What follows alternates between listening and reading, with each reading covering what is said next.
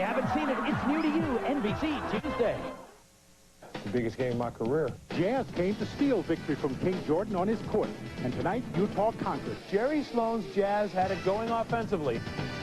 So the last dance lives at least one more ball game.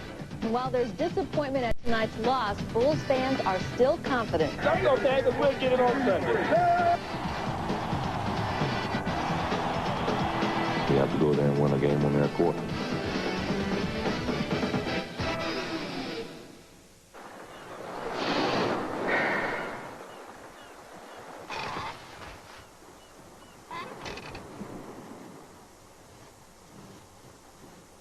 Personal space. Seems like it's getting harder and harder to come by. But when you fly United from O'Hare, it's actually getting easier. With more wide-body planes like the 777 than any other airline. It's one more way United is rising. Hey, Pip, what's wrong, man? My son's first game is today. I just wish I could be there. Scotty, he has a free throw to win the game. Mom, just let me listen.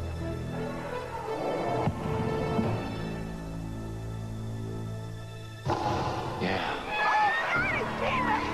I know. I was there.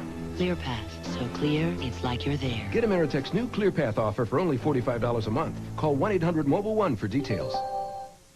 You're watching the News Channel. News Channel 5. The 98th U.S. Open. Coverage begins June 18th on NBC.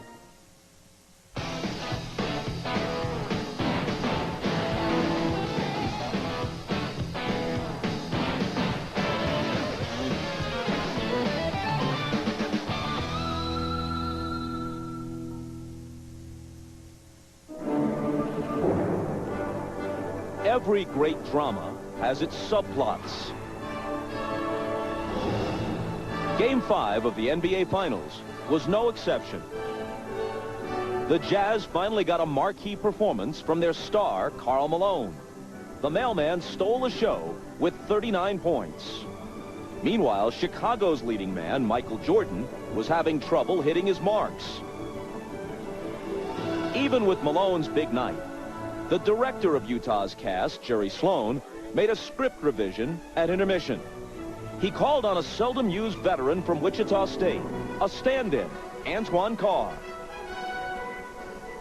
Carr had 5 field goal attempts in the second half. He made them all.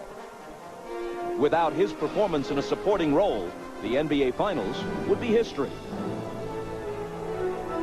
Instead, the Jazz are back in Utah, back on their home stage, after refusing to let the curtain come down in Chicago. Game 6, next.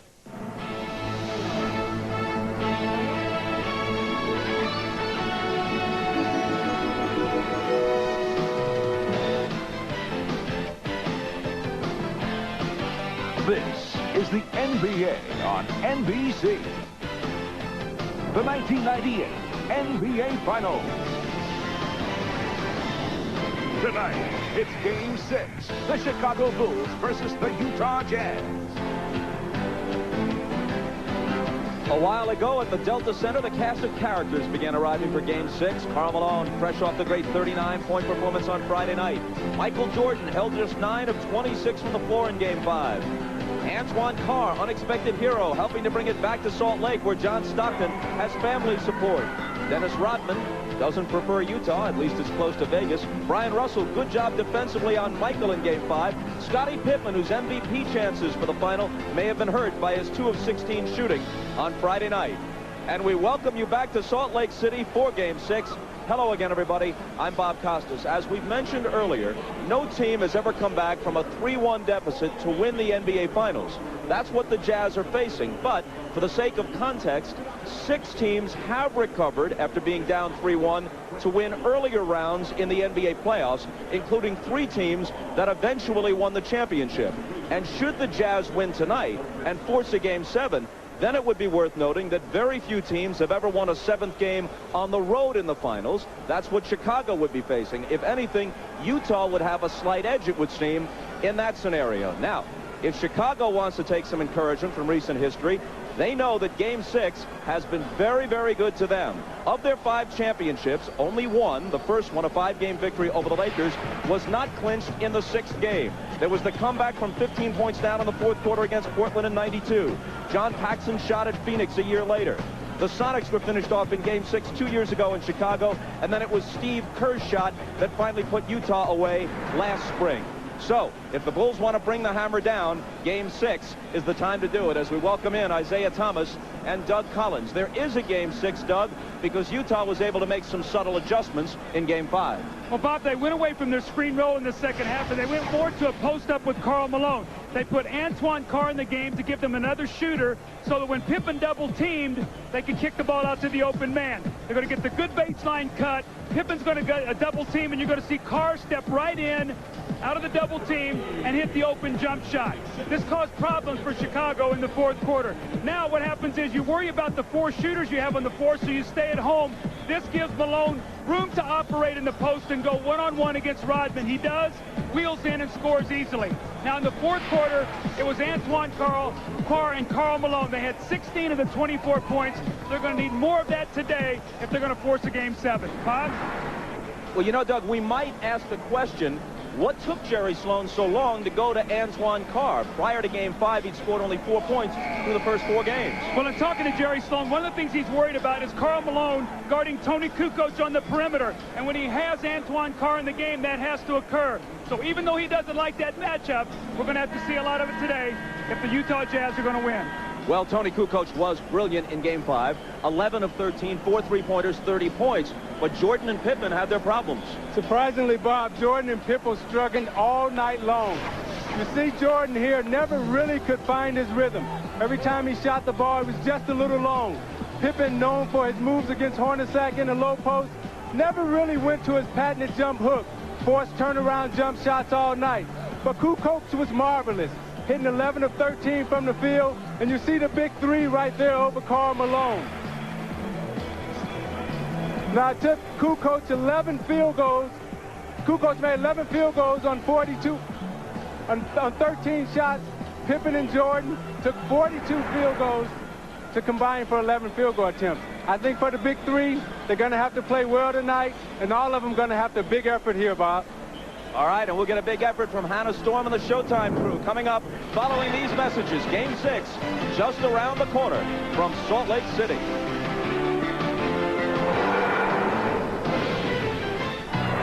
As the pilot flies through the night sky, the helmsman steers a course that is true.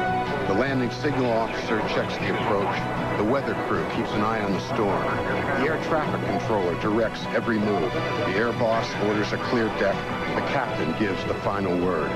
And the plane safely lands on board USS Enterprise. In the Navy, no journey is ever made alone. Call 1-800-USA-NAVY. Let the journey begin. We're doing a little bit of a street test for some NBA gear, and we wanted to know if you guys are up for the challenge of doing some 3-on-3 ball in another court. I think you just gotta pass and screen more. 3-on-3, you need chemistry. Who wants a challenge? You have to be close with your teammates. I think the chemistry's gotta be there as a whole, and so whenever we win, all of us enjoy it and we're sincere about it, right? NBA authentic gear redesigned by Champion, Starter, and Nike. Get your NBA gear at Champ Sports. America's Venus Williams. Just 17, she's the most powerful female player in tennis today. Rapidly climbing in the rankings, will this Californian, with the middle name of Star, shine bright at Wimbledon? Venus Williams, one to watch at the championships. Wimbledon on NBC.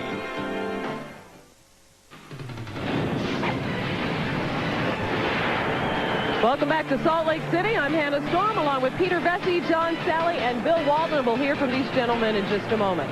But first, some injury news, and it's not good news for Bulls forward Scottie Pippen. After a great defensive effort in Game 3, during which he drew numerous charges, Pippen has been experiencing stiffness in his back. Earlier, we spoke with Bulls trainer Chip Schaefer. Scotty had been complaining about some low back pain since Game 3 on last Sunday when he took 5 charges in that game, and he was able to practice and play games all week long, but, you know, continuing to traumatize it like that, he wasn't able to make the kind of improvement that he might have hoped. And then yesterday he came in still sore from the game on Friday night, and the team doctors gave him the opportunity, if he wanted, to treat it in a very aggressive manner with an injection, and he opted to do that. A look at Pippen at this morning's shoot-around in obvious discomfort because of the injury.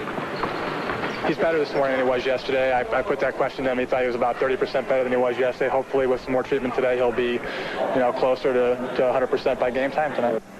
Phil Jackson told me this morning that if Scotty is not productive, he will limit Pippen's minutes tonight. Now, Utah also has a health concern. Backup point guard Howard Isley, who had no points and 5 turnovers in Game 5, told me he is suffering from vertigo stemming from an inner ear problem. He has been dizzy and disoriented, but he says that he will attempt to play tonight. Jerry Sloan told me, in retrospect, he doesn't think Isley should have played on Friday night. Now, let's move on to one of the Game 5 heroes, Utah's 13-year veteran Antoine Carr. After totaling just 4 points in the first 4 games of these finals, Carr had 12 points on Friday night, shooting 5 of 6 from the field. For a guy who thought about retiring back in December, it was quite a contribution.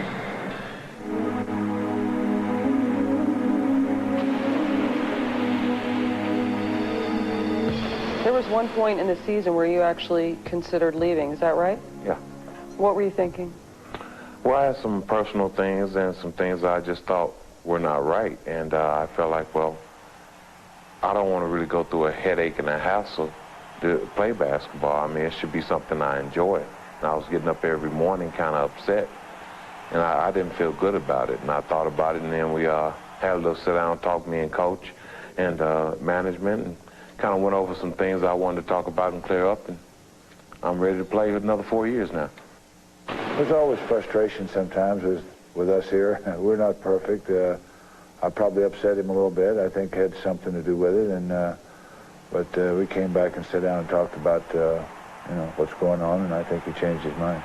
We just basically told me, hey, look, you're a part of this team. You're an integral part of this team.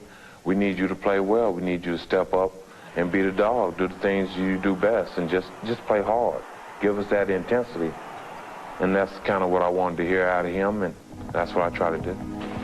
Antoine Carr can give him that presence. He can score. And he can get hot and get in a rhythm. He's one of the great street post-up players in the game. Especially with a veteran team like this, people are always talking about that window of opportunity to win a championship and how it closes each year. Is that something you think about as a player? No, I'm too old to think about that. No. Every now and then you do, especially after playing 13, 14 years in this league, you say, this is a chance for me to get a ring. I want this ring. I want it bad. And you try everything you can to try to get it. And especially with Karl Malone and John Stockton on your team, you kind of want to help those guys get the ring. You want to be one of the guys that say, hey, I was on that team with them, and I helped them get it. There had been some talk of Antoine Carr starting tonight, but Jerry Sloan prefers Carr's energy off the bench. So Adam Keefe will once again start at center for the Jazz. Now, as for Chicago, both the city and the team were ready to celebrate a 6th championship on Friday night. This morning, I talked with Chicago coach Phil Jackson about the disappointment of losing Game 5. Well, you know, when you don't meet people's expectations, it's really tough. And we've done this before. We've been through this before in our series of championships, but this group hasn't. Usually we've met those expectations, at least at some level. But this was a whole town. This is a perfect scenario for Michael. It was really like it was all drummed up there. But it just, you know, those things are the big disappointments in life, and if you're attached to them, you can really be despondent. Was it difficult to refocus the team? How did you do it? You know, momentum is such an interesting force, and momentum goes from game to game. We like to say it goes from quarter to quarter. How you finish a quarter out dictates how you start the next one. Well, Utah's fortunate in that 5th game to finish out the half with a spectacular long pass to Anderson that cut the lead from 8 to 6, and it gave them some momentum going in the second half. Winning that game gives them momentum into this game, and now we have to seize that back, or else we're going to have a hard night.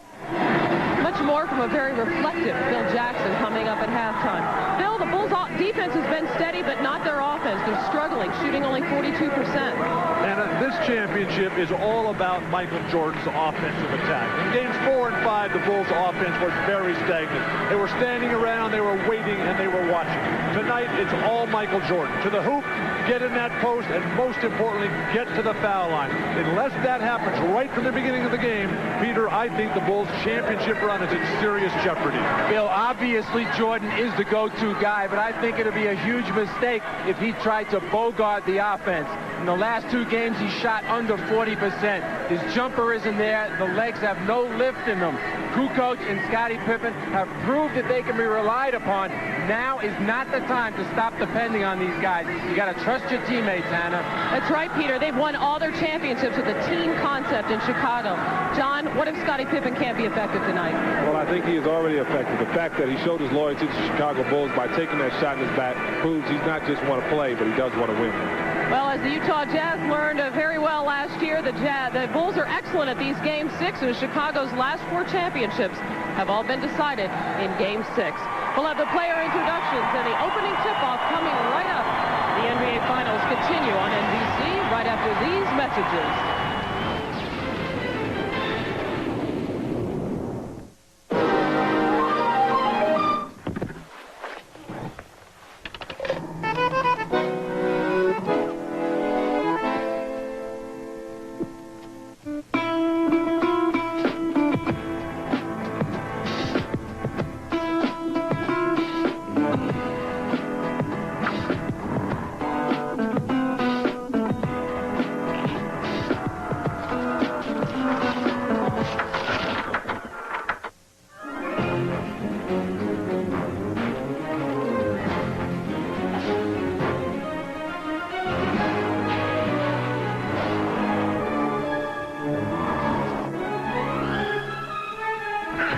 Where's your horse?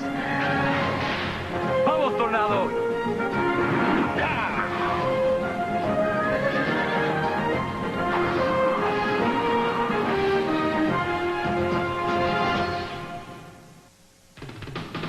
The NBA on NBC is brought to you by Miller Lite, who reminds you that a Miller time can be anything you want as long as it feels good. By Ford, maker of vehicles that are built to last. Hard to beat the beauty of the area surrounding Salt Lake City and the Delta Center. Inside, they've already begun the chant of Beat the Bulls. And to get a look at the starting lineups, we go to the PA man at the Delta Center, Dan Roberts. Good evening, ladies and gentlemen, and welcome to the Delta Center for game number 6 of the NBA Finals. With the Chicago Bulls and our Utah Jazz.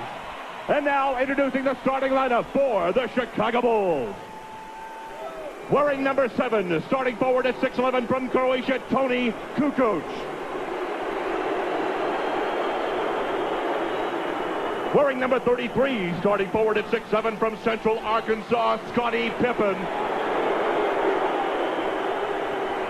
Wearing number 13, the starting center at 7 feet from New Mexico, Luke Longley. On the guard line, number 9, at 6'6" from Miami of Ohio, Ron Harper.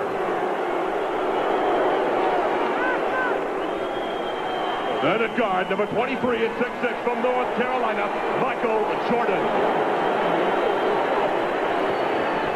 The Bulls are coached by Phil Jackson.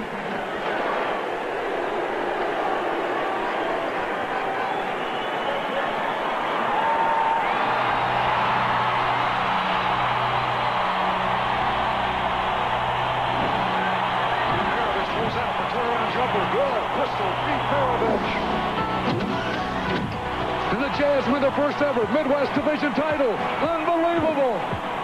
Magic County alley. Goes to Green. Buckley picks up the Magic. Buckley. Oh, baby. Big mark everywhere.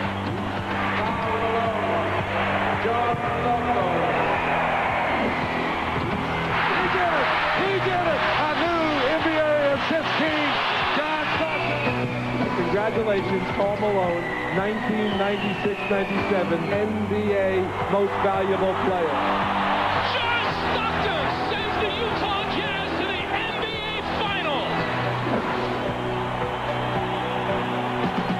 And now, ladies and gentlemen, introducing our Utah Jazz.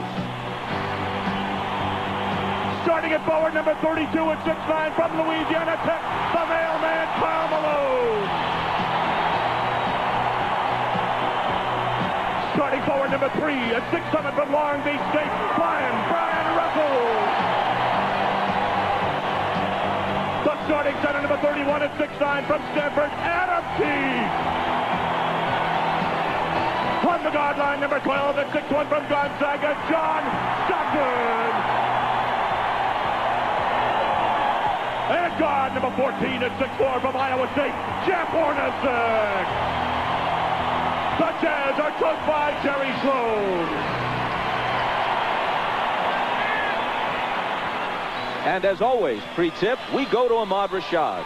All right, thanks, Bob. The big news on the Bulls is the condition of Scottie Pippen. As was reported earlier in our pregame show, he did take an injection yesterday. He told me he hurt that back in Game 3 and Game 4, irritated a little bit more. Before the game today, he said he had everything he could have done to it. He had electrical stimulation, then he iced it, had ultrasound, had a massage, and then did a lot of stretching, and told me that he is a little bit ginger, but nothing could keep him out of a game like this. Let's go down to Jim Gray. All right, thank you very much, Ahmad. One further Bulls note. I just spoke to Ron Harper. He is suffering the effects of the flu. He's very weak. He can't hold any food down. He will start. He will play. Just how long and how effective he doesn't know. As for Howard Isley, I spoke to him. He's still suffering from vertigo. He's told me before the game he's a little dizzy. He's a little disoriented. He is going to play. Coach Sloan is just going to keep his eye on him. If he cannot go, John Stockton will take his minutes. Finally, I spoke to Karl Malone. Karl Malone told me he's going to the basket early tonight. He's going to be very aggressive early in the game. He wants to get Longley and Rodman into foul trouble. Not many outside shots at all. He finally went on to say, we're down 3-2. I know this sounds crazy. However, I like our position, and I'm confident we can win this series. Bob? Jim, thanks a lot. The officials are Dick Bavetta and Hugh Hollins, who worked Game 3, each of them in Chicago, and Danny Crawford, who worked Game 2 of the finals here at the Delta Center. The Bulls are just 4-4 on the road in the playoffs, and in fact have lost 4 of their last 5 road games against their toughest opponents, the Pacers and the Jazz. Jordan guarded by Russell. Hornacek will open on Pippen. He'll try and post Scottie on him. They go to it right away. Stockton comes over on the double team. Now back to Scottie, and they couldn't recover. Hornacek was left alone with him, and an easy 2 for Scottie. That's going to be the strategy here early. Try to go at Hornacek with Pippen. Michael will do a lot of the ball handling in the first period. Malone against Longley. Has to give it up, and Jordan is the only guy there.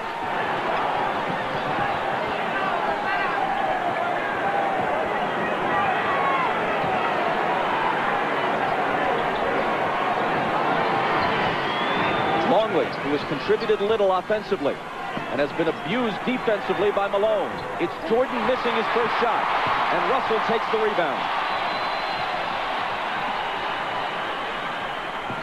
It looks like Scottie Pippen is laboring as he moves up and down the court. Ahmad told you he's suffering from a bad back. Malone hits his first. 17 of 27 in Game 5. As the whole Utah team shot better than 50%. Poked away. Malone chases it to the side. It'll belong to Chicago.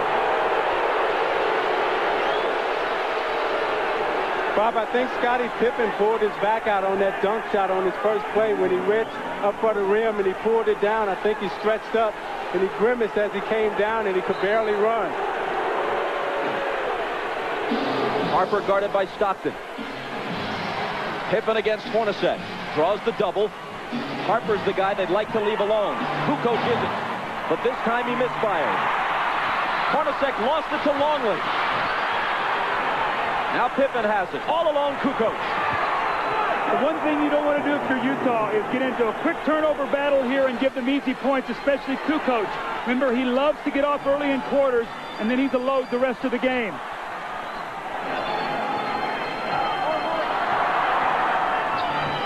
Hornacek from Stockton ties the game at 4. That was a great screen by Karl Malone. Hornacek set Michael Jordan up beautifully, and in a great entry pass by Stockton.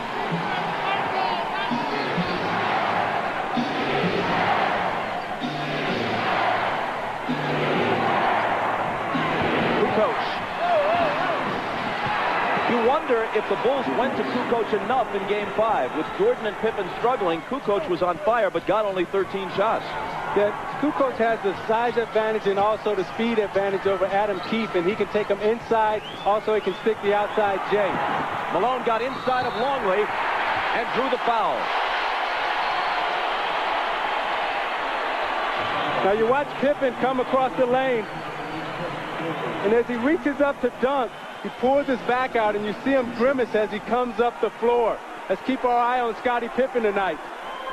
Let's check in with Ahmad. Bob, Scottie Pippen's really having a bad problem. In trying to bring the ball down, you can notice Michael sending him down the floor so he can bring the ball up. Now, as we mentioned earlier, that the strategy was to go to Scottie in the post. If his back continues to bother him, they may have to change that strategy. Bob? You can see him with his hands on his knees, bending over, trying to limber up, wincing quite a bit. Malone hits the first. Generally, he and the Jazz team have not gone to the free throw line in the finals as often as they did during the regular season and in the earlier playoff rounds. The Bulls have had a big edge at the free throw line. Jim Gray is listening to Jerry Sloan over on the sideline. He says Jerry is already complaining about illegal defense early in the game. Let's see if the next time down the floor the referees hear him once again. And that was something that was big in the United Center. He was able to get the referee's attention. I thought it helped his team. Harper trying to back in on Stockton, and the whistle goes against Utah. It's Stockton's first. See, what Chicago will try to do is put a lot of pressure inside on the post with Harper and Pippen posting up Stockton and Hornacek.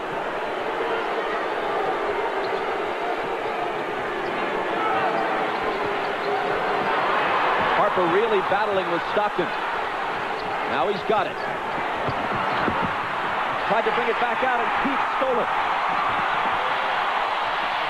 Hornacek loses it to Harper. And a whistle as Harper comes stampeding into the lane. Now, Bob, Scottie Pippen came back and got that steal, but he is really struggling right now. You're going to see him come in from behind, and after he knocks this ball away, he really sort of stands, and I watched him the whole way. He looked over at the bench at Phil Jackson, like saying, I don't feel very good right now. He's standing up straight. That's the first sign of a back injury when a guy stops bending his knees. A back injury is one of the most crippling of injuries, especially in an athletic context. And I'm not trying to compare a physical injury to an illness, but it was here in this building where Michael Jordan, sick as a dog, managed to gut it out in Game 5 of last year's final, the pivotal game. Scottie Pippen is probably mindful of that and will give it everything he's got to try to equal the effort that his teammate Michael Jordan has shown in the past. See, Bob, that's why I think it's very, very important for the Jazz to lock in on Tony Kukoc, because if Pippen can't score, and it's only Michael Jordan, that will be to their advantage. They've got to do a job on Kukoc today.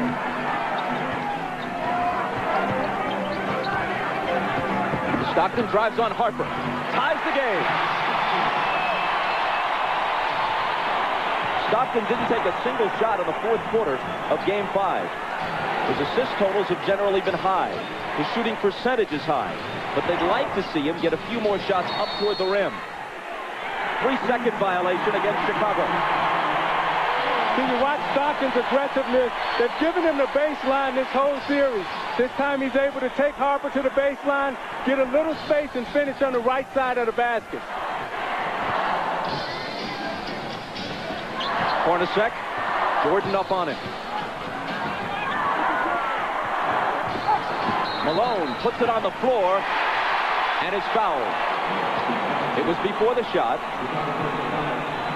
It's Longley's second. So this was the strategy of Karl Malone. He said, I'm going to put the pressure on the Bulls defense, not many jump shots, and he has done that. 2 quick fouls on Longley. Hornacek is free, but can't hit.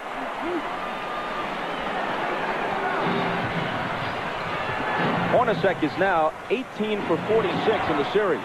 Jordan, there's his first field goal, and the Bulls take a 10-8 lead. If you take away Hornacek's 7 of 11 in Game 3, he's shooting around 30% for the rest of the series. 7 of 11 in Game 2, I should say, here. Harper reached in and fouled. Rodman off the bench. Let's see who he replaces. Longley has 2 fouls, and it's Luke who'll go out.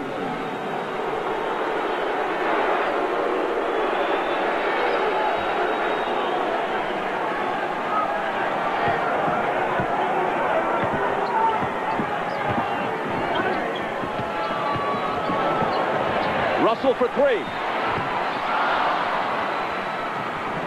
Utah has not been hitting the threes in this series. Now 11 for 51, around 20%. They shot 37% as a team from beyond the arc for the season. Pippen with the hook.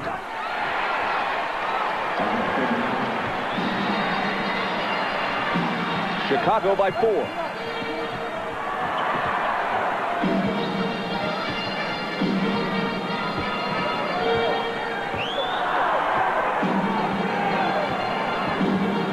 Malone screening for Stockton. His 3 isn't there. Pippen claims the rebound.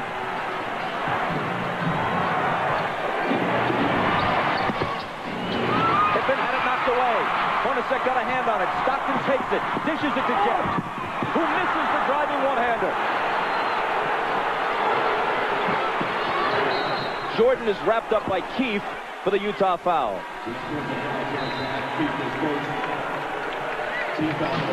You know, Pippen is really hurting, but he's playing in pain as he takes Adam Keefe into the middle and shoots his patented little jump hook. And as he falls to the floor, you can see it's very difficult for him to get up with that bad back. You see him running up the floor, not able to get the type of push and the speed that he normally would have. If necessary, Game 7, Wednesday at 9 Eastern, 6 Pacific on NBC. Something big is happening at Ford. It's the Ford Big Time Sales Event. Get the biggest savings of the year on Ford cars and trucks. Like up to $2,500 in total savings on Windstar for all Ford, GM, and Chrysler owners. Plus, Ford and GM owners can save big time on almost every Ford car and truck in stock. The world's biggest selling division wants your business big time. So save big at the Ford Big Time Sales Event, going on now at your Ford dealer. May I take your order, please? 4 Biggie Fries and 4 Biggie Drinks. Are you sure? Yeah. Wendy's Biggie Fries and Biggie Drinks are really big. The biggest you can get for 99 cents. Here you go. So be careful.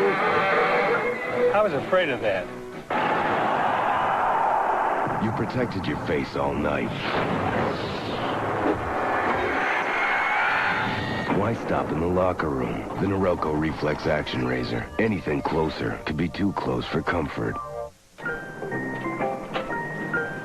The very first time I drove a truck, I was a driver helper. Somebody called in sick, and this dispatcher came out and asked me if he thought I could drive the truck. I was so scared when I got out in downtown on the hills, trying to work the clutch. You got, I don't know how many tons behind me, and the truck's rolling back, and it takes time to learn, but once you get it, I mean, it's like driving a car. I prefer driving my truck over my car. Ahmad Rashad back at the Delta Center, and during that timeout, I just spoke with Chip Schaefer, the trainer for the Chicago Bulls. He said that Scottie Pippen is not sore, he is just sore. And he's having a problem really with his mobility, not able to bend over and grab the ball.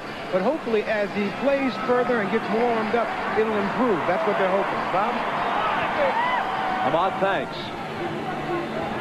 With Scotty struggling, I think you're going to see the Jazz start picking up a little bit further down the floor. He's usually their primary ball handler. They'll try to pressure Michael and Harper up the floor, make it tougher for them to get into their offense.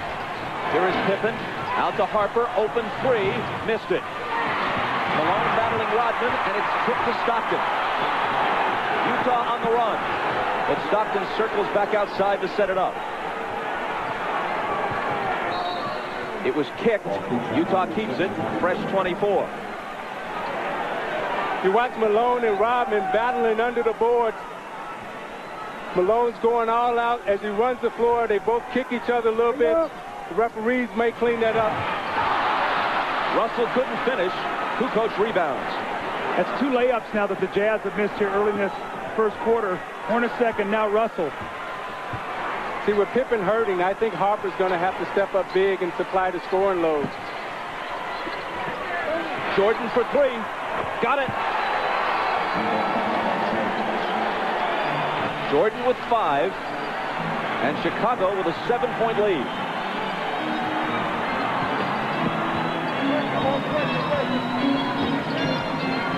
Malone on that left block, this time against Rodman.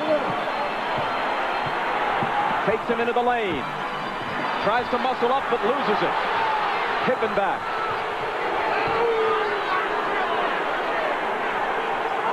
It was tied at 8. Now Chicago's on a 7-0 run.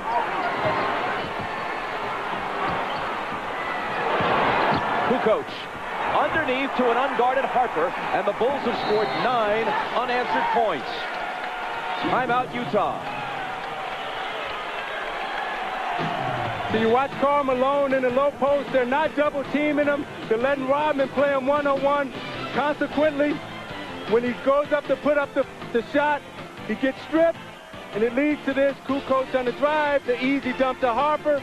Harper's going to have to step up big inside for the layup. And you're watching the NBA on NBC. These guys, Ray and Charlie, they're always betting each other. So do you believe me or not? No. So Ray bets Charlie he can pull an 8,000-ton ship. You got to bet with a pickup. What Charlie didn't bet on was Ray's pickup, the tough new Ford Super Duty F-Series with the most powerful diesel engine of any pickup on Earth. Wonder what old Charlie had to do for losing that bet.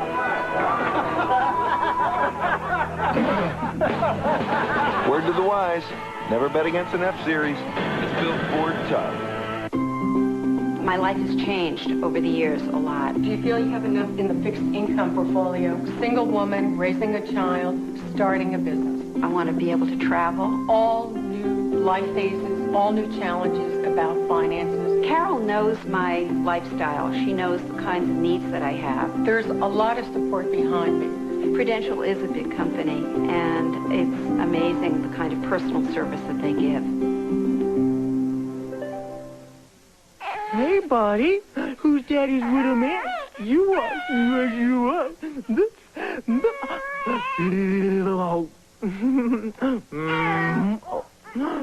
Oh, that's so cute. He wants a French fry.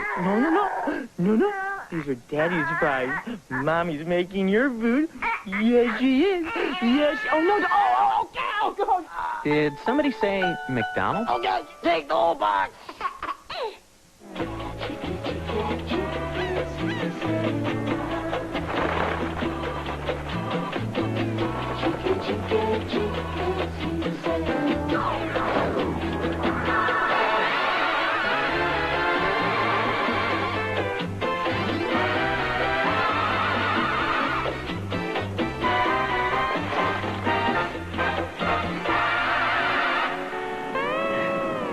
Water must be cold.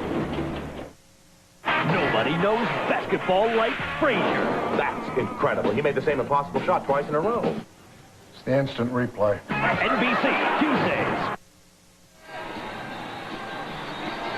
The Bulls lead by 9, but here's the bad news for them. Moments ago, Scottie Pippen, accompanied by trainer Chip Schaefer, leaves the bench and heads for the locker room. With more, here's Ahmad. All right, Bob, I just spoke with Chip, and he told me that Scottie asked out of the game, and he wants to go back in the locker room and try to stretch his back out and try to get it more loose before he tries to come back in. I'll keep an eye on it, and I'll keep you posted. Let's go down to Jim Gray. All right, thanks, Ahmad. Well, during that timeout, Jerry Sloan was about as loud and angry as he has been at his team this entire series. He said, guys, you are standing around. You're not fighting for any position defensively. You're letting the Bulls go wherever they want to go. Quit running around screens. Start running through them. Take a hard foul. Get some fight in you. Bob? Jim, thanks. He goes to his bench. Isley is in, and so too is Antoine Carr. Carr tries to make a move on Kukoc, and there's a foul on Kukoc, his first. Now, Bob, the reason Carr's in the game is because Utah was playing 4-on-5 offensively. With Adam Keefe in the game, Scottie Pippen wasn't going to guard him. Now you've got Kukoc who's going to have to play Antoine Carr. So now it's a 5-on-5 matchup. They've got to take advantage of this with Isley in now for Stockton. Harper right now is on Malone. An illegal defense is called against Chicago. Doug, I think they should have started Antoine Carr. That center position is a revolving door for them with Ostertag and Foster, and it was important for them to get off to a good start. Now they've buried themselves and find themselves in a big hole.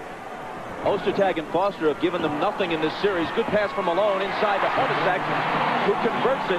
That's why their lack of scoring at center is why they were interested in Ronnie Cycli and tried to get him from Orlando in a trade that eventually was voided.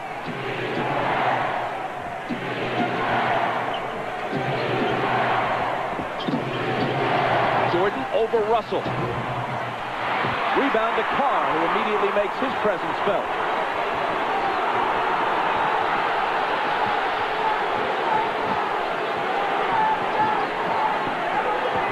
Michael Jordan's illegal now, so the Bulls are all running around.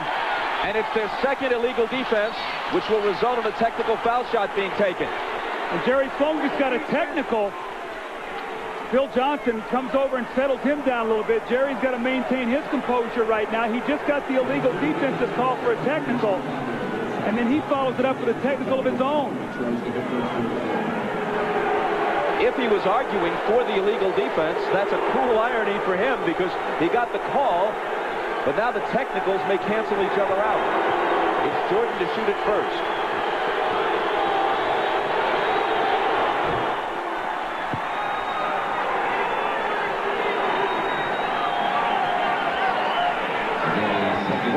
We're told by Jim Gray from the Utah bench that the reason Sloan got his technical was arguing about this. When he was knocked down by Kukoc, there was no foul called, and that's what had Jerry hot. Remember, that's the same thing that he did against Longley to bait him into his 5th foul in here in Game 2. So I don't think the referees went for that today. I think that was a good no call. Hornacek, an 89% free throw shooter, swishes it at the other end. Bulls with the ball, down by 7. Scott Burrell is on Russell. Rodman on Malone. And Rodman's going to be hit with a foul, I think. It is on Dennis, his first.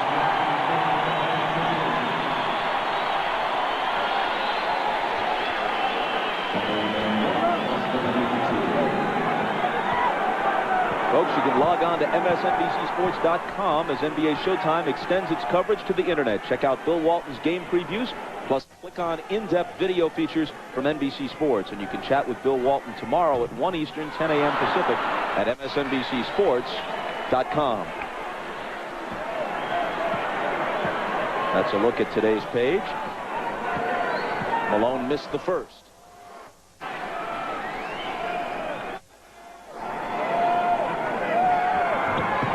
But not the second. To give you an idea how close this series has been, other than the Game 3 blowout, the 9-point lead the Bulls enjoyed a short while ago was the biggest lead for either team in any game, other than Game 3, of course. Kukoc misses, and Isley rebounds.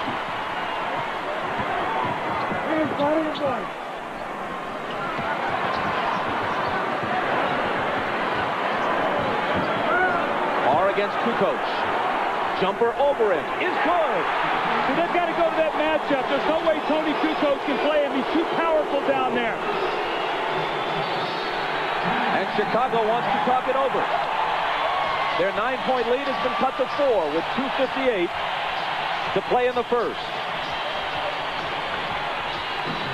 Antoine Carr is a much-needed force here. They've got to have 5 guys on the floor that can shoot the basketball to keep Chicago honest on defense. Antoine Carr with the little bang, he gets the space and makes the open jump shot. You're watching the NBA on NBC.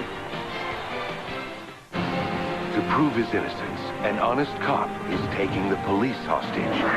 You are not in control! On July 31st, negotiations are over. Right now, I'm the only thing standing between you and an army that's just itching to take you out. And the action begins. Pull the trigger! Samuel L. Jackson. You want my blood? Take my blood! Kevin Spacey. I can't hold them back anymore. They're coming up. The Negotiator. Rated R. Negotiations begin Friday, July 31st everywhere. Sometimes I dream that he is me. Got to see it how I dream to be. Boom, boom, boom, boom, boom. I dream I move. I dream I move like Mike. If I could be like Mike. If I could be like... What's up, Mike?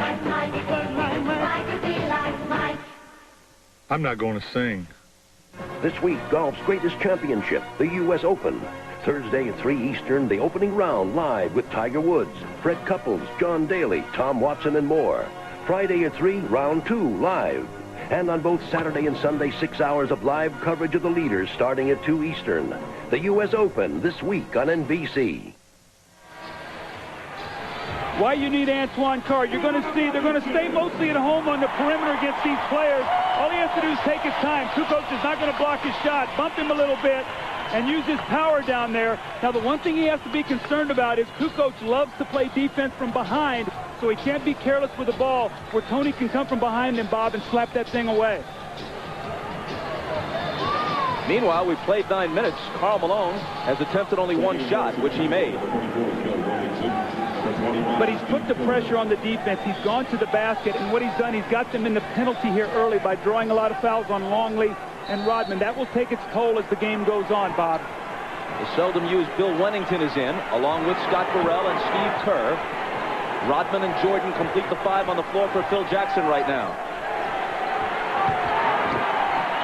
Michael dishes out to Burrell. And Russell reaches in and knocks it away with 3 on the shot clock.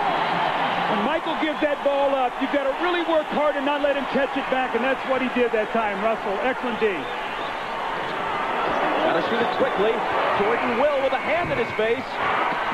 Burrell strives for the rebound, moves to the side, and eventually it's Utah who has it. Here's Hornacek. A pull-up 3.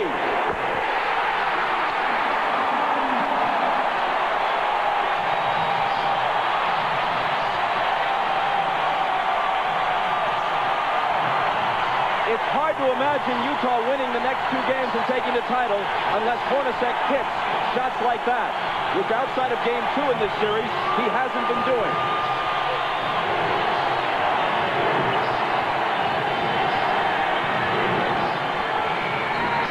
Shot clock violation.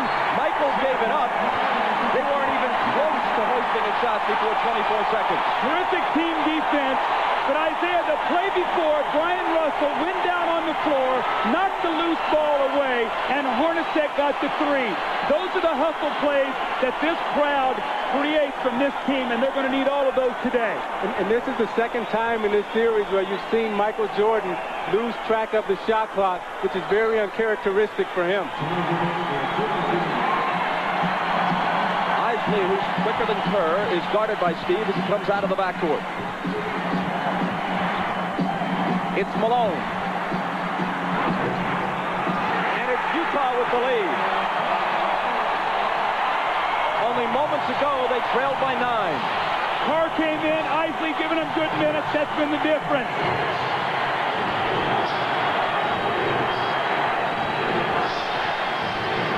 Jordan. Rodman on the offensive glass. Wennington a good look. Will hit the open jumper. Offensive rebounds were such a key here. When the Bulls won Game 2, they did not shoot well, but they got 18 offensive rebounds. Moving down toward a minute to play in the first. Chicago by 1. Another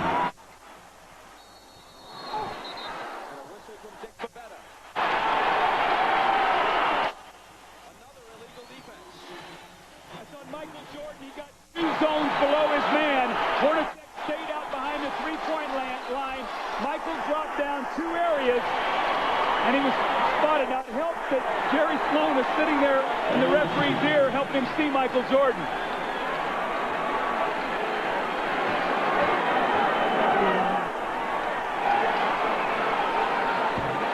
Hornacek hits the technical.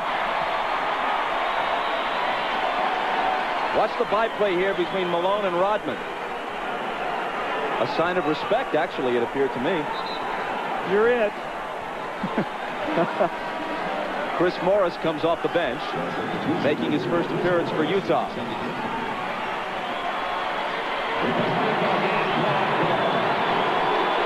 Antoine Carr gets a breather. There have been 3 illegal defense calls in this first quarter against Chicago. Now, Bob, Antoine Carr is not a guy who plays heavy minutes. So I think what Jerry Sloan's going to try to do is maybe give him 5 or 6 minutes here or there to try to keep him as fresh as possible. Kukoc comes in as soon as Carr goes out. Kukoc having trouble covering Carr defensively earlier in the game. Isley bounces to Malone. Tough shot, but he cans it.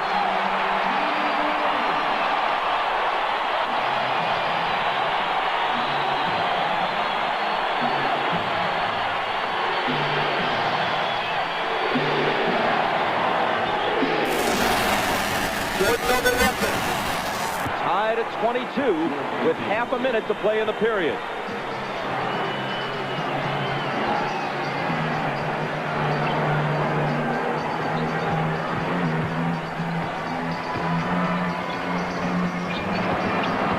Malone against Wennington. Off balance, hit it, plus the foul. See, Bob, that's what I'm talking about, being aggressive, Isaiah. Taking the ball to the basket. Isley with the give and go. He doesn't settle for the jump shot. He puts the pressure on the defense, and it's a tough shot. And the same thing, he sees Wennington on him. He says, no way I can get this shot. He bodies up. Now an opportunity for a three-point play, which would give his team a three-point lead.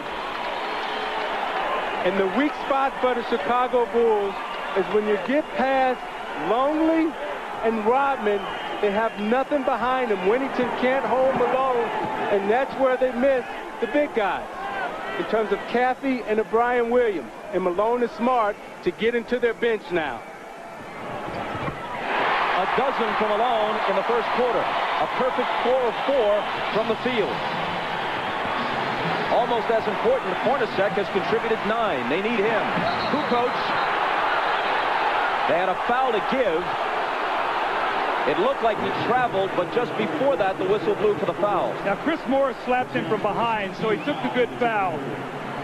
Bulls left to inbound the ball with 8.4 seconds to go, and Greg Foster's going to come into the game. Now, Bob, the reason he's in right now, and you give him a rest here at the end of the quarter, the last 8.4 seconds, and then the time during the break.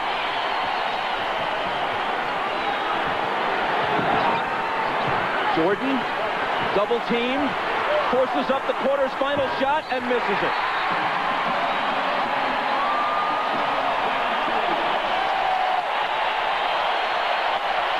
A better start for Carl than for Michael. Once down by 9, Utah leads after 1 by 3. And you're watching the NBA on NBC.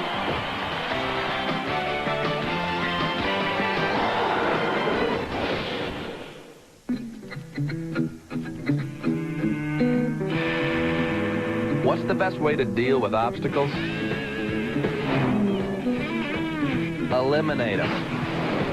That's why Dell deals direct with every customer. So nothing comes between you and exactly what you want. Dell computers with Intel Pentium 2 processors. Got an appetite for success? Be direct, Dell. Now save big time on the trucks that work big time during the Ford Big Time Sales Event. Get the biggest savings of the year on the biggest, toughest trucks ever built Ford Tough. Like up to $1,750 in savings on Ford Ranger 4x4s. That's up to $1,750 in savings for all Ford and GM owners. The world's biggest selling division wants your business big time. So save big at the Ford Big Time Sales Event. Going on now at your Ford dealer. Get out of the way! This summer, I give my right arm for a siren right now. if you're looking for fun, Warner Brothers invites you to join the gang.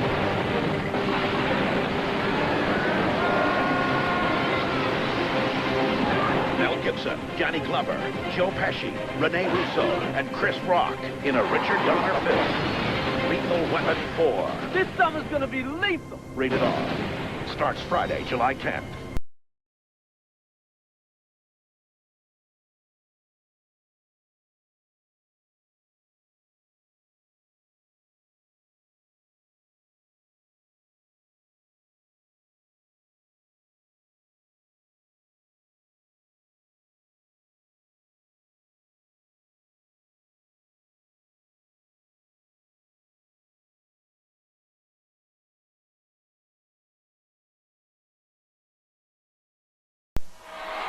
Ahmad Rashad back at the Delta Center, and early on, Scottie Pippen re-injured his back on that dunk shot that he had just at the beginning of the game. He has been in the locker room for the past 5 or 6 minutes trying to stretch that back out. He has both doctors in there. They're just trying to see what they can do to get him ready to play. And if anything else happens, I will be here to report it to you. Bob? Ahmad, thanks a lot. Guys, as we begin the second quarter with Utah up by 3, something significant. They were able to make a run and turn this game around a bit with Howard Isley on the floor rather than John Stockton. And Isley did not play well for them in Chicago, so much so that Jerry Sloan barely used him with the game in doubt on Friday night. Well, they went on a 17-5 run with Stockton sitting down, but also a key, they brought Antoine Carr in for Keith. So they got another offensive player in there, Bob. That was real critical for them. As Jim Gray reported before the game, Isley has been suffering from vertigo. Apparently not dizzied by the heights of Game 6 tonight. Shandon Anderson with a nice move. Every time Anderson comes in, they immediately go into post against either Burrell or Bushler. Jordan opens the second quarter on the bench, which is usually the way Phil Jackson plays it. Whistle away from the ball from Hugh Hollins. Again, Isaiah, Shandon Anderson in the post, and he just backs Scott Burrell down. Nobody helps him out. And that's a big weapon for them coming off the bench. And Doug, the danger is when you don't finish your job at home, Scottie Pippen comes on the road, he gets hurt. I remember when we were in the finals playing against the Los Angeles Lakers, and I got injured in the Game 6, sprained my ankle, turned the whole series around, and that's what may happen here. Anderson picked up the foul a moment ago, and then it's Foster following him. 2 quick Utah personals here in the first minute of the second quarter. Knocked away from Wennington, ball loose, chased down by Foster. But then he loses it. An unforced error, to use tennis terminology. There were 2 white shirts there. See, Bob, the difference right now is when you're resting Michael Jordan. With Pippen hurt, he's not out there with the anchor that second team. Now you've got a team out there. Who's going to run the show? Who's going to be the guy to make sure that they run their offense and get the shots that they want? So this really hurts with Scottie Pippen being out of the lineup right now because you have to rest Michael Jordan at some point. Kukoc is the only starter for either team on the floor right now.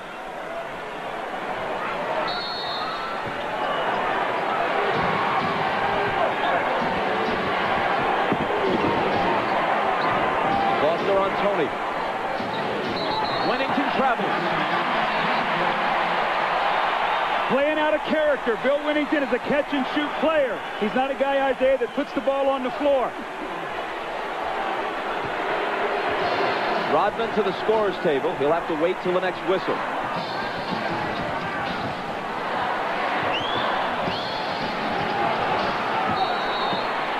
Which comes almost right away. Another illegal defense against Chicago, the 4th. Now, see, the reason that's illegal is Chris Morris is out above the three-point line. Judge Bushler can be no lower than the foul line. When he drops below that foul line, he's automatically illegal.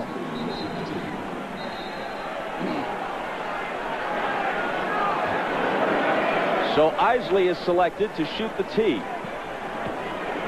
After the first illegal defense, every subsequent one against you results in a technical foul shot.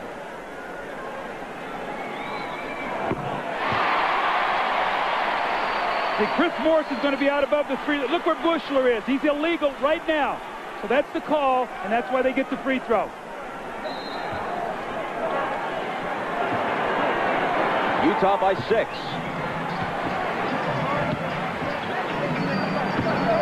Foster on the move. And throws it away. 2 atrocious turnovers by Foster on consecutive possessions.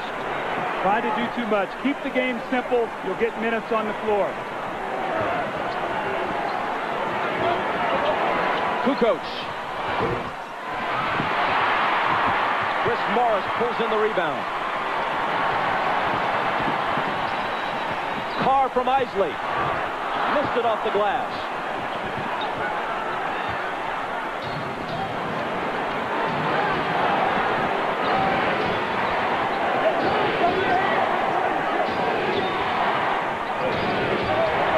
Rodman, good pass to Kukoc. Straight back cut by Kukoc.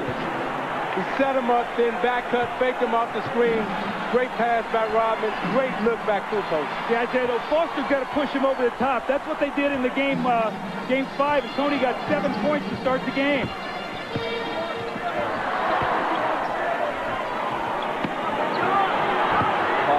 Trying to back in on Rodman. It's off Anderson's hands, but recovered by Isley. 2 seconds to shoot. And he hits the three!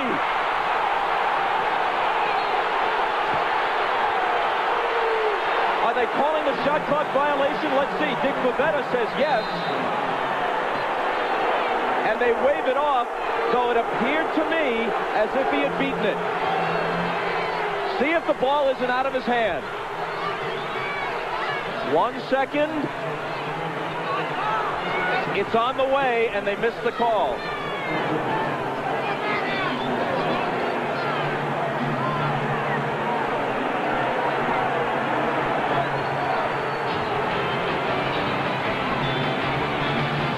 Timeout with Utah's lead, still only 4. Go to the finals, NBA.com. Introducing the most luxuriously appointed Acura ever made, the RL Special Edition. With distinctive features like heated leather-trimmed seats, a 6-disc CD changer, diamond-cut alloy wheels, and accented body panels. However, by design, it is available only for a limited time. The RL Special Edition from Acura, the true definition of luxury, yours. Can I get the Edge pizza? Sure. Here you go. This isn't the Edge pizza. The Edge pizza is the pinnacle of pizza taste. Fresh toppings serenaded by Italian herbs. A sprinkle of Parmesan and Romano cheeses. Savory sauce that sings with scintillation. The Edge pizza takes taste to the edge and beyond. Oh, that Edge pizza. The Edge pizza, just $8.99. Only at Pizza Hut. The best pizzas under one roof.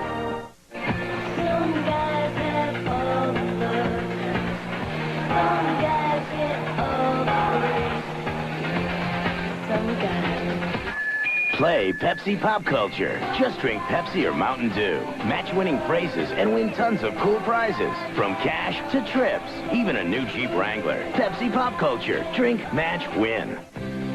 Hey, all these amazing prizes are just waiting to be won in Pepsi Pop Culture. So come on, play.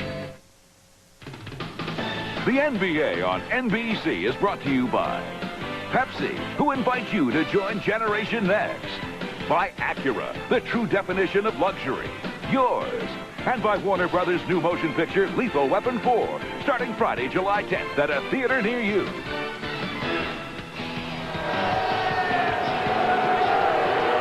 Well, it's a big break for the Chicago Bulls. Howard Isley lets this shot go. He gets it out of his hands, and you're going to see here, look, the shot clock actually should be at 1 here, but the ball is off. Right there, you see it. The ball is in the air at 1. That should have counted. That's a big turnaround, and the Bulls get a big break there. Instead of up 7 Utah, now it's only a 4-point game. Jim Gray tells us that on the Utah bench, Jerry Sloan said, that's horrible, but I can't get thrown out of the game. He already has 1 technical and can't risk another.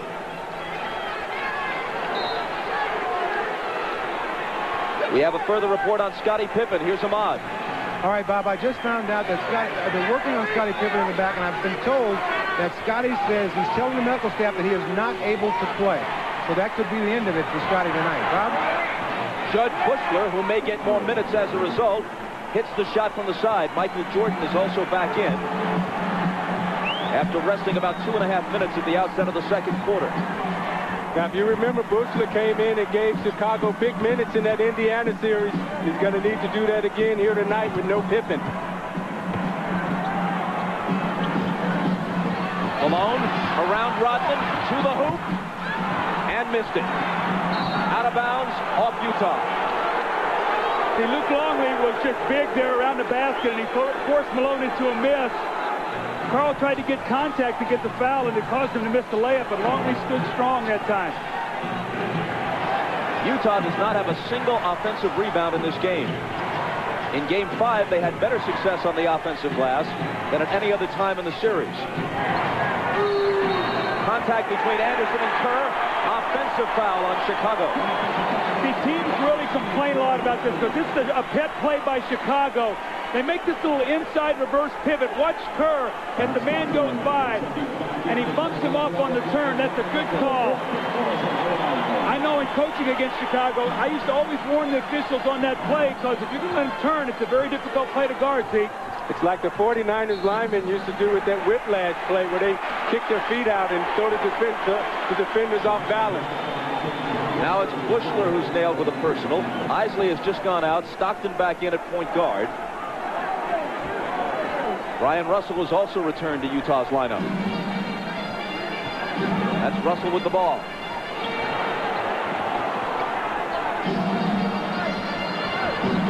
Malone from Carr. And he walked with it. See, Antoine Carr's got to be ready to step in and shoot that ball. They're doubling down on the block now, and Karl Malone swung him the basketball. He's got to shoot it. Those are the same shots he had the other night in Game 5 that he buried to help them get the win. The Bulls can tie with a basket here or take the lead with a three. Jordan in and out on him, and Carr claims it. Carr from Stockton. There you go. There you go. Now you see Carr pull up and hit the 15-footer, but a moment ago he pulled up and missed that little easy bank shot off the glass.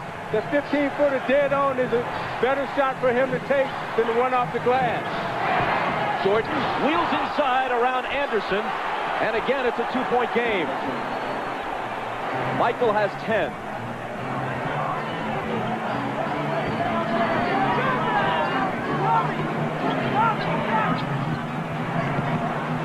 Malone in traffic, got his own and put it back in. That's that first offensive rebound that you talked about.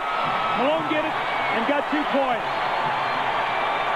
Malone feels very confident against Longley and Rodman right now. He feels that he can get anything that he wants underneath.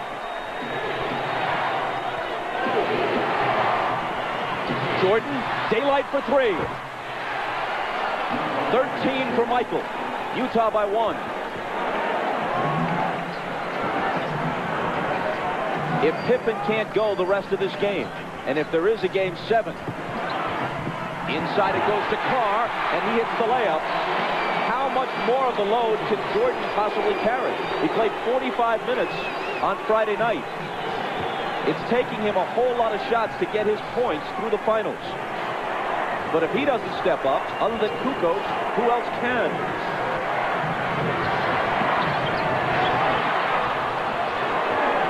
Here is Tony. To follow up on your point, Bob, this would be a very wearing game for Jordan. To try to tire him down and wear him out. It'd be interesting to see if he'll have enough at the end of the game because of the minutes he's going to have to play. Malone, tough catch, gathers it in, fade away. Carr to follow. Knocked away from behind, and he was fouled.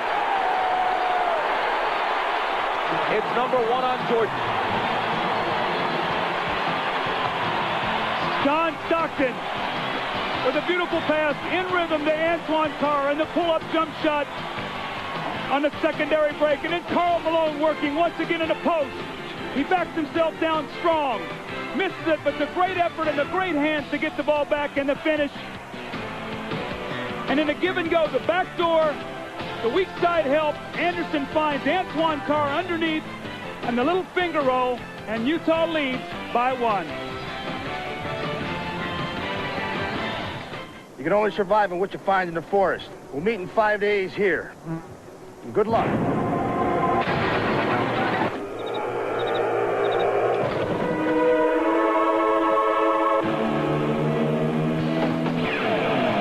The Honda CR-V has its own picnic table, a waterproof storage compartment, and 2 power outlets. For those times when you have to rough it.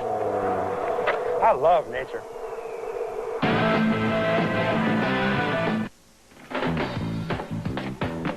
Who are you? I was hired by your roommate. Well, out of my way, I want a Bud Light. I don't think so. This is ridiculous. I live here. Sorry. You ain't on the list. List? Is there a problem, Bruno? Nothing I can't handle. That's what I like to hear. For the great taste that won't fill you up and never lets you down, make it a Bud Light. Now am I on your list? Let's see. Nope.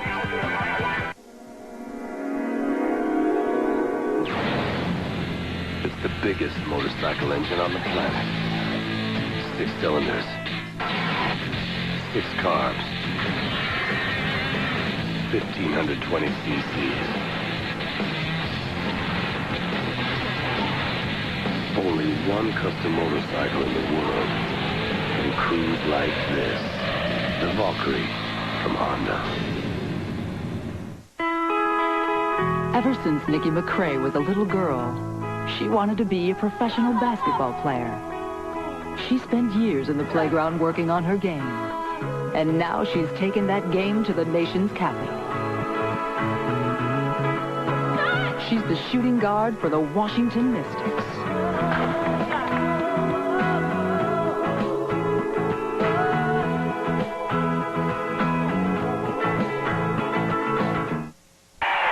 Hey, George, pretty exciting game, huh? How should I know? We taped this on Wednesday. Just Shoot Me, Thursdays after Seinfeld. Ahmad Rashad back at the Delta Center. Now an update on Scottie Pippen. For the time that he was doing the stretching, trying to see if he could come back and play, he was in the officials' dressing room trying to get the stretching. He has now moved from that locker room to his own locker room, but the word is that he's still unable to play. Bob? Ahmad, thanks a lot. What was the most important regular season game of the year? Undoubtedly the one at midseason here at the Delta Center, where Utah trailed the Bulls by 24 points early, 41-17, and rallied to win. Changed the outcome of that one game. And this series would have opened and ended if a 6th and 7th were required in Chicago rather than in Salt Lake City. It was that win that gave Utah home court and gives them a Game 7 if one is necessary here at the Delta Center rather than on the road. And do the Bulls face the remainder of this game and a possible 7th game either without Scottie Pippen or with a weakened Scottie Pippen? Yeah, with the Bulls depleted right now, the Jazz must keep the pace of this game up. They've got to use their superior depth and just keep trying to wear Michael Jordan down. Jordan into the lane. Tough shot. He was fouled. He'll come to the line with a chance to tie it.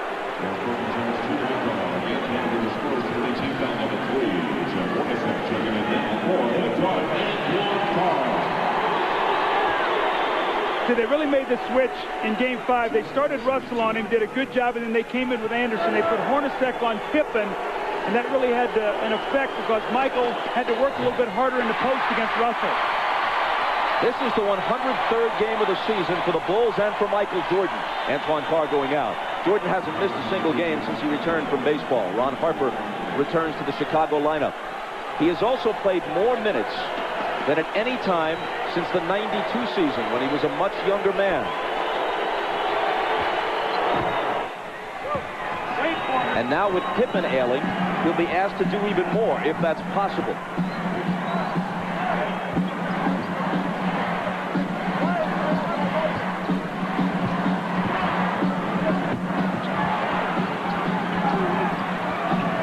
Malone slips it through a crowd to Anderson, who misses the floater. Rodman juggles the rebound, but saves it in. Only his 2nd rebound tonight, and only his 5th in the last game and a half, after such a strong performance in Game 4.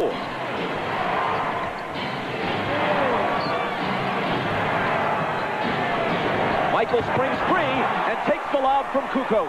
Great roll off of Russell. Faked up and spent off him. Kukoc put it right there for the easy lay-in for Jordan. I'm noticing, Doug, every time Malone gets it on the low post now, they're coming to double team, trying to keep Rodman out of foul trouble. Hornacek returns it to Malone. Now has it back in a crowd and misses. Anderson flies in, can't hit the tip. Malone another try, and there it is for Utah. You see, Rodman didn't even try to contest that shot underneath.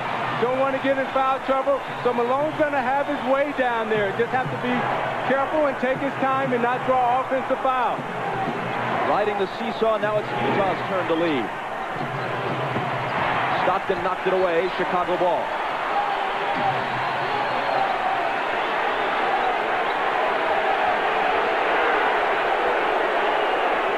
Phil's still lobbying for that travel on Malone on the last possession, but ain't going to happen.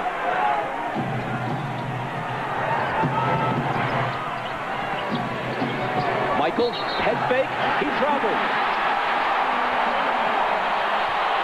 So Phil got the traveling call, but certainly not on the guy he wanted. And Steve Kerr just said to Pavetta, hey, call it on Malone down at the other end. I talked to Rodman after the last game, and he felt that Malone traveled a lot. That's why he was able to get away from him. Malone in the lane. Up and under against Rodman. He's getting such deep position right now in Rodman. The Utah Jazz are executing their offense to perfection. 18 for the mailman. Jordan for three. And there's his answer. I think that's his third three of the game, Bob. And going into this game, Kukoc and Pippen were a combined 4 for 23 from three at the Delta Center in the first two games. It is his third tonight, and he has 19 points. Malone tries to answer, and can, and he has 20. A Jordan-Malone duel shaping up in Game 6.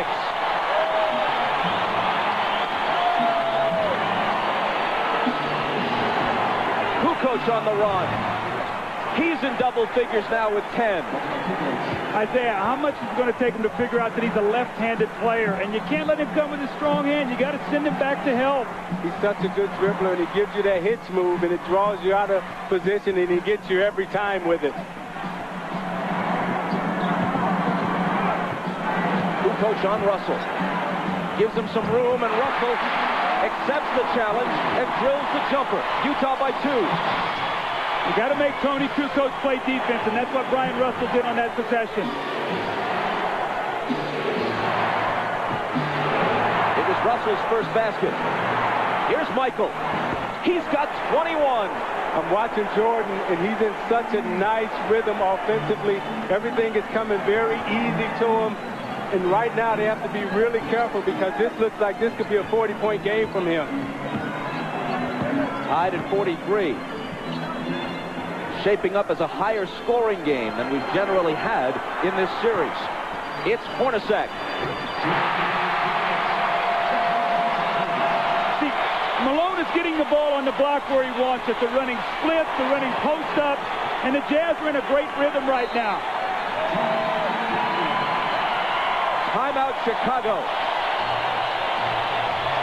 Utah by 2 with 1:49 to play in the half.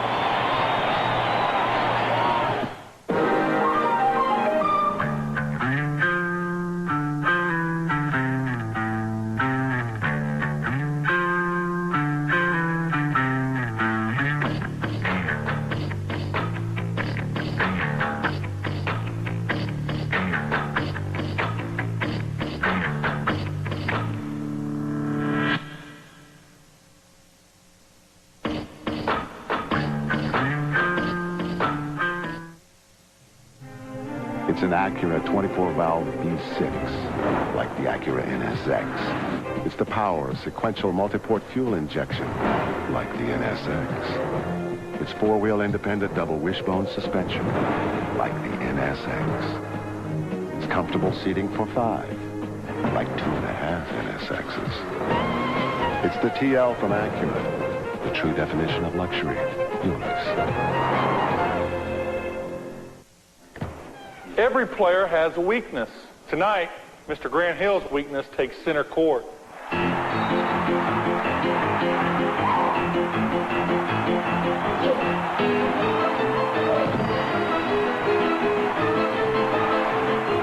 There's only one place to go for the irresistible taste of America's favorite fries.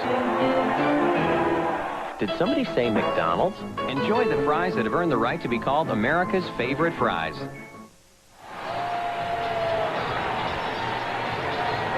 Coming up on the Prudential Halftime Report, Hannah Storm talks with Phil Jackson, who reflects on his years with the Chicago Bulls. Some pretty good memories, lots of question marks for the immediate future for the coach of the 5-time world champions. That's at halftime. Let's watch the Michael Jordan possession that he scored on. Brian Russell, as he cuts, is going to give him a shot. Michael doesn't like it. Michael delivers the blow right there. So Russell pushes him back, and he catches it. Now you got an angry Michael Jordan. He squares up and buries the shot. So the referees let both of them get a blow in, and Michael finished with a jump shot. 8 of 14 thus far. Down by 2, the Bulls put it in play. Jordan's the guy they want, even more so than usual, and that's why. 15 of his 23 have come in this quarter.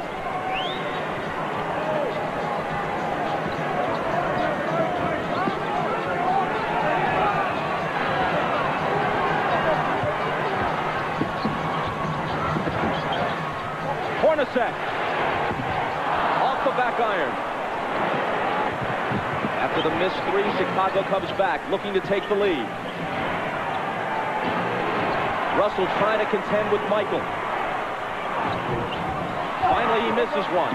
Anderson tries to save it, but was on the line. Bob, the only thing you can hope for right now is that Michael Jordan's going to run out of energy, because he is in an unbelievable scoring mode.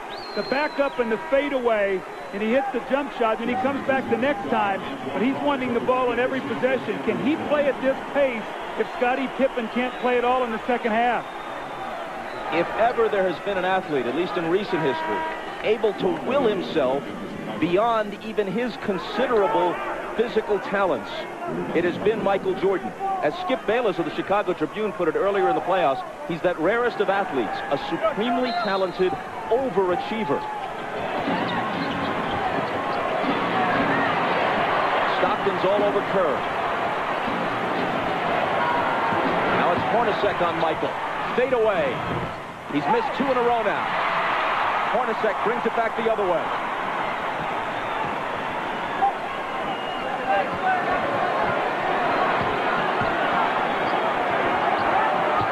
Stockton from Malone. Beautiful slip on that play. Stockton went across like he was going to set the screen on Longley.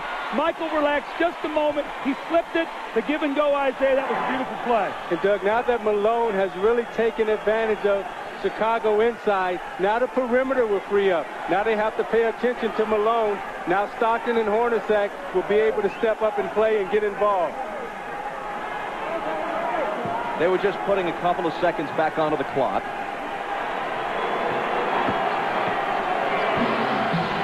Michael for 3. Hornacek takes the rebound. Jordan had made 3 three-pointers earlier in the half. He's now missed 3 shots in succession. Big possession here for the Jazz. A chance to get this crowd alive and up 4 going in at half. Shot clock and game clock virtually identical. Stockton fouled. Chicago had a foul to give. Utah ball from the side, still plenty of time. 6.9. They love to run high screen roll here with Stockton and Malone. Hornacek works in behind the ball, or Russell for a 3-point shot. The foul was on Kerr, his second. He goes out. Harper in. Better defensive player anyway. Malone. The bounce to Russell. 2 big assists in the last couple of possessions for Malone. 3 seconds. Michael to half court. From there. Almost. So Jordan had 23, matching his number in the first half, but missed his last 4. Malone generally more accurate in the course of scoring 20. Utah by 4, trying to force a Game 7. The Prudential halftime report is coming up next. You're watching the NBA on NBC.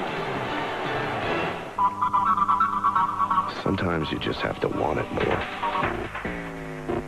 When more points comes down to more passion. When you'd rather wound your body than your pride. When getting to heaven means going through hell.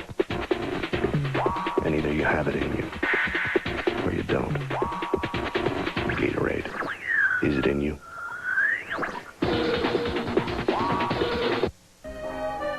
I remember when I took my driving test. Everyone was so sure I would pass. I was already a local racing champion, the pride of my village. Everything went perfectly. But just as I opened the door, at that moment, I realized what I had to do. Drive cars with no doors.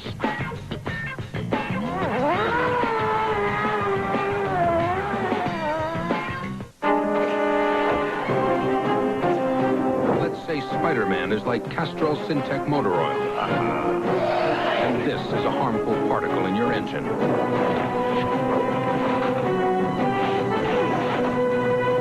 Get the point?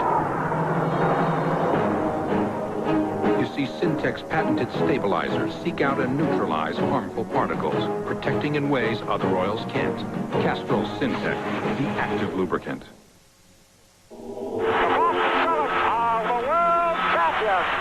Bill, this must have been a great win for you. Zach.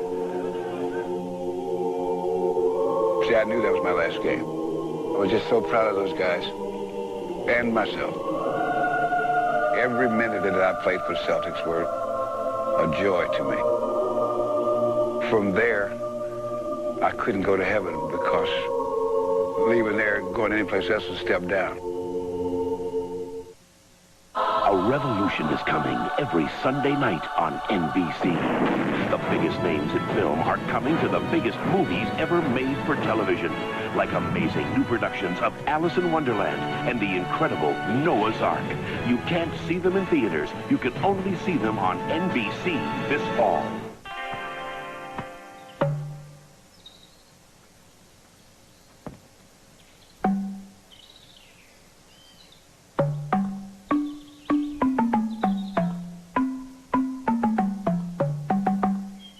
Now that's music to my ears.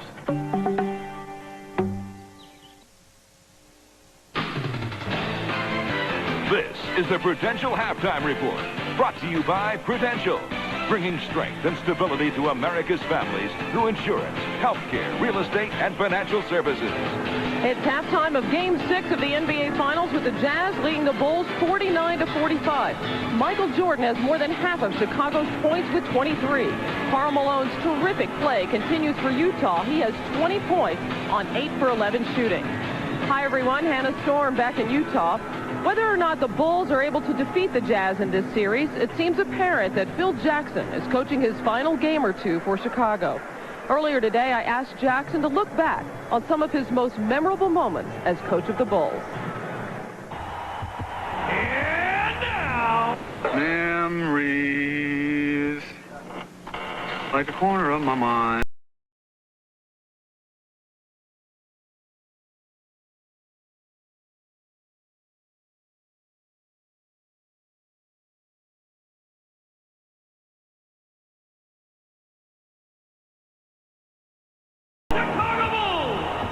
I think probably the most important moment is maybe the first meeting I had with Michael Jordan when I was the head coach and told him what we were going to do and asked him to be a willing partner to this collection. Share his leadership. I wanted him to share the ball with his teammates because so many of the plays originated with him and went through him that teams could focus solely on him defensively. That was probably the key moment for our team growing and the system being bought by Michael. And the Chicago Bulls have won their first ever NBA championship. We're going to Disneyland. The first championship was a wonderful thing, and at that championship, Michael found his teammates. He found John Paxson for 6 or so jump shots in the fourth quarter. It really changed the direction of that game and helped us win the final game. And then I think the Phoenix game in our first three-peat, in which everybody touched the ball on the floor, and John Paxson knocked down a three-pointer, was really a climactic moment that just demonstrated the team play of that group. Tonight, the Chicago Bulls uncover their new look for the 1995-96 season. In this era of the late 90s of winning these championships, I think the inclusion of Dennis Rodman in this group is probably our peak addition. It was my call.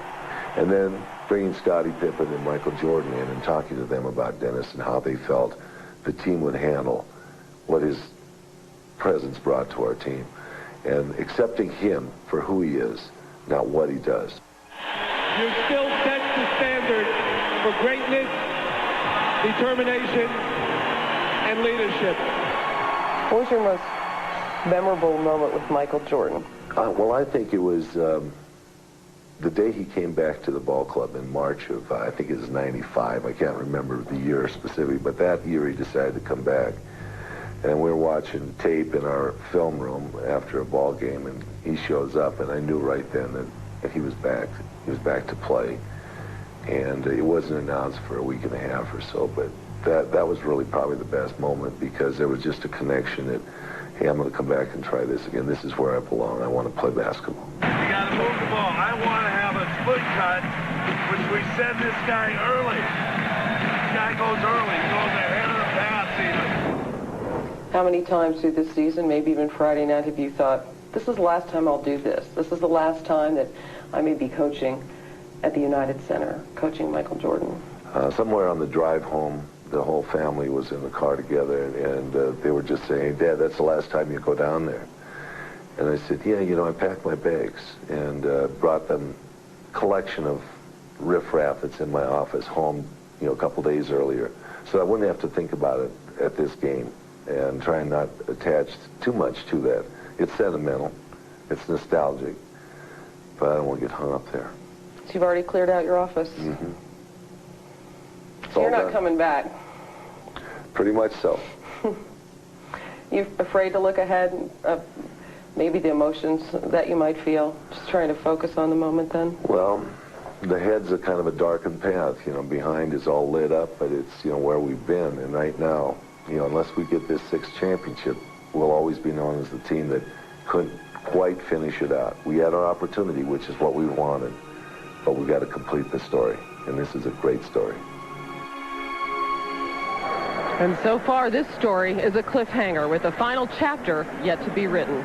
When we return, we'll get a preview of golf's U.S. Open, but first a message from Prudential and a word from the NBA.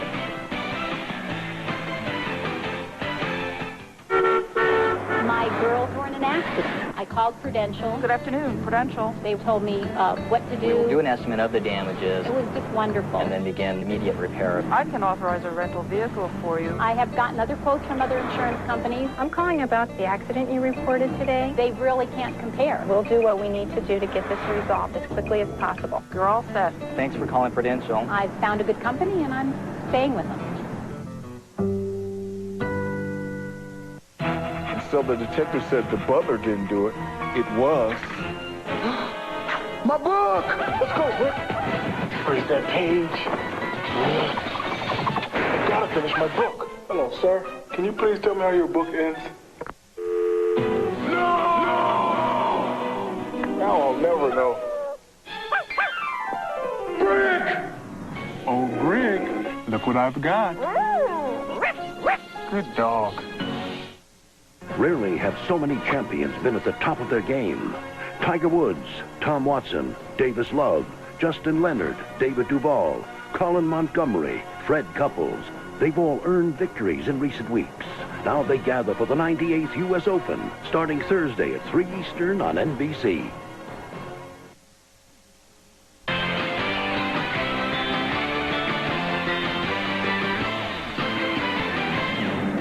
Welcome back to Utah, and a quick update now from Ahmad Rashad on Scottie Pippen's back condition. He is getting electrical stimulation right now on the injury. He is still in quite a bit of pain, and at this moment, he is still unable to play. He's played only 7 minutes in this game, scoring 4 points. Now, 4 days from now, the 98th U.S. Open Golf Championship gets underway from the Olympic Club in San Francisco. Among the early arrivals are Dick Enberg and Johnny Miller, who join us live. Dick? Well, thank you, Hannah. When it comes to golf, he plays no favorites, Johnny, but when it comes to basketball, check that tie out. What colors are those? Hey, I like Mike, but I love the Jazz. All right, let's go from the NBA championship to what many consider our country's most coveted golf prize, hosted right here at the majestic and historic Olympic Golf Club. Its 4th U.S. Open Championship begins Thursday, and winning this prize is what the game's best want. It means you are national champion. Presently belongs to Ernie Els, twice a champion. But Tiger Woods, he's primed to win this country's greatest prize, and he's joined by an elite group of world-renowned stars, men who have worked their entire lives to become U.S. Open champion. And to add to the excitement, many of the game's biggest names, as you just saw prior to coming out here to San Francisco, have won titles in the past 3 months. There they are again, Els, Leonard, Leonard, Love, Couples, Duvall, Watson, and Woods, and in Europe, Colin Montgomery and Lee Westwood. So, Johnny, the big guns are primed. They are, and Ernie Els had to pull out of Westchester this week. I called him this morning in Orlando. He said his back's been treated. It's feeling pretty darn good. He's coming out tomorrow, and he says he's more focused because of the rest, and he's ready to win. And Tiger? Tiger, we heard from his camp. His strategy last year, Congressional, longest open course in history. He was too conservative off the tee. Too many two irons and 3 woods. This year he's going to let those big guns roar, and we'll see what happens there. That ought to be interesting. Well, we're going to see a golfer in a golf cart for the first time at the U.S. Open, Casey Martin. Yeah, it's going to be very interesting. Casey, through all the brouhaha of his court case in Eugene, Oregon, was able to win the Nike Lakeland Classic, which was amazing with all the press from all over the world. Same thing's going to happen here at Olympic Club at the U.S. Open. Everybody's going to be watching him. He's got the magic going. Who knows? Maybe it's destiny, but good luck, Casey. Kismet for Casey. Well, many of the top players are already here and played practice rounds today at the Olympic. And the first television coverage will be right here on NBC Thursday afternoon at 3 o'clock Eastern, 12 Pacific. So San Francisco is the golf capital of the world this week. Now back to the capital of the state of Utah and Hannah Storm. Thank you, Dick. And before we depart, this note on the NBA's labor situation and its possible impact on the World Championships in Greece this summer. According to a report in the Boston Globe, the 12 NBA players selected to the U.S. team have decided to boycott the championships if the NBA imposes a lockout on July 1st. Meanwhile, the Utah Jazz trying to take the NBA Finals to a 7th game. They lead the Bulls by 4. We send it back to Bob, Doug, and Isaiah for the second half after these messages from your local station. This has been the Prudential Halftime Report, brought to you by Prudential, bringing strength and stability to America's families through insurance, healthcare, real estate, and financial services. For years, English has been taught with books and tapes. But on Thursday nights, we've tried a radically new approach.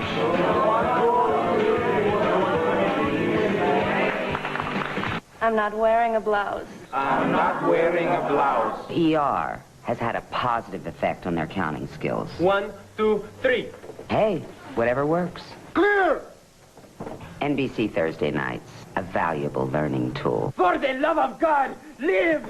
This game is brought to you in part by United Airlines. Mom, when are we gonna get there? How many more miles? Ever since you started traveling, it's been like this. You're left hanging with no idea what's going on. That's why United Airlines provides up-to-the-minute information at the gate. Can I go to the bathroom? Especially when there's a delay. It's just one more way United is rising. Impressive power, payload, and towing. 3 important bonuses for Dodge Dakota owners. But we'd like to show you a few more, like a Magnum V6 at no extra charge. And you get available air, cassette stereo, and more. Plus, select customers get a Dodge owner's bonus of $500 cash back, which means you could own this new Dodge Dakota for as little as $14,345. Now that's a bonus you can bank on, but only for a limited time. See the friendly Dodge dealer near you. I win! I win!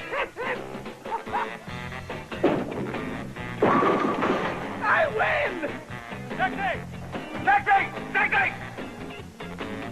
I win!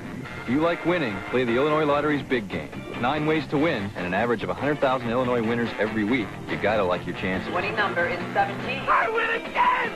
The Mega Million Dollar Big Game. Play to win.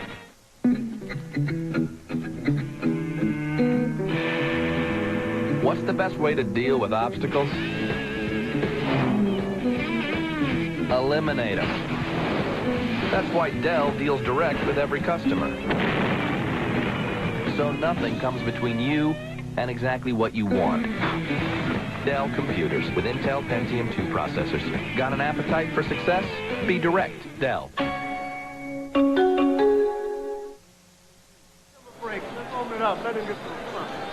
Michael Jordan had 23 on 9 of 19 in the first half. Karl Malone scored 20, and it took him only 11 shots, of which he made 8. Utah in front by 4 at 49-45. With Doug Collins and Isaiah Thomas, we welcome you back to the Delta Center just prior to the start of the second half. We take a look at the Miller Lite halftime stats. Bob, a great half by both teams shooting the basketball. Michael Jordan took 19 of the 33 shots with with the Scotty not being out there. Can he keep that pace up? And Rodman only 2 rebounds. They're going to need his energy. And for Utah, Antoine Carr came off the bench and gave him 7 points. So he's now 19 points in the last 4 quarters. Utah shot 61%, and Hornacek, Malone, and Stockton were 14 of 22 for 35 points. And you look at Malone leading the Jazz with 20 points. Hornacek, more importantly, with 11. You see Malone going inside, which has freed Hornacek up to play outside. Hornacek only averaging 9 attempts in this series, already put up 8 shots. Michael Jordan leading the way for Chicago with 23 points, and Kukoc with 10. Now Chicago must find a third scorer. You look at Jordan scoring most of his points from the left side of the court. Loves to play on the right side. Let's watch and see in the second half if he can get some shots off in the second on the right side of the court.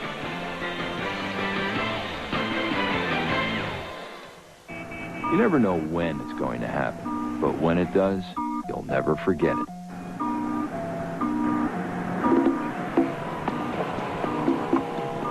Excuse me, sir. Do you know how to get to the freeway from here? The first time someone calls you sir. At a moment like this, head to your Mitsubishi retailer and get a sporty new 98 Eclipse. Right now with just 0.9% APR financing for 48 months. Hurry, you don't have much time. Is your life built for Mitsubishi? First of all, I like to run the point guard, you know, do a little dribbling, like to do a lot of dishing, go to the hole. It's very rare when you see a big man my size go to the hole. Playing a little power forward, I like to box out, do a lot of screening. Mean on the pick, you know, sometimes. I run across a pick of mine, you might get a dislocated shoulder, something like that. In the paint, the painted area, that's my house. That belongs to me. When you cross that free throw line, you're in trouble. I like to play for the sport of it, you know. I used to play football, play basketball just to stay in shape. Can I get the Edge pizza? Sure. Here you go. This isn't the Edge pizza. The Edge pizza is the pinnacle of pizza taste. Fresh toppings serenaded by Italian herbs. A sprinkle of Parmesan and Romano cheeses. Savory sauce that sings with scintillation. The Edge pizza takes taste to the edge and beyond. Oh, that Edge pizza. The Edge pizza, just $8.99. Only at Pizza Hut. The best pizzas under one roof. Wednesdays this summer. He defends the weak and abused. Only one man. Let me help you. Can become anyone. Hello. Who the hell are you? Jared Barber. The Pretender. NBC Wednesdays this summer. Ahmad Rashad back at the Delta Center where the Jazz lead the Bulls by 4. Now, the big story here in the first half has been the condition of Scottie Pippen's back. He has really been hurting. But during the halftime, the massage therapist gave him ice, massage. His back was having spasms. She got the spasms to stop, and Scottie Pippen is back out here on the floor. Whether or not he'll be able to play and play effectively, we'll find out. He is starting the second half. Let's go down to Jim Gray. All right, thanks, Ahmad. Well, they thought that Scottie Pippen was going to be out of the game, so Jerry Sloan told his guys they were going to focus a lot more attention on Michael Jordan. All of that, of course, could change now. Very unhappy with the way they defended the screens. He wants them to get over the screens instead of running through them. Happy with everything offensively. Bob? All right, Jim, and here we go. Utah in possession as we start the third quarter. Malone right to work.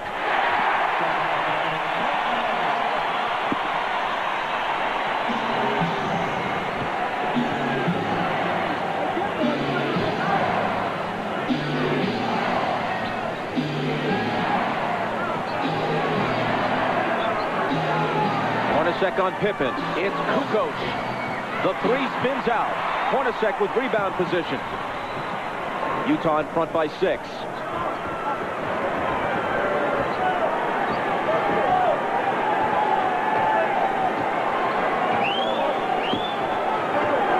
Stockton pounding the dribble into the floor. Now into the lane he goes.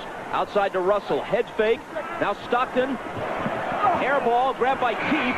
Blocked back in his face by Pippen, and a 24-second violation as they never hit the rim. Now remember, when Adam Keefe was in the game as a starter, Utah got off to a very slow first quarter start because they were playing 4-on-5. So if that starts to occur, Jerry Sloan might have to go to his bench. Adam Keefe has got to be an offensive rebounder. He's got to be aggressive. 4 of the first 5 games were very close and very exciting. But through the first half, this is actually the best played game, the best pace and rhythm of any of the games of the series. Longley Out to Scotty with 5 seconds to shoot. It'll be Kukoc. He has 12. Now Scotty's back out on the floor, but he's still moving very gingerly.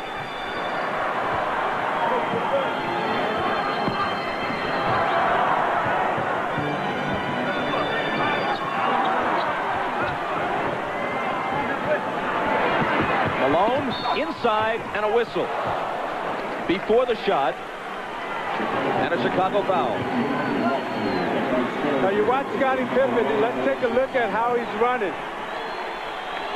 You see, he's laboring to get up and down the court. That back is still bothering him. Let's see how he goes. The foul was Longley's third. Stockton stumbles.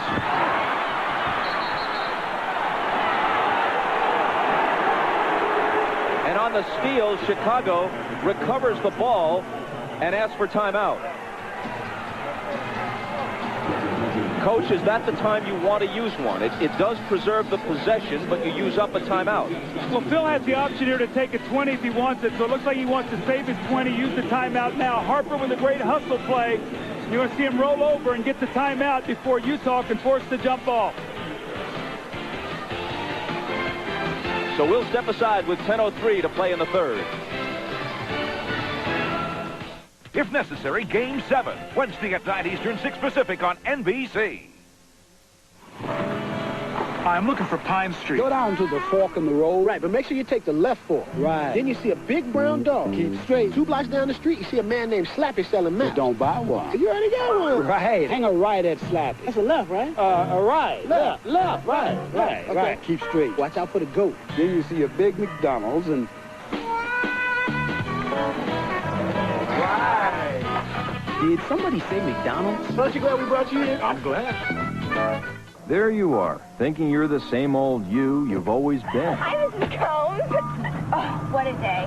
When some babysitter finally clues you in. Danielle, he's like, he doesn't like you. I'm just like, ugh. You're so lucky. You don't have to worry about being cool anymore. Yep, you heard right. The question is, what do you do now? Why not head to your Mitsubishi retailer and get a new 98 Montero Sport with just 0.9% APR financing? Hurry, you don't have much time. Is your life built for Mitsubishi?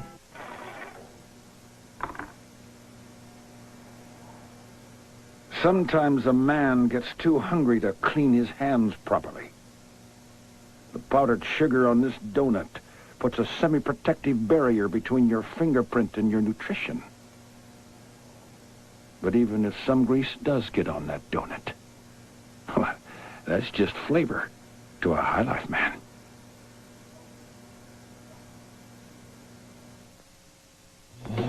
Miller Genuine Draft presents even more basketball.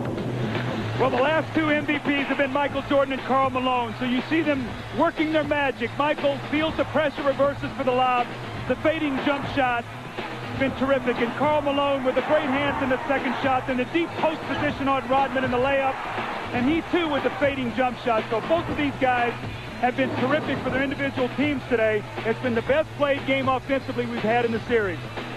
And in recognition of this look inside the game, Miller Brewing Company will donate $1,000 to the Thurgood Marshall Scholarship Fund. Chicago ball down by 4. Pippen's jumper over Hornacek won't go. Malone waits for the traffic to clear, then hands to Stockton.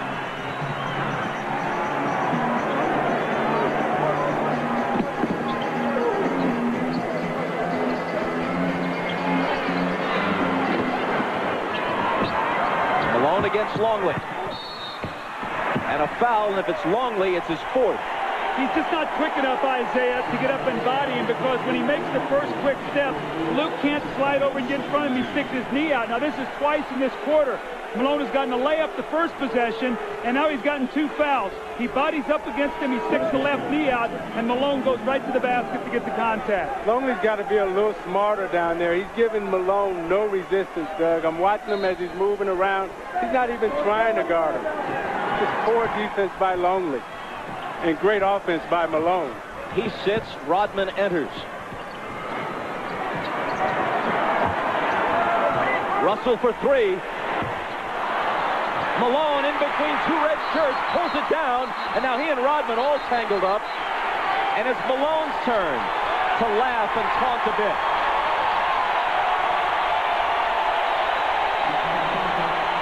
It's a great hustle play by Karl Malone. You're going to see him. He just wants the basketball. 2 Chicago Bulls, and he reaches in there with those powerful arms and just rips it away. The foul on Dennis Rodman. His second.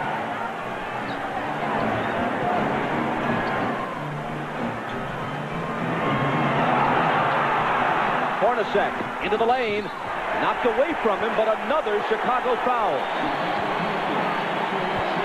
It's the Bulls' 4th foul, barely more than 3 minutes into the period. Utah doesn't have one yet. Michael hit with his second. This summer, NBC gives you double Fraziers every week. Tuesday at its regular time and a Sunday episode 2. Must-see comedy with Frazier Tuesday and Sunday all summer on NBC. See, it's so important for Karl Malone to attack the defense, Isaiah, so even though he doesn't shoot free throws, he gets them in foul trouble. Now 4 team fouls. So from here on in, the next foul that the Bulls commit, Utah will shoot free throws. That could be very vital for them scoring here in this third period. Doug, I love the way Karl Malone is playing right now. I mean, he's doing everything for the Utah Jazz.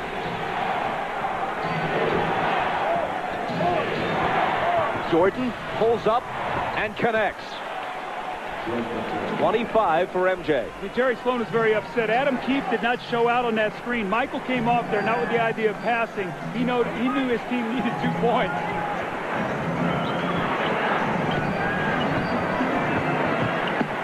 Malone from 20. Keefe got a hand on it and then pokes it away from Jordan and out of bounds.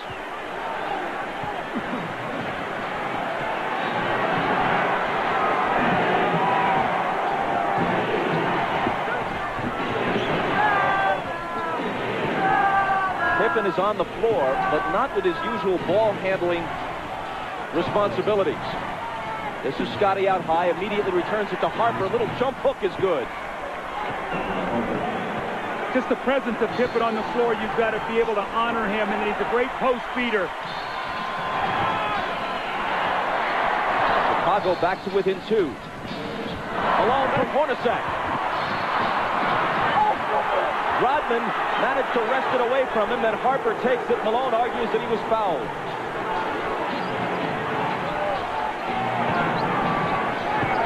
It's Kukoc dealing it out to Rodman. Harper trying to tie the game, but hold on, says Danny Crawford. Foul on Stockton is second. Now Malone got great post position here. He's got to finish this play. He leaves it short on the rim. And then the second effort, he thought he got fouled on the wrist there, and he did get fouled, so he should be upset on that play.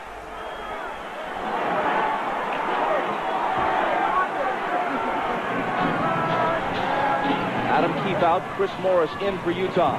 Here's Jordan. Off the back iron, Rodman trying to keep it alive. A tremendous hustling attempt, but Utah gets the ball. Now you're saying, why Chris Morris? Because he's a better offensive player, and he can play against the Tony Kukoc. You say, why not Antoine Carr?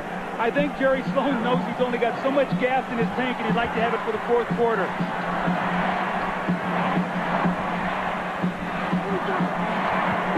Malone had it go through his hands, and Rodman takes it. I don't know, Doug. If I'm Jerry Sloan, I put Antoine Carr in the game. I don't mess around. I don't mess around with Chris Morris. Kukoc can't tie it. Malone clears it.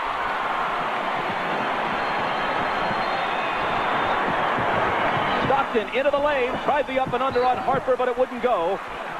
And Chicago gets it back. That rhythm and flow, which we saw almost throughout the first half, pretty much has disappeared here in a choppy 3rd quarter. Bob, I just saw eye contact. Scottie Pippen and Michael Jordan. Scottie normally brings the ball up. He said, Michael, you come get it. Michael does not want to bring the ball up the floor. He has to use too much energy that way. Is Pippen anything more than a decoy now on offense for Chicago? He's the initiator of the offense. That's all he can do is be a post feeder and be a presence out there, just so that they have to honor him. 4 seconds to shoot. Jordan missed it just before the shot clock sounds. Rodman battling like crazy, but can't quite hold on to it. Hornacek, he and Malone, Rodman and Malone, and Rodman just trips Malone up. They got to call a flagrant here. They've got to call a flagrant. It's the third on Rodman. He and Karl Malone, regrettably, are scheduled to wrestle in one of those bogus events next month. Why Malone wants to lower himself to that is anyone's guess. And Rodman apparently wants to start the wrestling now. I tell you what, I love what I'm seeing, the battle between these two guys. They're fighting, giving it everything they got. Both of them are trying to push and shove and gain position. Karl Malone gives him a little knock. But at the end of the play, what I like the most is Malone and Rodman both gave each other a pat on the butt and said, hey, that's the way we play. That's the way we like to play. Was a flagrant called for there? What do you think? I don't think that's a flagrant foul. The officials looked at the play, and they knew both of them were bumping and shoving. I think that's just good, hard-nosed basketball. We'll be back.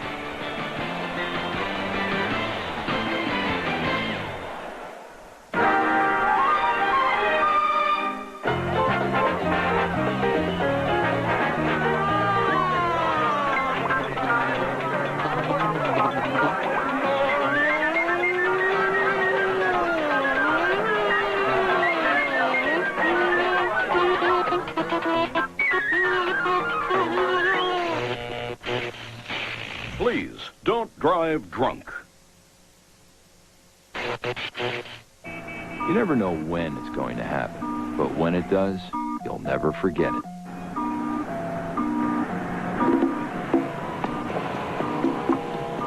Excuse me, sir. Do you know how to get to the freeway from here? The first time someone calls you sir. At a moment like this, head to your Mitsubishi retailer and get a sporty new 98 Eclipse. Right now with just 0.9% APR financing for 48 months. Hurry, you don't have much time. Is your life built for Mitsubishi? Yo, listen up. Our abuser is wanted to call it ticky-tack foul. Find us.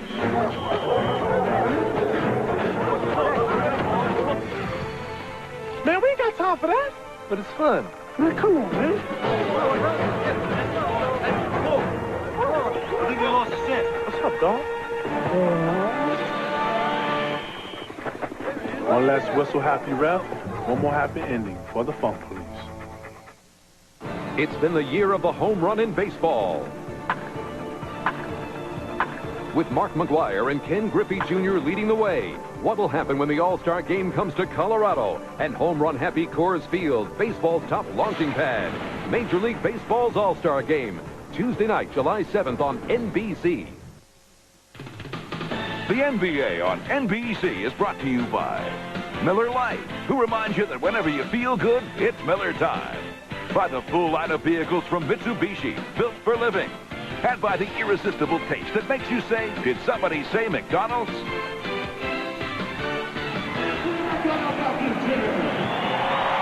Well, the series was way too pretty here in the first half. Now they're getting down to the basketball we've seen. Rodman and Malone go down. That's one. Here they go, two. Finally, the third time the foul is called.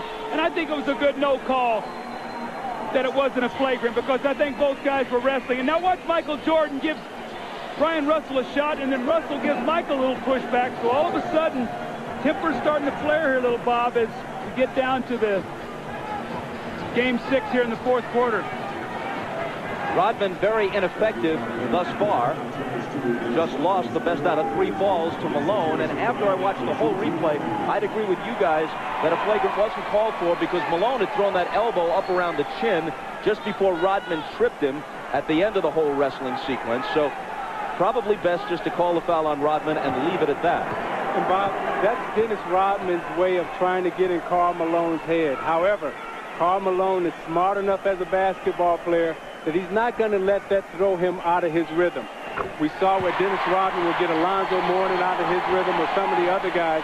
Malone understands Dennis Rodman, and he's not going to let that sack bother him.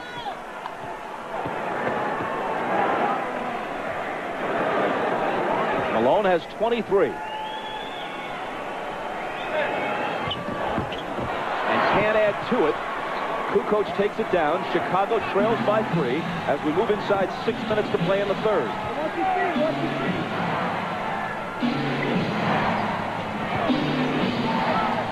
Here's Pippen. The bad back makes Hornacek's assignment on him a whole lot easier. Left alone, he doesn't take the three. Michael, fade away. If I'm Hornacek, I make Pippen make one of those shots. He's really rushing out to close out on him. He's got to show me he can shoot that ball before I'm too concerned with him. I got to be more worried about Michael Jordan. Jordan has 27 to Malone's 23. Here's Malone again. He was fouled. The basket would have counted, but it wouldn't stay down. It's on Pippen his first. Now you watch Michael Jordan on the repost, takes a quick bounce, the reverse spin, fakes Russell out and shoots a nice fadeaway date. But I agree with you, Doug. I would make Scottie Pippen make one of those three-point shots before I leave Michael Jordan alone in the low post.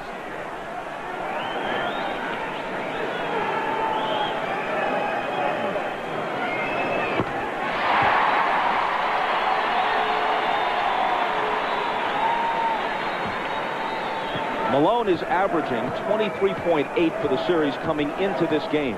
That's exactly what he averaged in the 6-game loss last year to Chicago. But that average will go up a bit after today. Makes them both.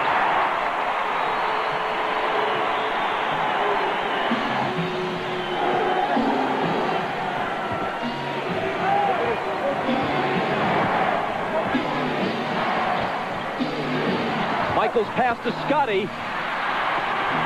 And finally, the tip drops.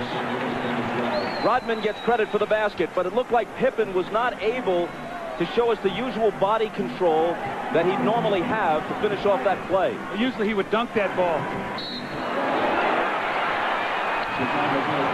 Harper on the foul this time. Yeah, normally Scotty catches this ball in the back door and jumps up, and Howard dunks this. You can see he could barely get off the floor, but Rodman with a great tip. And when you have a back injury, Doug, it's hard for you to squat and use your legs to get the lift. So therefore, you're jumping from a standstill and straight up position. Tonight on Dateline Sunday, a tornado rips through the Midwest. And the program also has survivor stories from Mount Rainier. That's Dateline tonight after the game. It's at 10 o'clock for those of you on the West Coast. Harper grabs the rebound as Stockton makes one of two. Utah by 2.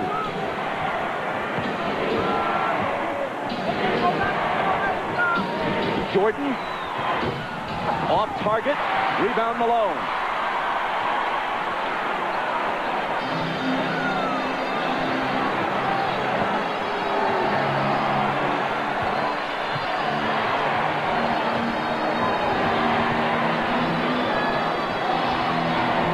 Hornacek driving on Jordan, knocked away from him, still Utah ball.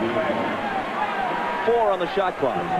When Malone grabbed that last rebound, it was noticeable that Rodman backed away. He's already got 3 fouls, speaking of Dennis, and with Longley on the bench with 4 fouls and pretty much ineffective throughout the series when he has been in there, Rodman's got to be very careful. Knocked out, 3 on the shot clock. Howard Isley back on the floor now. Stockton getting a breather with 4:15 to play in the third. Pippen got a hand on it. They've got to shoot it in a hurry, and they can't get it off in time. 24-second violation against the Jazz. Is it time, as we get a quick look at Jerry Sloan and the laboring Scottie Pippen, is it about car time again? Well, I think what Jerry's trying to do is buy as many minutes as possible. He's still got a 2-point lead. And Antoine Carr is a guy that maybe gives him 24, 25 points, and here he comes, or 25 minutes. Here he comes right back into the game.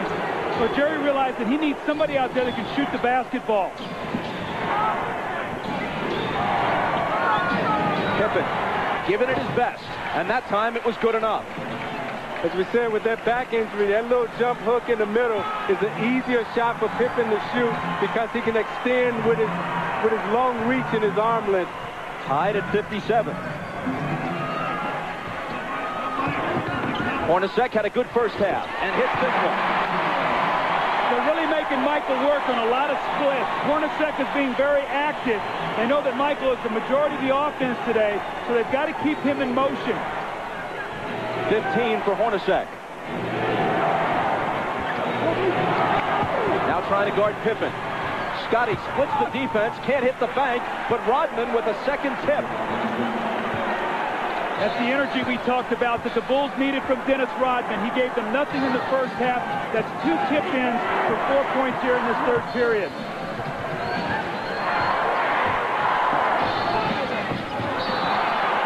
A whistle from Danny Crawford, a Chicago foul. It's on Pippen, and it's his second. You watch Pippen in the low post. They come to double team with Russell, and as he goes up for the shot, that leaves Rodman's clear for a clear tap in on the offensive glass. Now you watch Pippen trying to get up and down the court. He's really laboring and really working hard.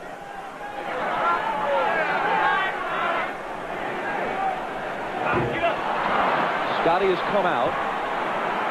Kukoc, Burrell, and Kerr all in. There's Pippen heading back to the locker room again to try to stretch out that ailing back.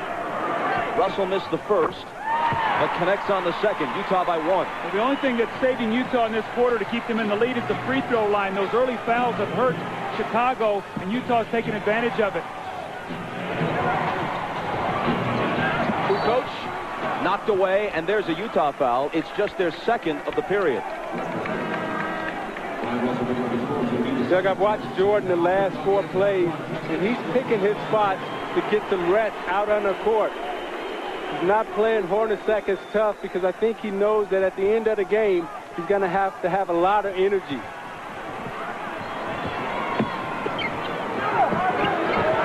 Rodman out to Michael. Now screening for him.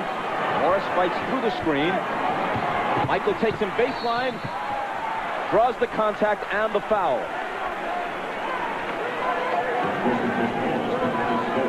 Michael's going to go to the line. Chicago, which generally has had many more free throws throughout the series than Utah, has hit 4 of 5 free throws in this game. Utah 15 of 21. As you said earlier, Doug, a huge difference. Well, Chicago's done a good job now in this quarter of disrupting Utah's offense. It's not flowing as easily as it was. They took the fouls. They've got him on the free throw line, but you're not seeing the same open looks. I think with Rodman being out there, he really helped disrupt Malone's timing. Now Longley's back in the game. We'll see if they're able to attack him either with Carr or Karl Malone. Kukoc goes out as Longley checks back in. Tied again at 60.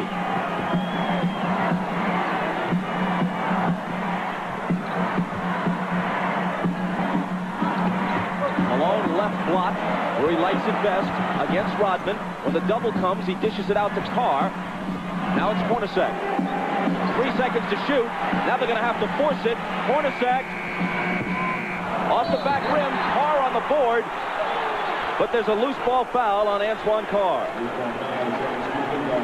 It's his second. You see how the Utah is using so much of the shot clock now? That's not what they did in the first half, Bob. They got their shots up earlier in the clock. Now the Bulls have them working against that shot clock. They're not getting good looks. And they're going to have to speed up the tempo of their offense now.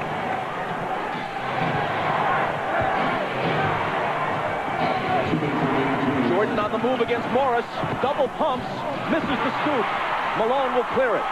Inside 2 minutes to play in the period.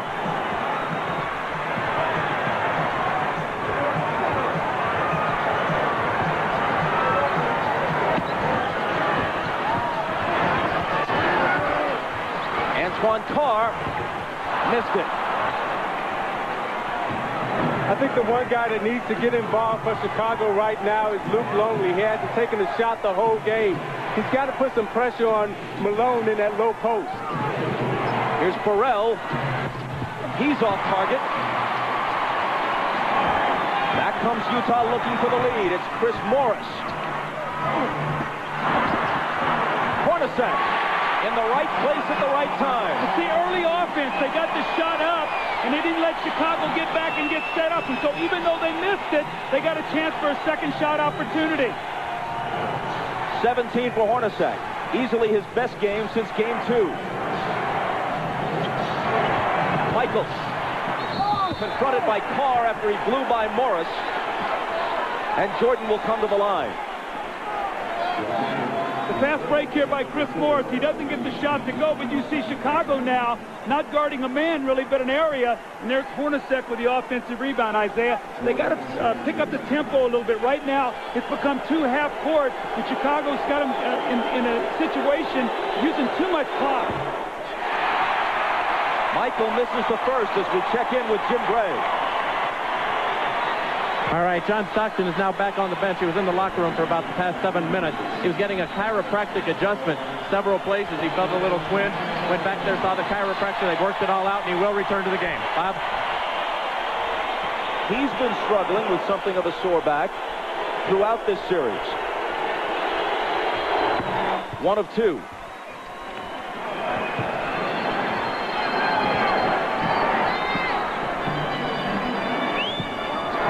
Utah by 1 and with the ball. Isley hands it to Carr.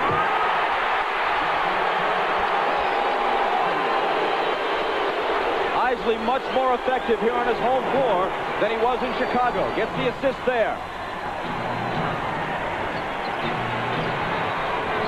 Longley's shot.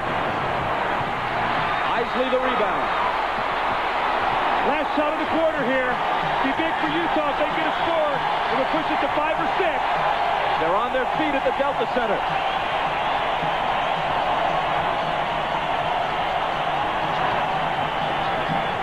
Caron Isley around Keith's screen. Now he gets it back and hits just before the buzzer.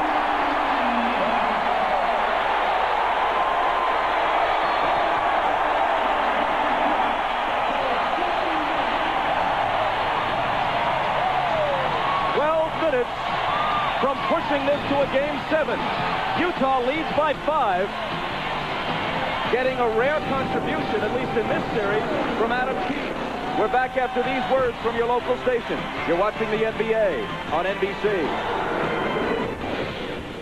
There you are, thinking you're the same old you've always been. Hi, Mrs. Combs.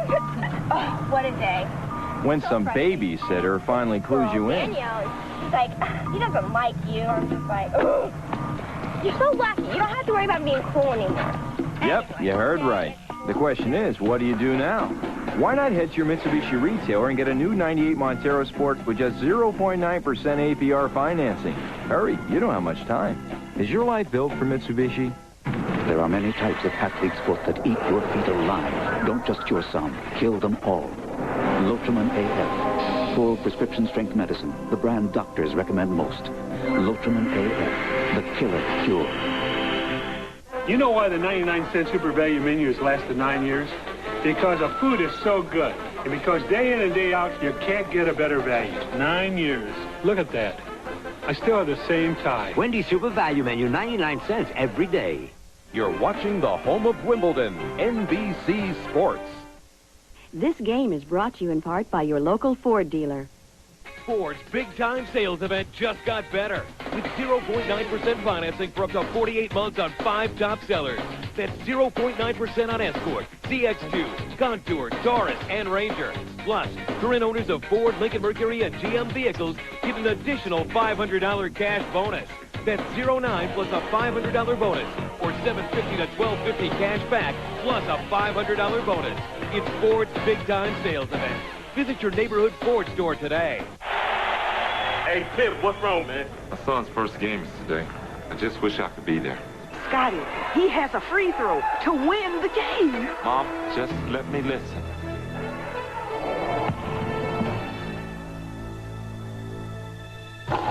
Yeah. I know. I was there. ClearPath. So clear, it's like you're there. Get Ameritech's new ClearPath offer for only $45 a month. Call 1-800-MOBILE-1 for details. This copyrighted telecast of the National Basketball Association may not be retransmitted, reproduced, or rebroadcast without the express written consent of the NBA. Howard Isley, after a miserable Game 5 with no points and 5 turnovers, today has been big. He's helped Brett Stockton. You see the kick down to Antoine Carr and the dunk. And in the last possession of the quarter, makes a pass that Adam Keefe makes a terrific catch on behind him and finishes Today, Isley has 1 point and 3 assists, no turnovers. He's given him good numbers off the bench, and Karl Malone likes the fact that he's watching and his team is increasing the lead. As we start the fourth quarter, Michael Jordan has scored 29 points. He's 10 of 24. At one time, he was 9 of 15. That means he's just one of his last 9. He's played 34 of the 36 minutes so far after playing 45 of 48 on Friday night. Remember, in the fourth quarter Friday, he was just 1 of 7 from the floor. You have to believe fatigue is an important factor now. I think with Michael Jordan, he's smart enough to rest on defense and try to conserve his energy for offense. Here he is on offense. And he'll be coming to the foul line just as the fourth quarter starts. But even those poundings take something out of him, right, as he goes to the basket. Now, those are the things that take the most energy out of you. And the reason why, because if you can imagine yourself, if you had to wrestle with an individual for 2 minutes, that's very tiresome. However, when you're running up and down the court, that's an aerobic exercise. That doesn't take a lot out of you. So him going to the basket, taking that pounding, that takes a lot more out of you. And also, right now is normally the time that Michael Jordan rests. He tries to rest the first couple minutes of the fourth quarter without Pippen. He's not going to get that rest. So we'll see what that does as the game wears on. But Jordan is the one individual that I've seen in this game since I played that can carry his team in the fourth quarter even when he's fatigued. He's already played more games and more minutes than at any time in his career. Isley, big hoop for Utah. Tell me confidence isn't an unbelievable thing. This is the same kid we watched in Game 5 who didn't even want to dribble the basketball. Today he's making some big plays for his team.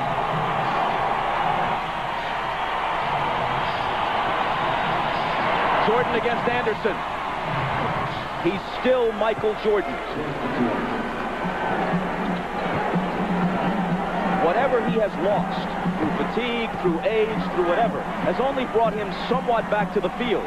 He still leads the field. Morris out of the corner. Rodman with board position on Antoine Carr. Chris Morris has had a lot of open looks at threes like that in this series. Usually he's pretty good with them. In this series, he hasn't been able to hit them. Rodman drills a 20-footer and gives it that go-figure gesture. Now remember, in Game 2 in here, he hit that same shot to tie the game. This one brings him to within 1.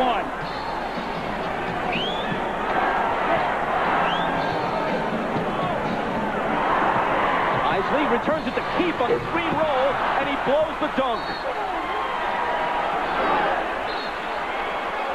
He argues that he was fouled, but he should have finished it anyway.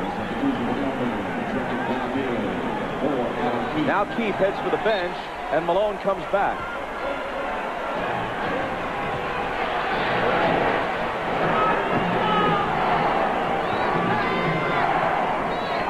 Chicago can take the lead.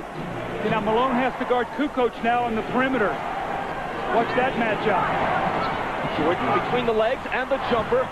Off target, rebound Morris.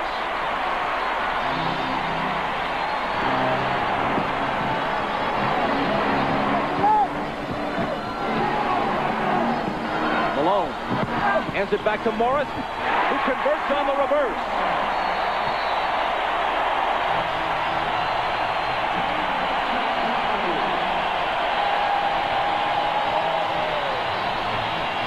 Timeout, Chicago. Now you watch Jordan using all his energy on offense.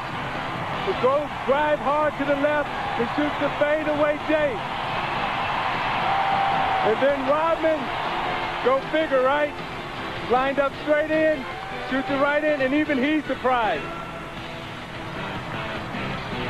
And you watch Chris Morris moving without the basketball. Malone with the beautiful feed. Morris with the reverse layup off the glass. Beautiful basketball by Utah. Go to the finals, NBA.com.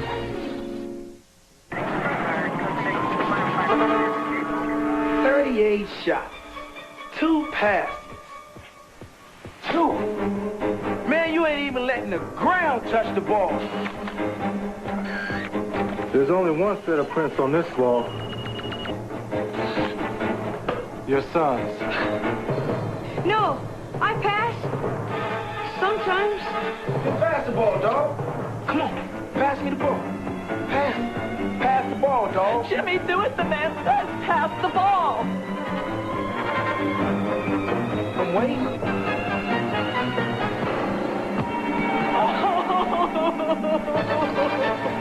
GP, I think I got something.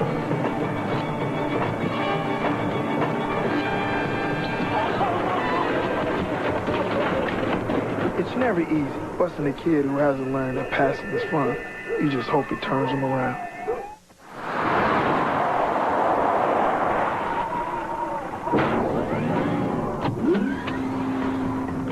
Select road. Validating tires. VF Goodrich. Approved. What kind of road can you drive on with VF Goodrich tires? Enjoy. Any road you choose. VF Goodrich tires. Take control. There are a lot of things that make a Chevy Cavalier a smart buy. Things like the most comprehensive standard safety package in its class. Smart. And the fact that AAA named Cavalier a top car. Very smart. But what makes it an even smarter buy is that you can get great GMAC financing. And when you can get all that on the lowest priced car to offer anti-lock brakes standard, missing this opportunity would be, well, Cavalier from Chevrolet. The NBA on NBC is brought to you by Budweiser. Now is the perfect time to enjoy a fresh, cold Beechwood aged Budweiser. By Genuine Chevrolet, the cars more Americans trust. And by BF Goodrich Tires. Take control. Ahmad Rashad back at the Delta Center. Now the strategy on Scottie Pippen, they had him in the back. They were putting ice on his back and electrical stimulation for pain relief, and they were trying to buy their time up until the 10-minute mark to bring him back out and see if he could play the last 10 minutes of the game. As you can see, he's back. He's on the floor. We just have to see how it goes. Bob? Ahmad thanks Michael Jordan's first rest of the second half, and you'd have to guess it will be brief. Utah right now has got to force Phil Jackson's hand. They got to stop him, and they've got to get some scores to make him come back and not get his normal rest. Kukoc spins to the hoop and misses the bank. Bushler chases it down. They got a new shot clock. I didn't see that ball hit the rim. Kukoc out of the corner. That one's short. And Malone grabs the rebound. And he asked for a 20-second timeout because he was in danger of toppling out of bounds. I think what you're going to see right now with Chicago is Tony Kukoc is going to try to put the pressure defensively on Karl Malone. Isaiah, he's he's a first-team defensive player, but he's used to playing around the basket. Kukoc can beat him with his speed, and let's see if he tries to break him down out on the perimeter. And the dangerous player and the X factor for Chicago on the floor right now is Jud Buechler. Keep your eye on him because he'll come up with the hustle plays and the energy plays to keep Chicago involved. Stockton now is back into the game after that 20-second timeout, so he too has had back problems. He's back in now for the finish. Until he has exploded in the last couple of games, all the talk about Karl Malone concerned his scoring, but he has always been a terrific all-round player. Tonight, more evidence. 25 points, yes, but 10 rebounds and 6 assists. And we still have 9:16 remaining.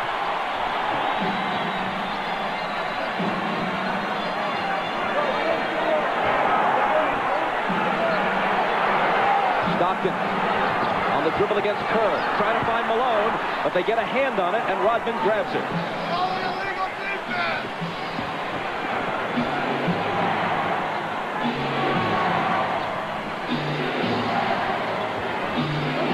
Kukoc, a three would tie it. 4 seconds to shoot. Stockton knocked it away from Kerr. Malone tumbles. Should be a 24-second violation since no one had established clear possession of that loose ball, and that is what's called. How about Karl Malone going for this loose ball? Now, John Stockton normally will come up with this ball. You can see he can't bend over with that back, but Karl Malone with a great hustle play that gives his team that opportunity now for the loose ball on the 24-second shot clock violation. Michael is at the scorer's table. He's coming back. The next time play stops. Remember now that likes to go to Anderson in the post on Buechler.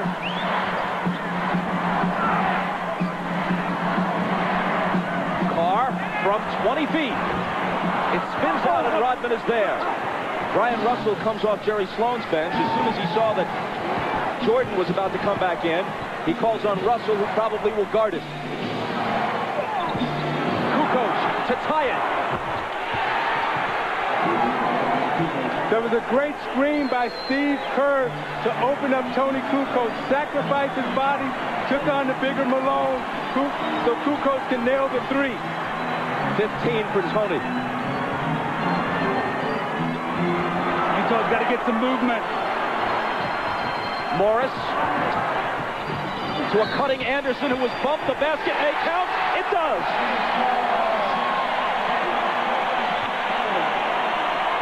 Bob, you can see now, Karl Malone has a tough time on the perimeter. He doesn't like to play out here, so he gets bumped and he just tries to run through the screen.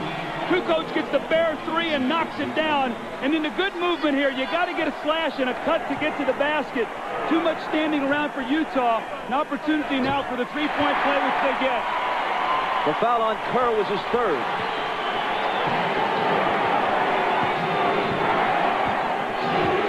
Jordan back in. Takes the pass from Pippen. Russell is on him. He gets by him. Now Carr comes over and commits the foul. You see, they're so conscious of Michael Jordan coming off the screen. He gave Russell the fake. Then he came baseline, and watch as he braces himself to absorb the contact.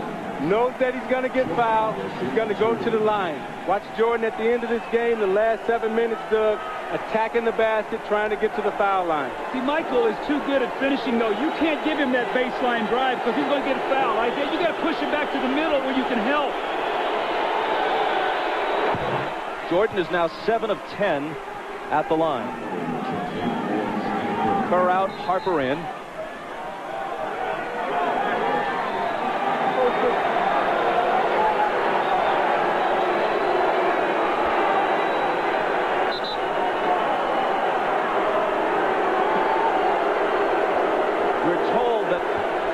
Stoppage was because of a sign one of the fans was holding, and it had some offensive language on it, so they had it removed.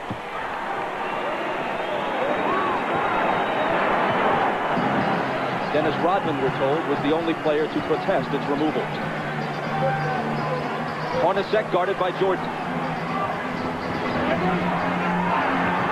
Malone over Dennis. Rebound Pippen.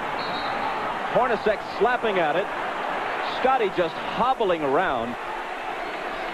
The foul is on Antoine Carr, and that's his fourth. Utah's gotten very stagnant here right now, Isaiah. They've really bogged down and really started in the third quarter. The free throw line kept them in it, but right now they're really struggling scoring. And this was Chicago's defense has been dominant against Utah in the fourth quarter.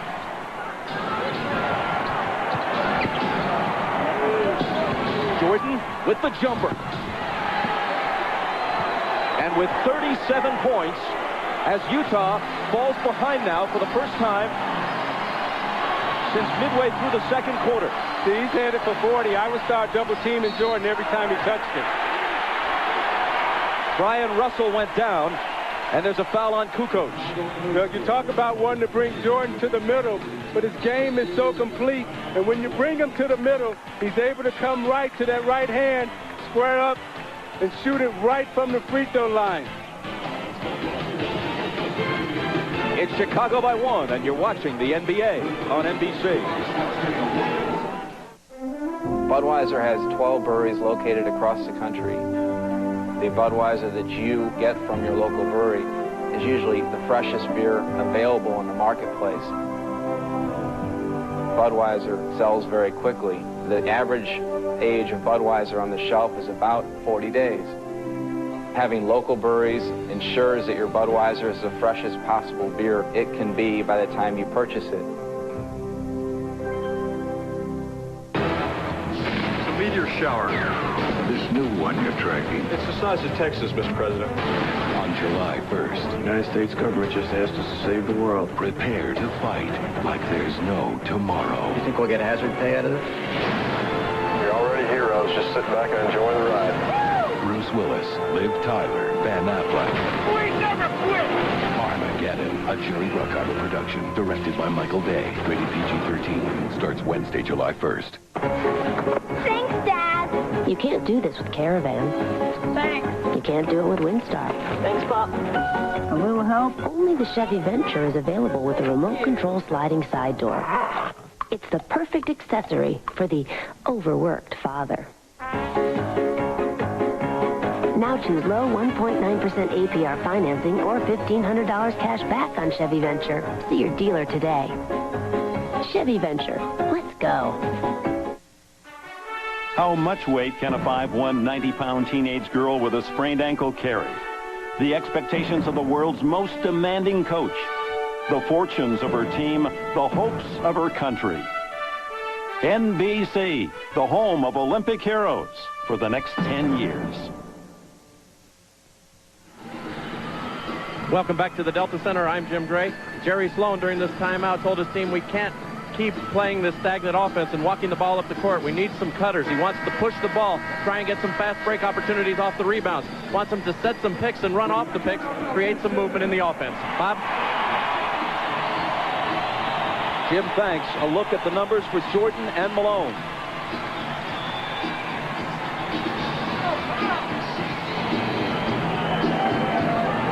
Jerry Sloan wants fast break points. They have to turn to John Stockton right now to push the tempo. And thus far, he's only attempted 4 field goals at 5 points, 4 assists, and 3 turnovers. Stockton has to come through big for him down the stretch. What's happened also, too, when Malone's getting the rebound, he's holding it, and rather than outletting where they can run. Here is Stockton with Harper on him. Antoine Carr. Malone, 3 defenders on him, and they take it away. It's Pippen wincing as he comes up with the loose ball.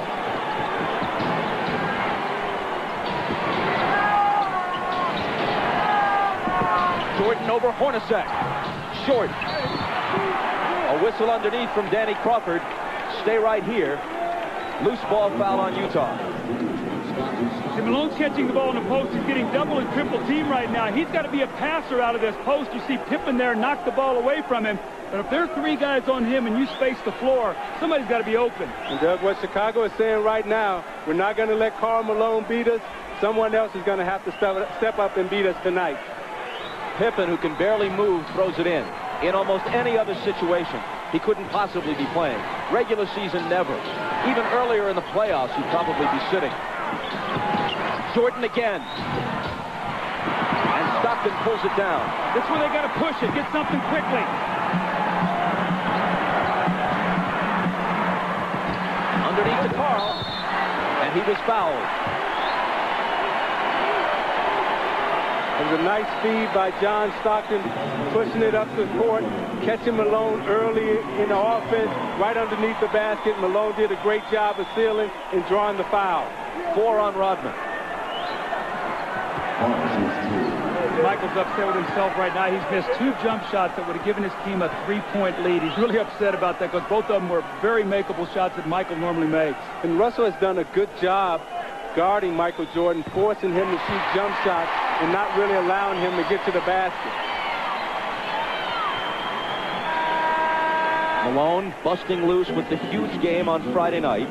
He had 20 in the first half. He's at 26 now after the free throw. Jordan leads all scorers with 37. He's 13 of 30 from the floor. Utah back in front by 1. Steve Kerr now in for Chicago. Remember, he spaces the floor and gives them another shooter if they do start running at Michael and scrambling their defense.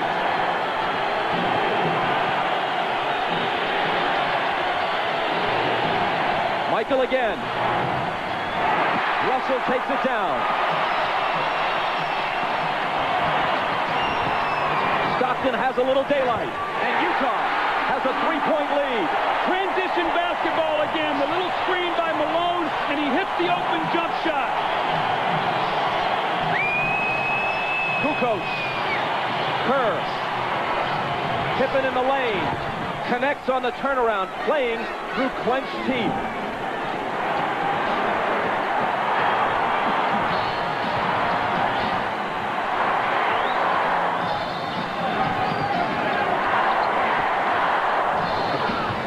Malone.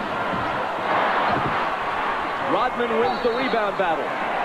That's a bad foul on Malone now because that's the 15th foul. Now, Rodman will shoot 2 free throws, but Stockton pushing the ball up the floor. You see the screen right there by Antoine Carr, and Scottie Pippen cannot help out. And then Scottie Pippen with a quick post up in the lane, and the gutty effort by Scottie Pippen here. You can see as he catches the ball, it's so difficult, but he's got those long arms and can still score over Hornacek. The foul on Malone a moment ago was only his second. Rodman to the line. Remember, he made 4 clutch free throws in game 4. This one is long. Over the year, he's a 55% free throw shooter. See, Isaiah, he shot that ball. As he shot it, he sort of walked away from it. You've got to stay with that shot. Yeah, he didn't even take a look at the basket. He has to get set, take a look at it, and knock it down. 4:46 left. If he hits this, he can tie it.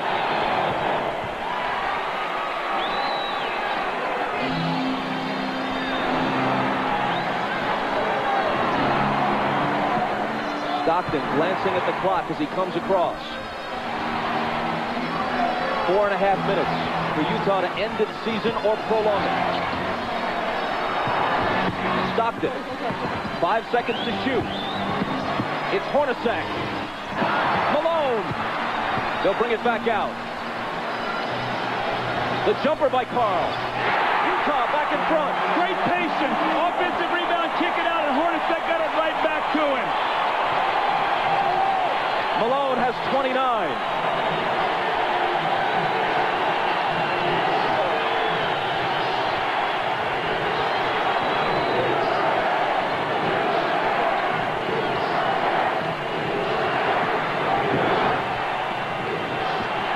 Seconds to shoot. Harper's not the guy they want to have do it, but he has to, and he beats the shot clock and cans a huge shot. Doug, I think Utah is letting Scottie Pippen rest. I'm going to go at him right now. He's trying to guard Antoine Carr, and Antoine Carr has a big advantage over him inside.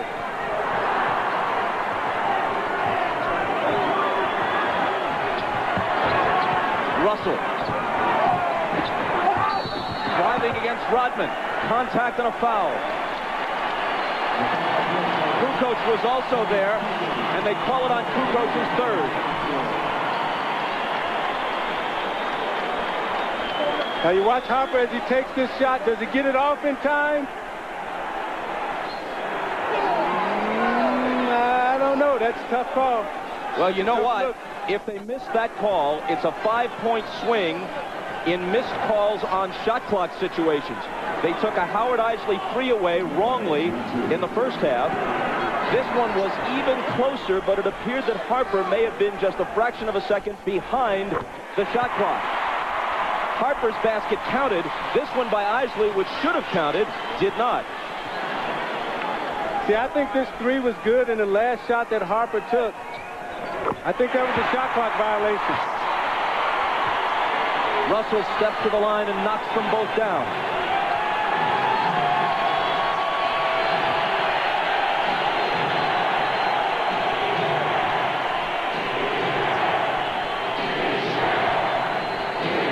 Stockton on Harper. Out to MJ for 3. It's short. Hornacek taking it ahead to Russell. But Michael, with whatever gas is left in his tank, gets back to pick it off.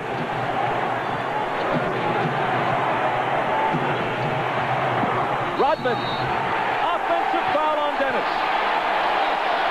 And that's 5. Now, Isaiah, that's what you're talking about. Jumping out off that screen and make Michael Jordan be a passer. Throw it to Rodman, who can't finish. And you saw Jordan right there complaining, saying Rodman needs to have a chance to come down. I thought it was a questionable call. When you look at this play, you watch Jordan come off the screen and he's double teamed, and as an offensive player, you're allowed to establish position and come down. The tough call right there.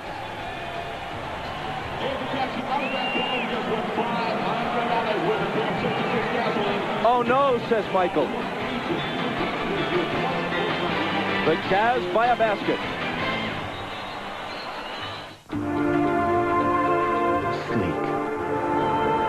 sophisticated, stylish, and yet with an exhilarating V6. Chevy Monte Carlo lets you express that hidden part of your personality, just dying to get out. Mr. Freeman. How are you? Tommy? Monte Carlo. The side you show the world is up to you.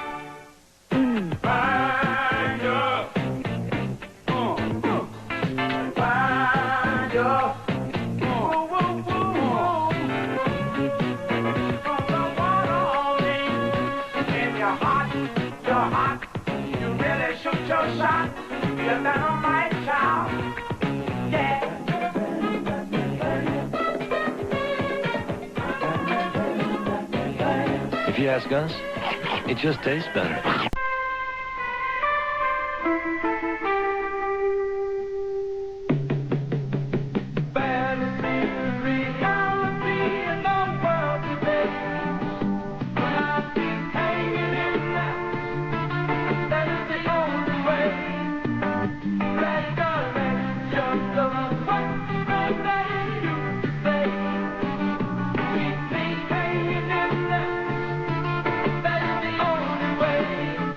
And now another Just Shoot Me moment.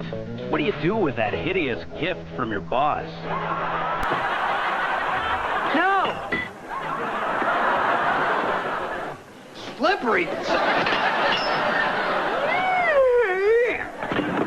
Just Shoot Me, Thursdays after Seinfeld. Well, remember last year in Game 4, Stockton to Malone that won the game. The long pass over the fingertips of Michael Jordan. Stockton with a great pass. Michael just misses it, and Malone gets the layup really to seal the win.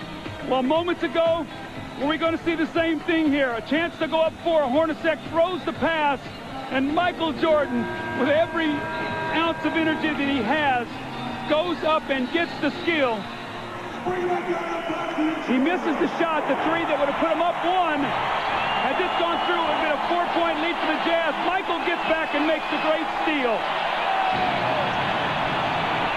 Jordan has 37 points on 13 of 32. 2 of 7 in the fourth. He is 3 of 14 in his last 2 fourth quarters.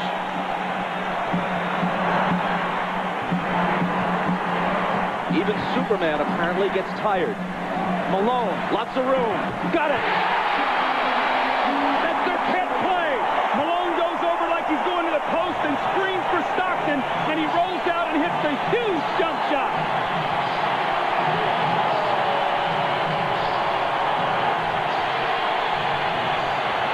Jordan spinning. Double team. Has to get rid of it. Gets it right back from Pippen. Double pump, knocked away by Carr, and a foul. Isaiah, normally on this play, Malone goes to the post. This time he goes and screens so Stockton can get to the middle of the floor. A mix-up, they trap, no one rotates, and Malone buries the shot. Now on this defensive possession, Hornacek, I thought, should have run at Michael Jordan and made him pass the ball back to Scottie Pippen. You got to take the ball out of Jordan's hands right now and make Harper or Pippen beat you from the perimeter. Jordan's 9 of 12 now at the stripe. Now you look at the job that Russell is doing against Jordan. He's keeping him out on the perimeter, not allowing him to come into the post. He hits them both, making it a 2-point game with exactly 2 minutes to play.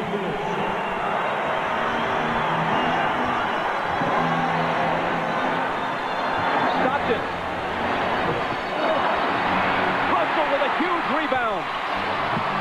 Tried to throw it off Rodman's leg as he was walking a tightrope and couldn't do it. Chicago back looking to tie.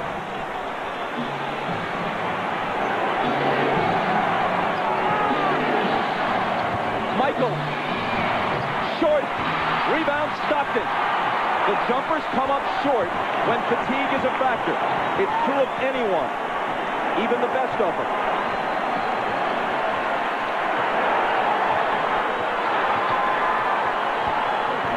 Rodman got in front and knocked it loose. but Chicago touched it last. Phil Jackson hot over that call. A minute 14 remaining. Watch Hornacek on this play, wrapping off a triple screen. Stockton for three! That would have been a dagger in Chicago's heart. Instead, they can tie it or take the lead with a three of their own. Jordan. And a blocking foul. Stockton is down on the floor. Jordan's going to come to the line at Stockton's fourth. You watch Jordan fake like he's coming to the middle again. Russell gives him the baseline. Stockton comes over a little too late. Call the blocking foul on Stockton. Jordan again at the free throw line. 20-second time, 20-second timeout. Chicago takes a 20-second timeout.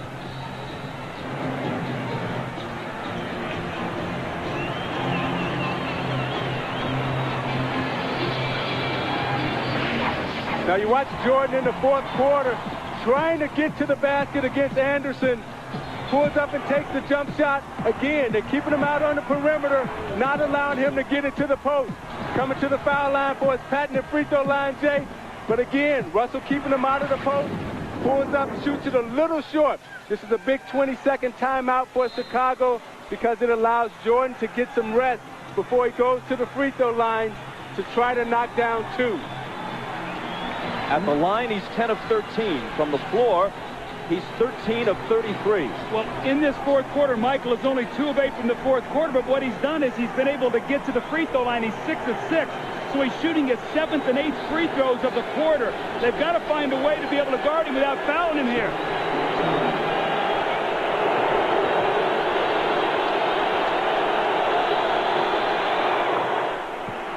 He cuts it to 1. Phil Jackson has told the Bulls during the last couple of timeouts, let's try to take it to the rack, go to the basket, not look for the perimeter shot.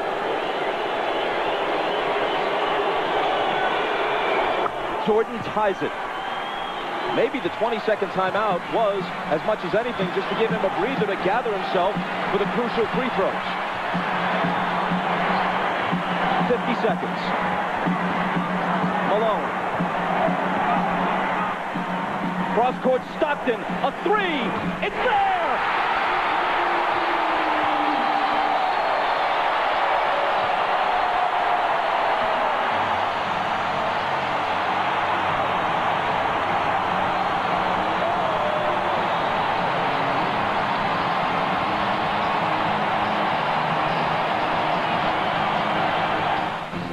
To prove his innocence, an honest cop is taking the police hostage. You are not in control! On July 31st, negotiations are over. Right now, I'm the only thing standing between you and an army that's just itching to take you out. And the action begins. Pull the trigger! Samuel L. Jackson. You want my blood? Take my blood! Kevin Spacey. I can't hold them back anymore. They're coming up. The Negotiator. Rated R. Negotiations begin Friday, July 31st everywhere.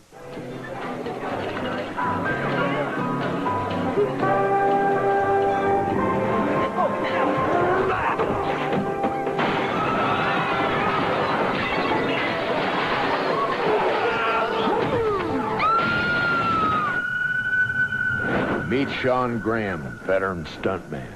This is how he lives. This is what he drives. What else would he drive? Chevy S10, like a rock. We've been working hard all year to bring the championship back to Chicago. We're not there yet, so we're still counting on all of your support. Rodman shoots from the head of the key and connects. Even he has to say, hey, go figure. Just like last time, we're all in this together. If we win, celebrate our achievements with style and dignity. This is Chicago's moment to shine. Let's show the world how to do it right.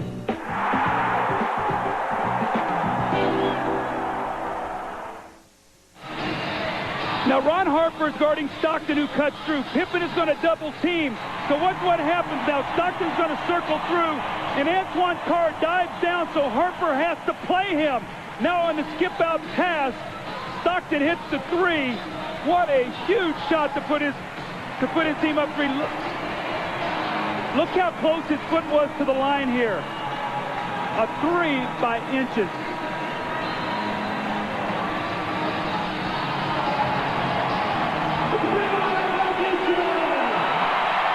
Now that's what Karl Malone has to do. He has to find the open man, and Harper runs at him. And normally it's Stockton and Malone. This time it was Malone to Stockton. 10 points for Stockton. At age 36, he's played more NBA playoff games than anyone in history without winning a title. Now the Bulls would like to get 2-for-1 possession here. Try to get a quick score, get to the free throw line to give them 2 opportunities to 1. Pippen into Jordan. Michael working on Russell. Brings them to within 1. They scored within 4 seconds there. That's how quickly that changes now. Now it puts the pressure on the Jazz to score once again. Jordan with 43. Malone is doubled. They swat at it and steal it. Here comes Chicago. 17 seconds. 17 seconds from Game 7 or from championship number 6. Jordan open. Chicago with the lead. Timeout, Utah. 5.2 seconds left. Michael Jordan running on fumes with 45 points.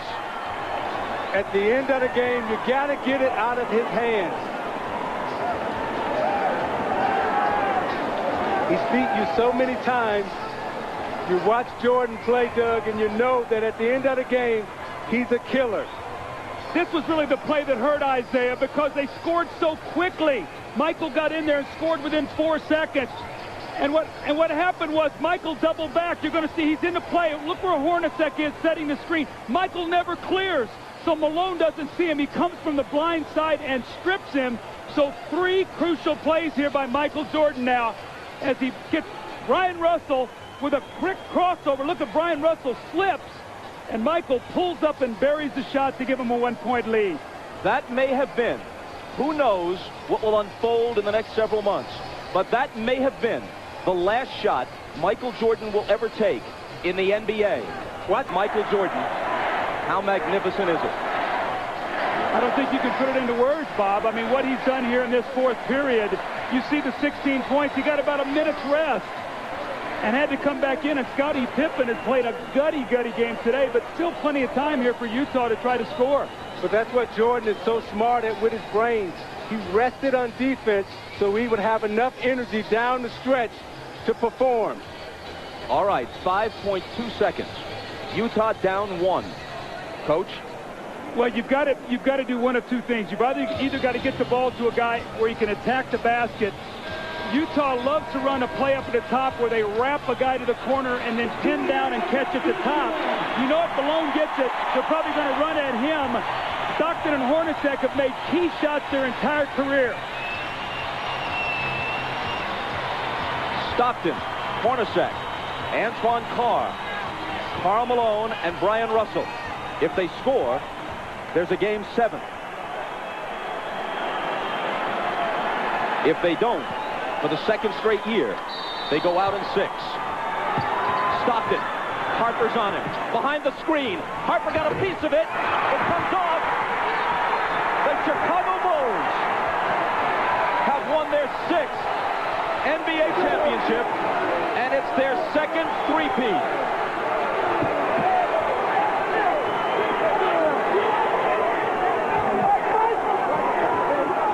When you lose by this narrow margin, speaking of the Utah Jazz, there are so many things to look back on. But the Howard Isley 3 that was taken away in the first half will eat at them all summer long.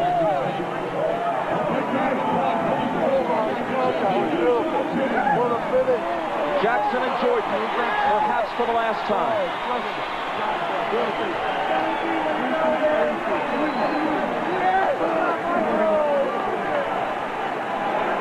Chicago 87, Utah 86.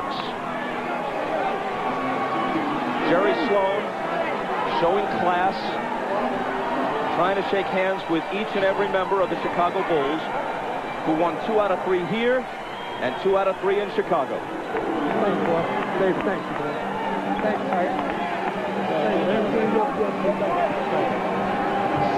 Statistically, especially in terms of shooting percentage, Michael Jordan has had better games. But when you consider at age 35, the games he's played this year, the grinding minutes he's played, and Scottie Pippen being all but incapacitated tonight, and the fact that they're on the road, and the fact that the odds would shift to Utah's favor for a Game 7, yes, MJ rose again.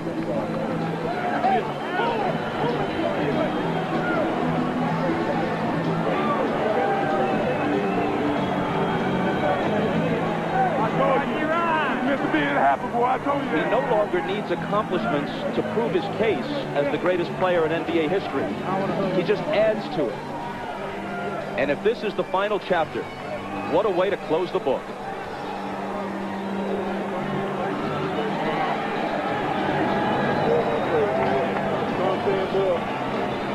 I tell you, Bob, as you look at Scottie Pippen there, I remember all Scottie ever heard about was the migraine headache and that he couldn't play with pain. Well, today, they could not have won this game without him. Just his presence being out there. He made some big shots. He fed the post. He did all the little things for Chicago, and his numbers aren't going to show it. But Michael, once again, with the heroics, the unbelievable plays. But his sidekick, Scottie Pippen, was there for him when he needed him. And I'm watching Michael Jordan hug his mother right there. Such a great player, such a great person. Everything that this game is about, the goodness of it, he represents, and what he's done for the game of basketball and for this Chicago Bulls organization. All of us as former athletes are very thankful to 23 in red. Michael Jordan is as great a competitor as sports has ever seen. He also has an uncanny sense of theater. And as he makes his decision, he'll think about the fact that he could not ask for a better punctuation than this. He accepts a victory cigar from Jerry Reinsdorf to not only hit the winning basket, but have it be the last shot he takes this season, maybe the last he'll ever take in a Chicago Bulls uniform, to win the game and the championship by a point. You know, Bob, it's interesting about Michael Jordan. He's a guy who has nothing to prove, but lives his life every day as if he has everything to prove. That's something about his greatness. He's an unbelievable athlete. One more look at a shot you'll be seeing hundreds of times if you're a basketball fan. You'll see it dozens of times on the highlight shows tonight. Stockton gets rid of it. It's short. Harper had a hand in his face and maybe even got a small piece of the ball. I thought Stockton had a great look right there. It was a well-executed play. Stockton and Malone, and that's who you want taking your last shot, because he's made so many big shots for Utah. You know, my heart goes out to Stockton and Malone, because those two, more than any other two athletes in this era, really deserve a shot at wearing a championship ring. A shot can hardly come much closer than that without going in. For the celebration, here's Dan Roberts, the PA man. And now, please direct your attention to center court for the presentation of the 1998 NBA Finals MVP and the Larry O'Brien Championship Trophy. It is now time to make the 1998 Championship Trophy presentation. Joining me up here are the chairman, Jerry Reinsdorf, Vice President Jerry Krause, head coach Phil Jackson, and to make that presentation, here's the commissioner of the NBA, Mr. David Stern. The two best teams in the NBA this season were the Utah Jazz and the Chicago Bulls. These two teams in these finals, wonderfully matched and motivated, treated the world of basketball, to NBA basketball, at its heart-stopping best. To both teams, thank you. But to the Chicago Bulls, the 1998 NBA champion, and a team for the ages, congratulations to this team, to this organization, to its fans, and to these great players.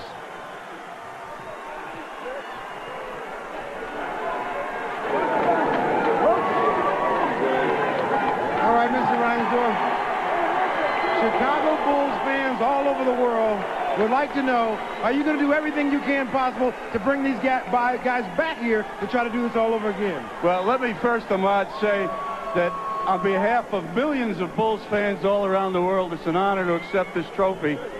It's only unfortunate that we can't have co-champions, because this Utah Jazz team is just the greatest team that we've ever played. 2 years in a row, they took us as far as you could take anybody. Winning six championships in 8 years is unbelievable. It's a tribute to a great coach and his staff, great players, Scotty and Michael, an unbelievable performance by Scotty and Payne tonight. Jerry Krause and his staff, just unbelievable. And on behalf of millions of Bulls fans all over the world, I can only hope and pray that Michael and Scotty will come back and defend the championship one more time. I take that as a yes. You are going to try to bring them back. Jerry Krause, you have to be very proud of this team. I'm so proud of these players and the staff. And this is for the fans back in Chicago, the greatest sports fans in the world. And we're just so happy. We're going to celebrate safe, guys, and we'll be home tomorrow morning. All right, Jerry, let me ask you, you do everything you can to bring these guys back. Well, you know, tonight all I want to do is celebrate and have fun, and we're going to talk later on. But this is a great occasion. And what Jerry said about the Utah club, Jerry Sloan and Scotty Layden are special people, and this is just a great organization, and it's somebody that you're proud of that you can be with. All right, Jerry, let's talk to Phil Jackson. Once again, another journey to the top of the mountain.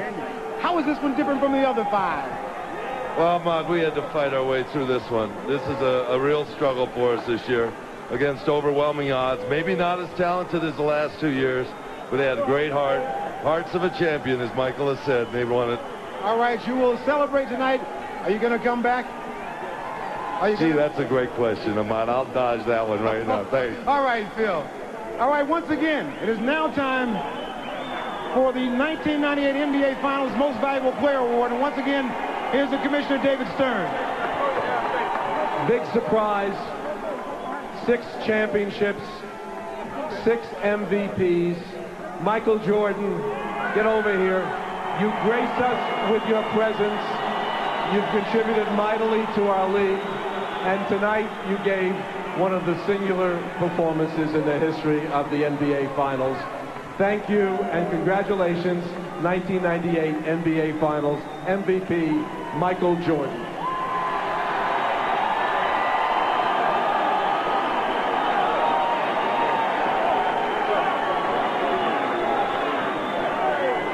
Michael, you have won this award before, but somehow I have the feeling that this one is more special than all of them. Well, let me say hello to my wife and my kids at home, because they desperately wanted to come. I didn't want them to come here today because I wanted to focus on the game, but I wish they were here to help me celebrate. I know they're there cheering, and I can't wait to get home. But to the Utah fans, you guys are a tough bunch to play in front of. You guys came out with a lot of loyalty and respect for your team. You made it really tough for us. We really, after losing Game 5 in Chicago, a couple of us dread coming back to Utah because we had to deal with the fans because of the energy that they bring to the game. But we had no choice, so we had to come in and play our best, and you guys made it a very competitive finals, and you know, it's very worthy to win this, and I think of all the championships that we've won, this is the toughest. It doesn't get any easier, but at the beginning of the season, this was the goal that you set out for. How wonderful was it to make this into a reality? Well, I tell you, when you start the season, I'm pretty sure every team next year is going to start with the focus of finishing and winning their last game. We started with that focus. It was a long road, a lot of different tasks and little bumps in the road, but somehow we made it, and I think everybody who looks at this year is going to have a lot of gratification and understanding and a lot of dedication. There were a lot of times during the course of the season that people doubted the Chicago Bulls, doubted that you'd be able to come back and pull this off. Even during this finals series here, people doubted you. How did you guys stay so confident? Well, I mean, this team is one. Our leadership is strong. Our leadership is very positive, very determined, and it filters down to the rest of the players. And we never let anybody give up. You know, we believed in it, and we kept coming for it. All right, I've asked everybody if they're all going to come around to try to do this again one more time.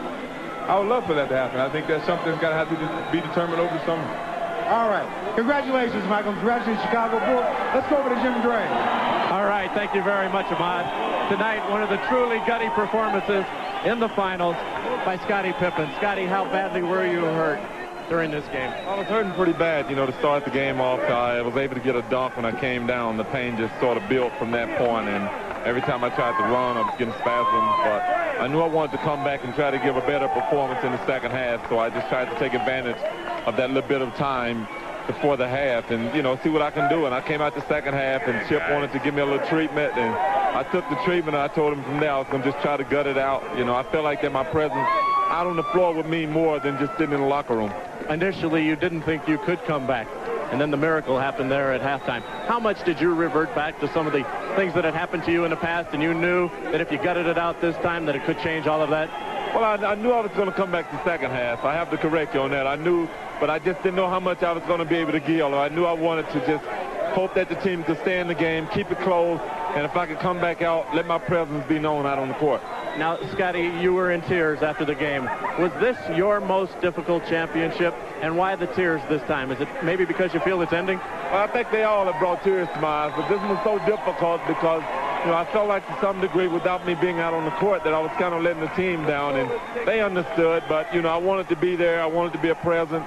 I wanted to play a major role in the game, but the other guys came off the bench. They held us in there the first half, especially Michael. He had a heck of a game, and, you know, everything else is history. Now, you hold the key here to these teams returning. Michael said if you come back, he'll come back, and Phil and so forth. What are your thoughts? Will you come back? Would you take a one-year deal? What will go through your thought process in making this determination? Well, Jim, right now, I just have to, you know, let everything soak in. You know, there's a lot of opportunities out there for me, and, you know, I have to look more down the road in my future, but, you know, I don't know. You know, after all this is soaked in and get back and get my back on track, you know, you never know. Is there a twinge of sadness with you, a little melancholy feeling right now that it may be ending? Excuse me? Are you feeling a little sad right now that this could be coming to a close? No, not really. You know, we're going to enjoy this, and, you know, as long as we can. You know, as a player right now, I don't feel like it's over. You know, we got a lot of celebration to do, and I'm not really looking forward to next season right now. Final thought, the Utah Jazz and Karl Malone, a spectacular effort. What would your thoughts be toward them? It was great. You know, Karl and John, you know, they're some gutty performers. Whether it's Hornacek, Russell, who's grown and matured and, you know, had a fabulous series. You know, we take our hats off to this team. The fans here have really came out and made us work hard. You know, it was a great series. You know, it was an even better series than last series, even though, you know, both series ended at 6 games. This topped it all. Scotty, congratulations. A truly gutsy performance. Thank you. All right, let's go back now to Bob Costas. Thanks, Jim. To back up the accolades offered to Karl Malone by Scottie Pippen, Malone had 31 points, 11 rebounds, and 7 assists in 43 minutes tonight. And even as they could not stop Scotty and Michael from claiming another title, Malone managed to average 25 points and 10.5 rebounds in the series. We'll talk with Karl Malone when we come back after this from your local station. Here at NBC, our research says that people missed over half the episodes of their favorite shows. Hey, it happens. Visitors show up, you get interrupted, whatever. So this summer, you get a chance to catch up on the episodes you might have missed. Because if you haven't seen it, it's new to you.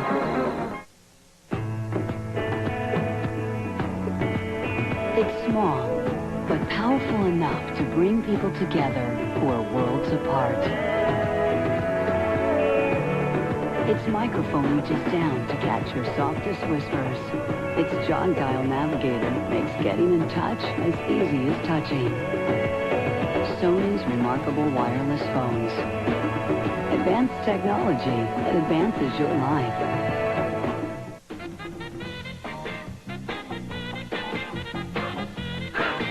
I win! I win! If you like winning, play the Illinois Lottery's big game. With 9 ways to win, you gotta like your chances. What?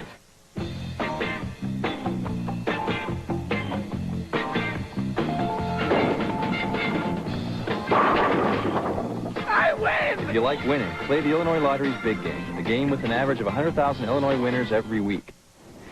Nissan has a $100 challenge that says you'll like our 98 cars and trucks better than Honda and Toyotas. Just test drive any new Nissan from now till July 6th.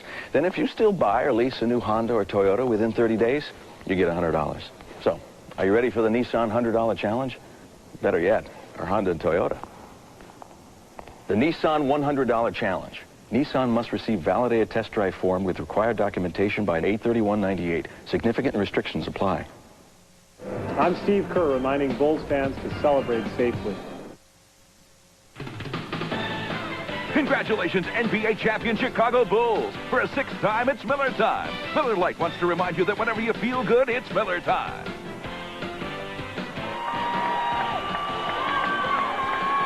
We're back at the Delta Center, and just moments ago, Jim Gray spoke with Karl Malone.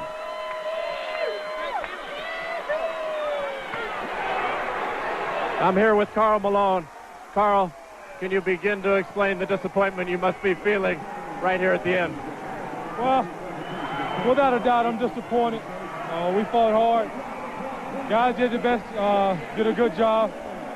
But, you know, it's tough. It's a tough loss for us.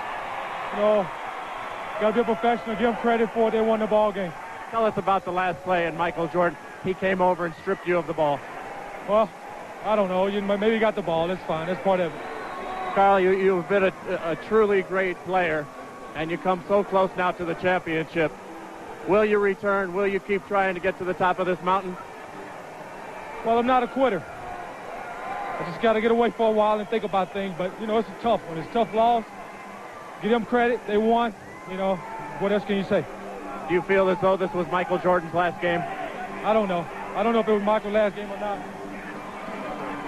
Scottie Pippen in tears over here. You're not sure about Michael Jordan. What did Scottie just say to you? Oh, no, he just told me good game. Well, you're a class act. Congratulations on a great season. Thank you. Among the many things you can say in praise of Karl Malone, he has never ducked the media. Win or lose, he is always there to stick his chin out and take it for better or worse. And tonight, another magnificent performance by Malone, but nevertheless, his team falls just a point short. Moments ago, Ahmad Rashad caught up with Dennis Rodman. Okay, right? All right, thanks, Bob. Dennis, you said you didn't want to come back out to Utah, but none of this would have been possible unless you did come back out here. Yeah, absolutely. We didn't want to come back to Utah, but you know how the world goes. It goes around in circles, so I guess we had to come back. So this was a very emotional win. It wasn't a physical game. It was a very emotional win as far as your mental aspect. But you know, got to give it to the team. Everybody stuck together. We won it. All right, so people are now talking about what about next year? Are you coming back? Would you like to get everybody back together? I would love to come back to Chicago. I mean, Chicago gave me my break, and, you know, I'd love to be back if they want me back, but we'd like to get the whole nucleus back and form a team and one last dance. Dennis, you had a great season. Congratulations to a great champion. Yes, everybody in Dallas. Way to go, baby. All right, back to you, Bob. Ahmad, thanks very much. Much more to come. On the post-game show, we'll go into the locker rooms when we come back to the Delta Center in Salt Lake City right after this. In 6 games, a 6th championship for the Chicago Bulls. Back to Utah after this.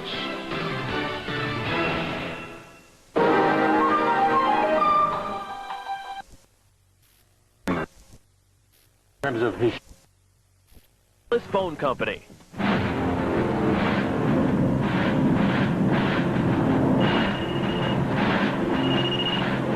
Napoleon. Mon empereur, we cannot wait for Waterloo to dry. We must attack now. For the most reliable digital network coverage, get Cellular One. We've led the way in wireless phone service from the start, but just think if we'd gotten to you sooner. Okie dokie. Sign up now for up to 12 months of free local airtime and a free digital edge phone. Know your legal rights. We had a car accident, and my wife was hurt. Call Briskman and Briskman. If you're injured at work or involved in an accident, call Briskman and Briskman. 2 brothers working together to get you the fast results you deserve. We can do it for you. We're on your side. Call the legal professionals, Briskman and Briskman, for a free consultation. 222-0309. They're on your side. Chrysler in Plymouth announces the Owner's Bonus Sale. These unbeatable savings are also extended to all GM and Ford owners. Select customers save $2,000 on Plymouth Neon, save $1,500 on Chrysler Cirrus, and save $1,500 on Chrysler Sebring Coupe and $500 on Sebring Convertible. And when you choose our low APR rate, you still get the extra $500 Owner's Bonus. The Chrysler in Plymouth Owner's Bonus Sale. For a limited time only at your Chrysler in Plymouth dealer.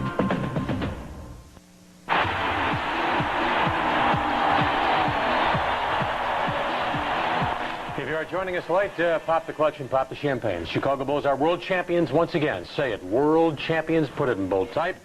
Check the print tomorrow in the Chicago Tribune, the Chicago Sun-Times. The long playoff run, nearly 2 months, is now history as the Bulls defend their crown. The three-peat is in business.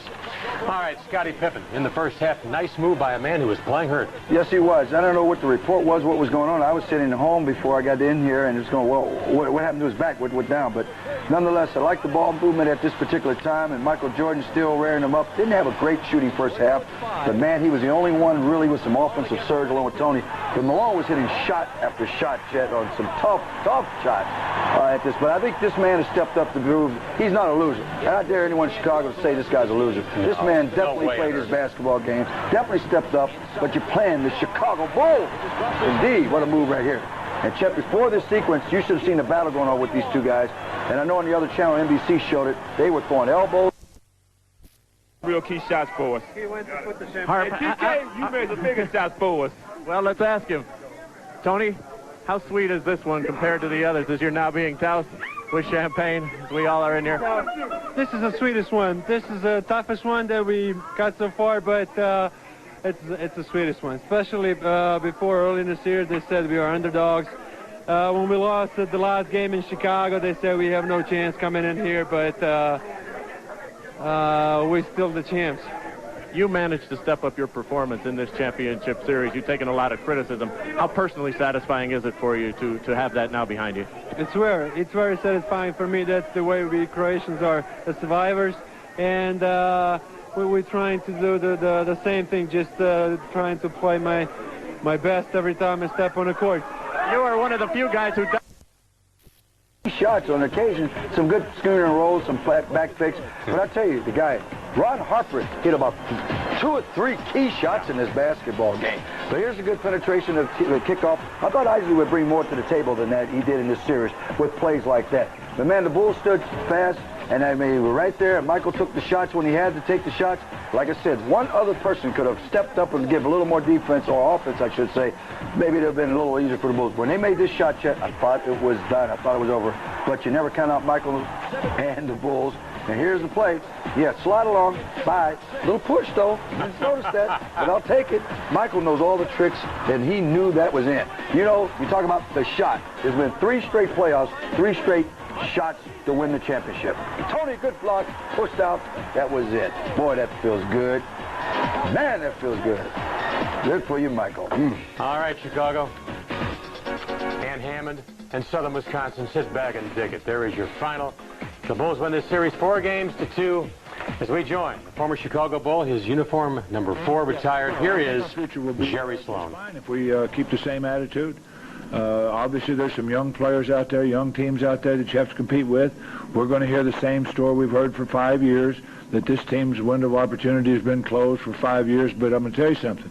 These guys showed a great deal of heart as to who they were all year long to come back and compete and put themselves in this position. And we knew last year that the people said, well, this team is not going to be back. But, you know, I have tremendous confidence over the years because of the hearts they have. Maybe we haven't been able to get there, but they've showed a great deal of desire. In tough times, those are the toughest time for anybody to deal with. Everybody can stand back and put their hands in the air when they've won, but how good are you, how tough are you when it's been tough? Our guys have done that, and I admire that as much as winning. Not everybody can win. Coach? Yes, sir. Yeah, Jordan scored 45 of the 87 points for the Bulls. What was the strategy that you told them to try to stop him in the last minute, particularly on the game-winning shot? Well, one of the things that you got to try to do, and one of the things we felt like we had a tough time, we could have gone and doubled him. He's not shooting a great percentage. We know he's going to shoot well down the stretch, but we want to try to force him into the middle when he got to baseline about 3 times in the latter part of the ball game. those are things that you have to be able to do. That's our philosophy. It's been our philosophy for 13 years here, as long as we've been involved, and we have to continue to try to make those things work. You have to give him credit. You know, he's a guy that can, all your philosophies you can throw out the window. You can double him, you can push him to the middle, but he's still, great players make those kind of plays. We have to live with that. We're not going to change our whole structure of basketball just because of one player. And we have to, obviously, we're certainly aware of the things he can do, but you have to understand who he is, and our people are working hard, they're trying hard. They didn't say, you can have it, we're going to give it to you. So you're going to be questioned regardless, and I don't have a problem with that. I thought our players tried. The mistakes that we made were costly, and you go from there. That's the only thing I know. Coach, can you talk a little bit about Scottie Pippen? Obviously hurt. He couldn't do much offensively. What did he do for them defensively? Well, he did pretty well. When he posted us up a couple of times, he came in the lane and got some shots on us. It's very difficult to stop. You know, we're at a mismatch there sometimes. We keep Hornacek out there and the players we got, so we were caught in no man's land a little bit, a time or two, because he's a guy that can hurt you. But I thought our guys played pretty hard. I thought they played pretty hard in trying to do the right things. Okay, last questions for Coach Sloan. Okay? Yeah. How would you summarize your team's season? It's been a long season for you guys. How would you summarize it? I think our guys have done a pretty good job. I don't know how other people look at it, but I think they've done a pretty good job. Our team has played pretty well as a team to try to get to this spot. I thought we had some moments where we had to really stay together. We did that. I think if there's one thing that hurt us probably more than anything else in all the whole season was a 10-day layoff.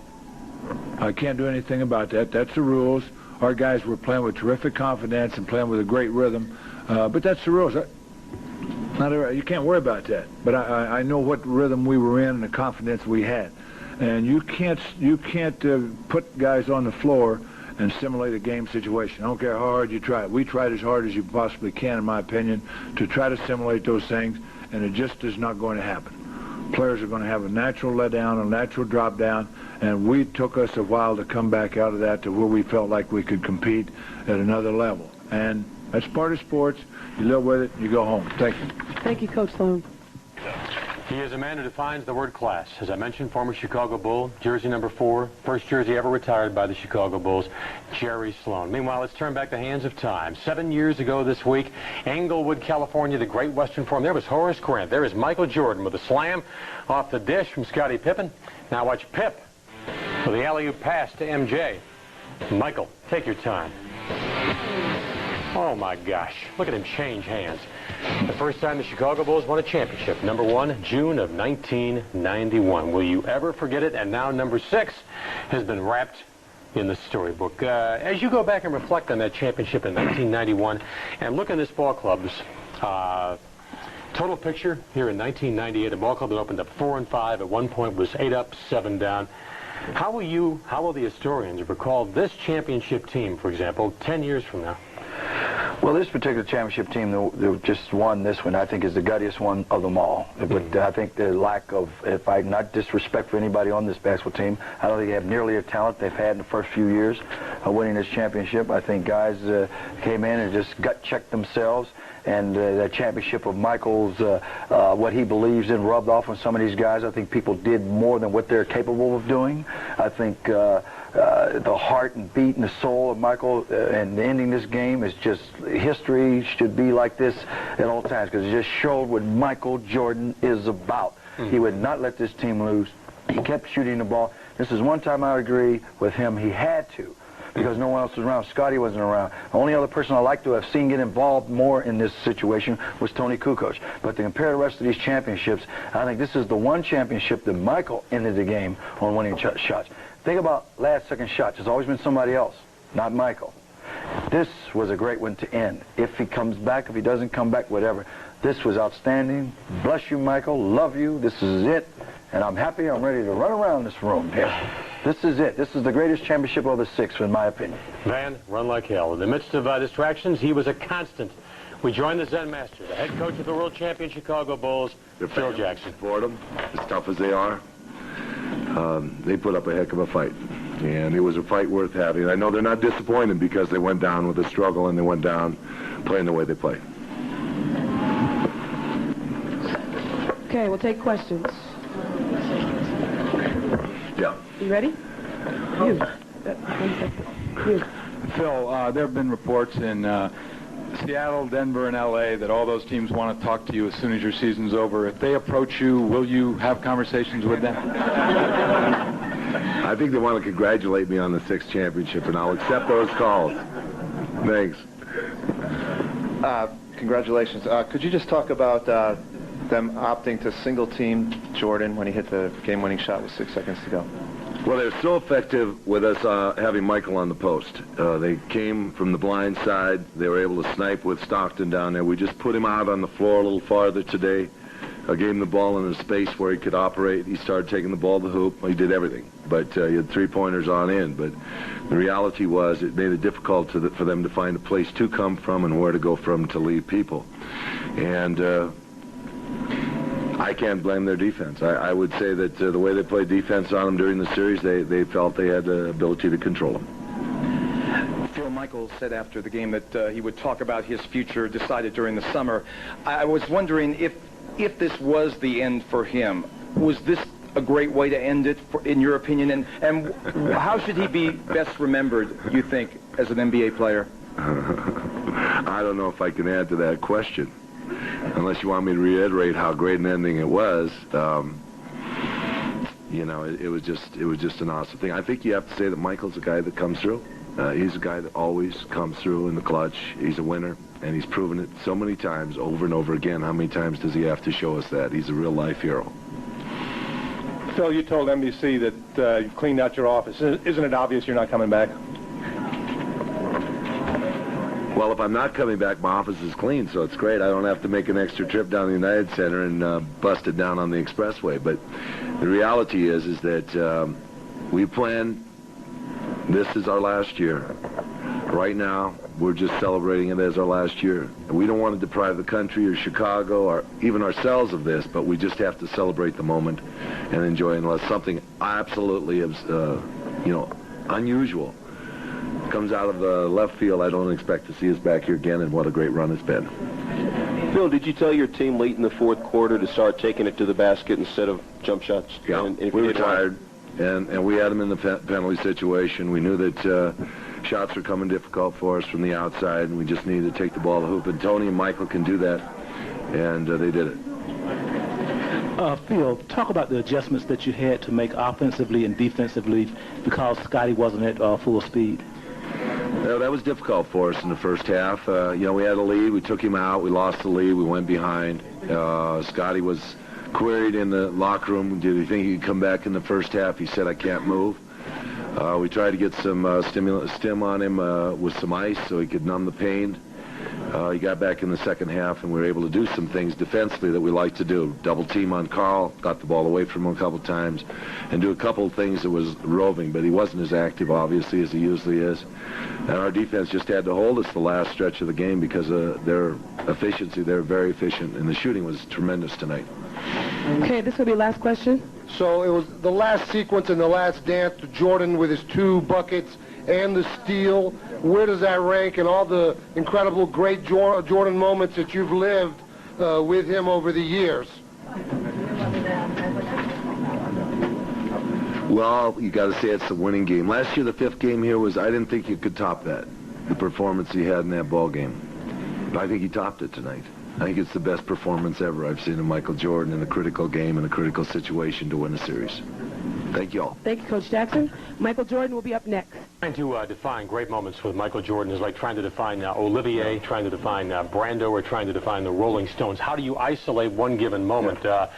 In my opinion, this was, given the significance of the event, a far greater shot than the shot over Elo, for example, back in 1989. Well, the significance of what's happening. This is a championship. Exactly. Elo was the second round of championship play with Cleveland Eastern Conference. This was the championship for the whole NBA, and I still say the age, where he's come, the gut feel, to me is the greatest. This is my opinion. This is the greatest one of them all behind this effort, because I still say this. They didn't have all the great talent that's been back to this team. As I still say, we overlooked the first few championships, how great some of these ball players were on this basketball team. The Portland series, the Hanleys, and all these guys coming in, doing their job, the Craig Hodges, the Paxtons.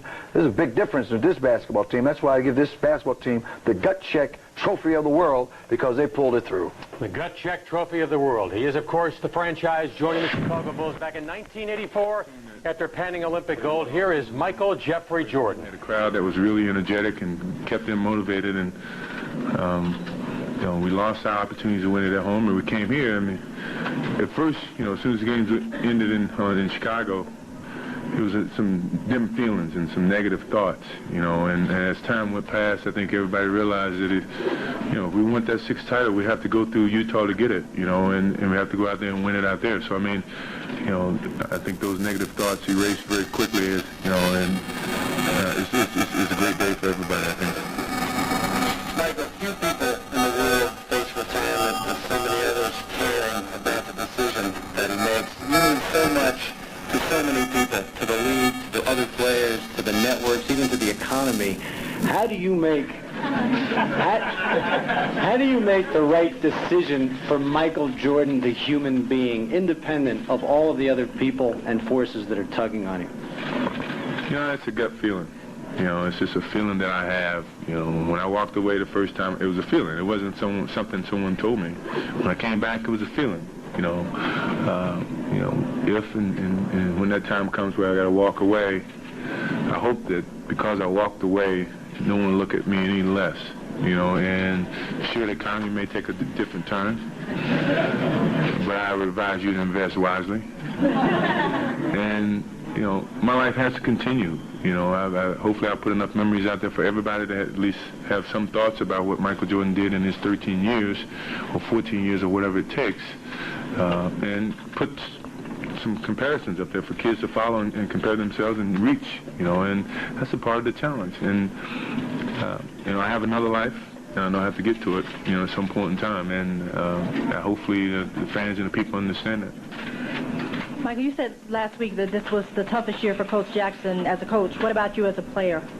It was tough. You know, it was tough in the sense that I was more competitive than I ever was because I wanted to win more than I ever did, you know, because of some of the bumps in the road, you know, Scotty being out. You know, Dennis, you know, had to step up, and every now and then we had to, you know, deal with Dennis and deal with the different types of expectations, you know, some of the, you know, the criticism about our team and the lifestyle that we live, and you know, it's bearing on it. It just takes its toll on an individual, you know, and sure, we just have to keep looking at the bigger picture, you know, which is tonight is the biggest picture we could think of, and sure, sometimes the pictures don't look so clearly, but if you keep moving in the right direction, it's going to clear itself up, and tonight is very, very clear. Michael, you just won your sixth championship with Scotty and Coach Jackson. As a man who lives as a player who lives with challenges, how much is a challenge is it for you to win one without them? Pretty sure it's a major challenge, you know. But the question is, do I want to do that or not? You know, and that's the things that has to be debated over the summer. Michael, how frustrating it is, or at least annoying, to have to talk that much about your future tonight? Say that again? How frustrating, or at least annoying, is it to have to talk that much about your future and the future of the team tonight? It's not annoying. I mean, most people have been waiting for that, and you know, my answer is, I mean, it's still a lot of unanswered questions, and tonight it's a lot of sympathetic feelings about, you know, this team and where we want it to go. But as time, you know, gets involved, I mean, some of the feelings may change. You never know. But I think that's the purpose of waiting to the end of the summer, or in the summer, and making final decisions. Michael, the other night, you seemed so intrigued by the thought of, you know, dropping the last three and possibly walking away. The fact that you played such a great last minute and had a game-winning shot, title-winning shot, is that going to, you know, do you like the idea of going out that way? Yes. If that's the case, yes. I mean, when I got that rebound, I mean, my thoughts are very positive, you know, and the crowd gets quiet. The moment starts to become the moment, you know, for me. and that's what we've been, that's part of that Zen Buddhism stuff. The moment once you get in the moment, when you're there, things start to move slowly. You start to see the court very well. You start reading what the defenses are trying to do. And I saw that moment. And, when I saw the moment, the opportunity to take advantage of it when Russell reached, and I took advantage of that moment. And I never doubted myself. I never doubted the whole game. We were hanging too close. It was a 3-point game, 4-point game, 5-point game. Scottie Pippen's hurt. Then it's have to conserve energy somewhere. And unfortunately, I had to be on the rebounding edge. And, but the offense, I had to step forward. Okay, last question for Michael. Michael, after John hit that three-pointer, you scored the last 4 points. You actually scored the last 8, but you scored the last 4 on baskets. Talk about those last 2 baskets, your layup and then the jumper. And did that jumper remind you of last year, Game 1, with Brian guarding you? He reached, you went. It was in a very similar situation. The play before that was, with Karl Malone. We've been trying to double team him. And Hornacek was trying to, I guess, pick Karl Malone, and he never really cleared, and which gave me an opportunity to go back. And Karl never saw me coming, and I was able to knock the ball away. The play before that was when Phil called, an isolation play for me, to take it to the hole and make him foul me or get an easy basket, which is what I did. But when I got the ball, I looked up and I saw 18.5 seconds left. And I felt like we couldn't call a timeout because it gave defenses an opportunity to set up, and it was a do-or-die situation. So I let the time tick to where I felt like I had the court right where I wanted to, and Stockton was on the right-hand side with Steve Kerr. I knew he couldn't gamble because Steve has killed him before. So, then as soon as Russell reached, he gave me a clear lane, which, I made my initial drive, and, he bit on it, and I stopped, pulled up, and I had an easy jump shot. Great look, and it went in. And once it went in, I knew from that point on we've been hanging around long enough. This is a game-winning basket. Now it's just a matter of playing solid defense. And our defense has held us strong all series. And we would never be in this scenario without our defense. So all we had to do was play defense for 5.8 minutes, 5.8 seconds, and I knew we can do that. Okay. Thank you, Michael. That's my Next dog. up, we'll have Scottie. The electric smile remains. Michael Jeffrey Jordan. 1998 Championship Series MVP tonight. 45 points for Michael. Just 1 assist, 1 rebound. He took 35 shots, but this was a man who, in effect, had to put a basketball team on his back and carry them to the promised land. 43 minutes of play for a man who is obviously physically exhausted. We join his tag team partner. Will he play basketball in Chicago next year? You sure as hell hope so. Here is Scottie Pippen. I'll go against Scottie. Can you talk a little bit about how much pain you were in? And there was a tight shot of you embracing Jordan at the end of the game and crying. And this performance and where you think it's going to rank right up there with Michael's. I think, the Jazz gave me the easy shot that really worked against me at the start of the game. I got that dunk, and from that point on, I just started to feel spasms in my back as I run every time I put my right leg down, and I just tried to gut it out and was able to get 6-7 minutes in the first half, and I told Phil to take me out the game. It was just very difficult for me. I tried to run in and back and do whatever I could, and I just decided at that point that I would just take as much treatment as I could and try to go out and do what I could the next 24 minutes, hoping that, some type of presence out on the court could make a difference, open up some opportunities, and, I just did my best. But I have to give credit to my teammates. They came out and really held it together in the first half. Michael really put the scoring load on his shoulders and, just did what he could, and he had an outstanding performance. It was a great team win, but you can't overlook what he's done for this team, especially in today's game. Scottie, for years, your courage had been questioned by people in Chicago and elsewhere. The migraine headaches, the 1.8 seconds. Is it important to you that this performance changes people's minds about your courage and toughness? Not exactly. I just wanted to get this series over with. I want the team to stay close and allow me the opportunity to come out and give my best 24 minutes, which didn't look that great, especially in my eye. But it was important for me to just try to be on the court and make my presence known and try to be effective any way possible. I think I have great knowledge of the game and knowing what I could do and a lot of things that I could not do out there, but I don't reflect on those things. I just try to go out and play for my teammates and give the best performance that I can and try to come away to win. I didn't want to be looking at a Game 7 knowing that I'm not 100% and we're pretty much having our backs against the wall playing on their court. Scotty, last year Michael sat at the podium and talked about how important it was to bring everyone back for one more year. Even with what you said at different times during the season, wouldn't you like to do one more year and forget rebuilding, maybe sign a one-year deal? Is that a possibility? I'm not thinking about that right now. Give me a couple days and I'll give you an answer. But right now I just want to enjoy this moment and, get myself feeling good again physically. I have to just sit back and enjoy this moment, and I'll just see what's going to happen. It's a possibility. Anything is possible. Next question. Scotty, you know Michael as well as anybody, certainly as a competitor, and as he considers his future, at some point his physical skills will decline. We know that it has to happen. They haven't declined yet, so I can't agree with that. Do you think at some point he could accept playing without being the most dominant player in the sport? No. No, not at all. I mean, Michael has probably got another 5 years left on his career. I mean, even before we can even see a decline in it. I mean, because he has so much knowledge of the game. There's other things that, he knows that is waiting in his game that he can always pull out. And right now we're seeing him probably at the top of his game because he used so much knowledge as well as the physical skills that he has when he's out on the court.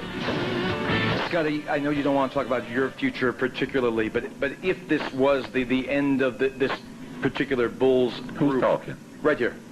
If this is the end of this group of Bulls being together, how great a run was it in your opinion? Wonderful. Tremendously. I mean, it's unforgettable. I mean, it's something that I'll be able to look back and cherish for the rest of my life. To be able to win 6 titles in the last 8 years, it's been a great run for us. It's been a lot of fun, a lot of celebrations, and I can never see any other team in the future being as dominant as this ball club has been. And, you hate to see it come to an end, and you don't want to see it come to an end. I mean, we feel like that we're dominant, even though we weren't 100% healthy, especially myself going in these last couple games. But it's been a lot of fun, and that's part of winning, is being able to have the courage and desire to go out and do whatever you can to bring your team to the top. Okay, we are taking questions for both players. Yeah, don't try to forget. No. Let him go down with that because he don't make the ball anyway, so let him go ahead. For Ron Harper, Michael Jordan, judging by the press conferences, was almost hilarious after the 2 games you lost. How much of a factor was it with his leadership helping you getting by those defeats? Well, here's a guy that does a lot for our basketball team, and without his sad part there, early during this ball game, he was the guy who was holding us there, and he came in during halftime, and he felt that we still had this basketball game, and the main thing that he said was for us to go out there and to give him some help. And once his sidekick came back, it was just one game that we hung in there, and we had a very good chance of. And it was a very great ball game, and our hat goes off to him, to the guys on the basketball team. It was a great win for our team. Ron, do you feel like with this series in particular that you're finally getting the recognition you deserve? I don't care about that. When I first came in this league, everybody said he can shoot the ball and do this last and do this slam dunk. All them things don't mean anything. This is my 3rd championship, and if I would have to change my game again, I would probably change it again, I think. Scotty, over here. Over here, Scotty. Yeah. What exactly was your injury, and how did it happen? Took too many charges from Karl Malone. You were out the club too long. I took a lot of hard falls, not just in this series, but this is something that's probably going back even far as the Indiana series. Just getting thrown to the floor, and I had a very sore back, and took a couple falls in the last game that really threw me off, and I just lost a lot of my mechanics for us moving out on the court and being aggressive and coming over and attacking, and I feel like that was something that affected us in Game 5, that I didn't have the energy, the mobility to be aggressive from a defense standpoint, and as well as offense. I settled for a lot of jumpers, 0 for 7 from the three-point line, 2 for 16 from the game. Those things really worked against me, and defensively, I wasn't the same player. Even looking back at a lot of the tape of that game, they were saying how Utah had countered and were able to take advantage of me being able to come over and double team, and it was pretty much only because I wasn't physically mobile enough to get up and move. But as a result, we were able to counter, and we came away with a win. Ron, if this team isn't back intact, how do you see your role changing next season? How good do you think this team can be? I actually don't know. I'm not gonna think about what if and what's going to happen to this basketball team. I'm gonna just enjoy these next few days, this offseason. I'm going to enjoy, and I'm going to wait to see what happens to my best friend on this team, and hope whatever happen for him, because he been a great teammate, and he was the one who called me to be here. And if he want to be a Chicago Bull to be on this team again, it's up to him, to my man Scotty. And if he don't want to be a Bull, I'm going to be cheering for him anyway. Okay, last question. Okay, Ron, you had great defense on Stockton this game and throughout the series. Talk about the three-pointer that he made and the three-pointer that he didn't make and that class, right? Well, you understand. He's the kind of guy who runs his team. He has the basketball all the time, man. Everything goes through his hands. And last year, I didn't have fun. This year, I for sure said that I'm going to have fun. I'm going to do the things that I know that I can do. I use my size on him, and I just have fun out there. And the shot that he made was a very, very tough shot. And the last shot that he didn't make, I was relieved, put it that way. See y'all. Okay, thanks, guys. He played in pain, but he becomes a champion. Scottie Pippen with limited production tonight, limited minutes. Scottie, during the course of the finals, averaged 15 points per ball game, 7 rebounds, 5 assists, 39 minutes. One quick point about Michael Jordan that Scottie brought up, and I agree with this 110%. Jordan can play at least 2 or 3 more years, but if Michael cannot occupy that spot as king of the hill, occupy that spot as the man on the throne, this guy would not want to play. Well, that's his makeup, and what's wrong with that? Not You like to be dominant, so you want to be the best. You want to be, I like ball players that want to play all the time. I like ball players that are not satisfied sitting on the bench. I like that. I like the way Tony approaches. I want to start. I want to play. Hey, that's competitive drive. That's wanting you to do it. Michael Jordan shouldn't change a bit, and nor will he change. I guarantee you that. Sometimes you have to grip it and take it, though, to settle. Like I said today, he played 43 minutes, but I'm telling you, crucial times.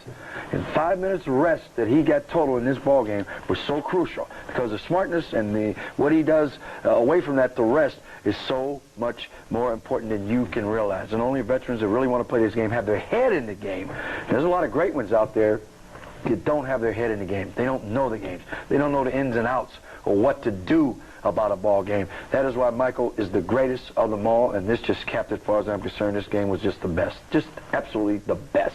By the way, Dutch, half 100 says Michael Jeffrey Jordan will be playing basketball at the United Center next fall. Well, do you remember 92? Rick Edelman, the Portland Trailblazers? Sure you do. Championship number 2. Packs the alley-oop to a young Scottie Pippen. Now, watch MJ with a three-pointer. I love this. I could watch this 1,000 times. Right by Cliff Robinson.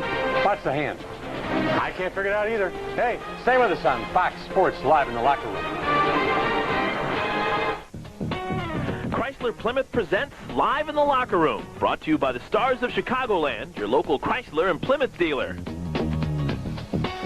Chrysler and Plymouth announces the Owner's Bonus Sale. These unbeatable savings are also extended to all GM and Ford owners. Select customers save $1,750 on America's lowest priced minivan, Plymouth Voyager, $2,000 on Plymouth Grand Voyager, or $2,000 on the ultimate minivan, Chrysler Town & Country. And when you choose our low 1.9% APR, you still get the extra $1,000 owner's bonus for a limited time at your Chrysler and Plymouth dealer.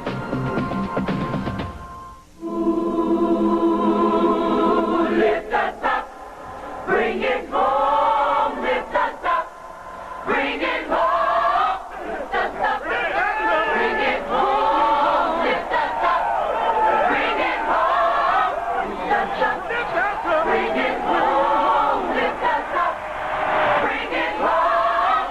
Lift us up, bring it home. Lift us up, bring it home. I've been waiting for this. We all have.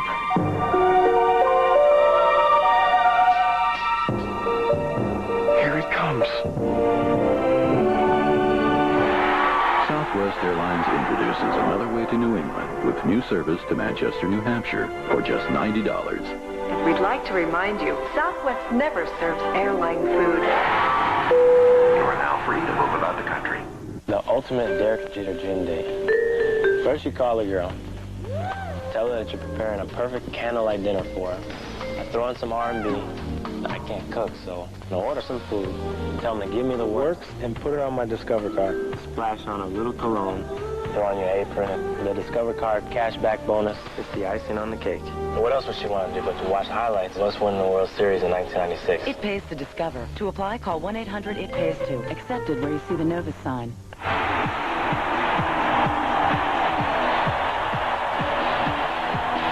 Dutch, check out the fashion statement. Oh, yeah.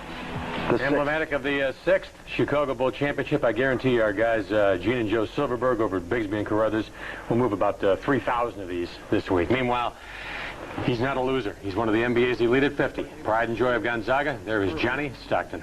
The last one, I took the last shot, so I was able to shoot it. The one before that, Carl just made a good pass over there, and shot went in. I guess that's pretty simple. The last one, I thought I had a good look at it. I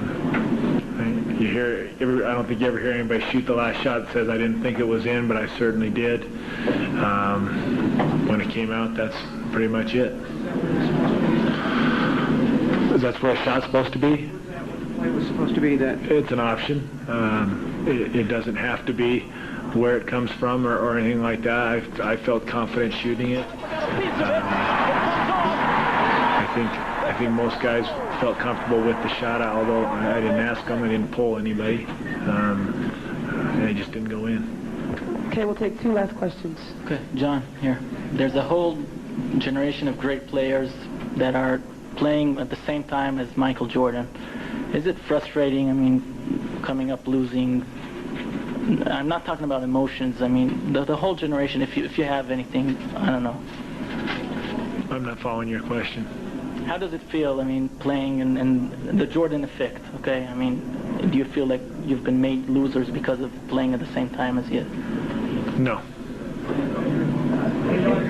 John, can you just simply offer some appreciation of Michael, if in fact, this might have been the last one, it might not, but you've played against him all these years, just an appreciation of him. Well, it won't be his last one. I think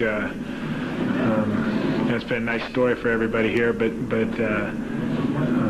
he's not quitting. He'll be back, and Scott will be back, and Phil Jackson will be back. I'm tired of hearing all that. but it worked for him, so give him credit. Okay, thanks, John. Thank you. John Stockton, in my opinion, right on target. You know, there is something that is missing in the midst of this very celebratory occasion, and that is that it's obvious that the storyline regarding Phil, Michael, Scotty, and to a degree Dennis Rodman actually is superseding tonight a championship. And in a way, I don't know about you, I'm not real comfortable with it. Well, I'm not either. As a matter of fact, I'm sick and tired of it. I wish we could just talk about this championship, what we won, but at the same time, it is something. I guess you have to recognize the fact that this is a great championship team supposed to be breaking up, and they just won a championship. It just, I have never heard any other sport in my life that you win a championship and you're talking about breaking up. Never. You tell me where you've heard about it. Wherever someone's won championships, 3 in a row, we're talking about breaking up. I don't understand it. Right now, it is overshadowing everything I think we're trying to do right here with the questions, at least in the press conference. But at the same time, on this side of it, I guess people want to know these things. What's going to happen? You just won. What's going on? But I'd rather just talk about the championship, enjoy it for the night, and get on with it. But it's not my say, so I just vent some of the frustration I'm having talking about it. All right, Dutch, as we gaze at the numbers involving John Stockton tonight, and for the series, John closes with a scoring average of 9.7 points per ball game, 8.7 feeds per game, 29 minutes per game. Looks like young Howard Island is ready to step in out in Salt Lake. Go back to the era of Red Auerbach. You've been around this game now for about 30 years. Auerbach's dynasty with Bill Russell, Magic and Showtime, Bird and Boston during the 1980s, dominating the 1980s. The Bulls now 6 championships over the past 8 years.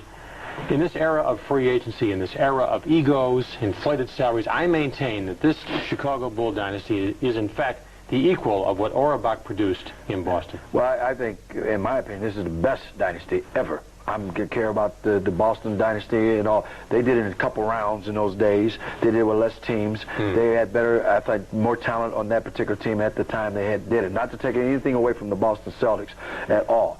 This game tonight capped it for me, because they surpassed anybody, the Lakers and everybody, in a short amount of time to win it, and the way they won it. And yes, you're right, with the free agencies and everything else that goes along with it, this is very difficult to keep this around. Maybe that's why we're hearing about the breakup. Maybe that's why we're hearing about Scotty moving on, because it's a different time in how you sign people, how you keep them, and the type of money that you have to spend. So I will go and say what Norm Van Leer is saying here, third party. This is the best dynasty, best in basketball has ever presented so far this year. You guys got a long ways to break up and beat this team, what they've accomplished in 8 years, my friend. All right, Dutch. We continue with Live in the Locker Room. When we come back, locker room bound, according to Mike Sear. A little fun, a little celebration. Michael, go ahead and walk the walk and talk the talk, son of a gun. If anybody's earned it over all these years, my gosh, we will never, as George Hallis would say about Gale Sayers, see his like again. Dude, get down. It's my chair. Let's go. I'm not playing games. Okay, here we go again. Oh, dude.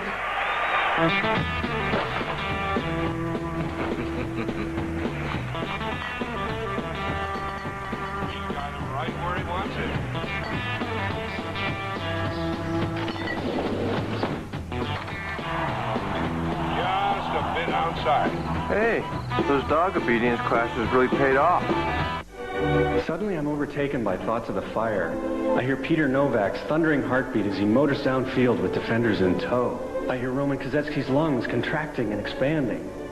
When I hold a soccer ball close to me, I can feel it all. Oh, it's kicking. Feel the burn as the Fire are at home in Soldier Field for a scorcher with Dallas. Wednesday night at 7:30. My son says that's his. Fox Sports Chicago presents the Pepsi Power Replay. Just watch the game room and look for the highlight taken from the Amateur Baseball Championship. Then either call it in or complete an entry form available at the Pepsi display at your participating Chicagoland Jewel Osco store. So remember, they play, replay, you play.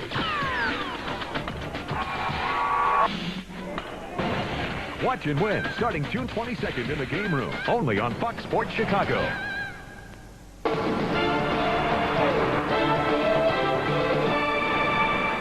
This segment of Live in the Locker Room is brought to you by Chicago Bulls, Portrait of an Era.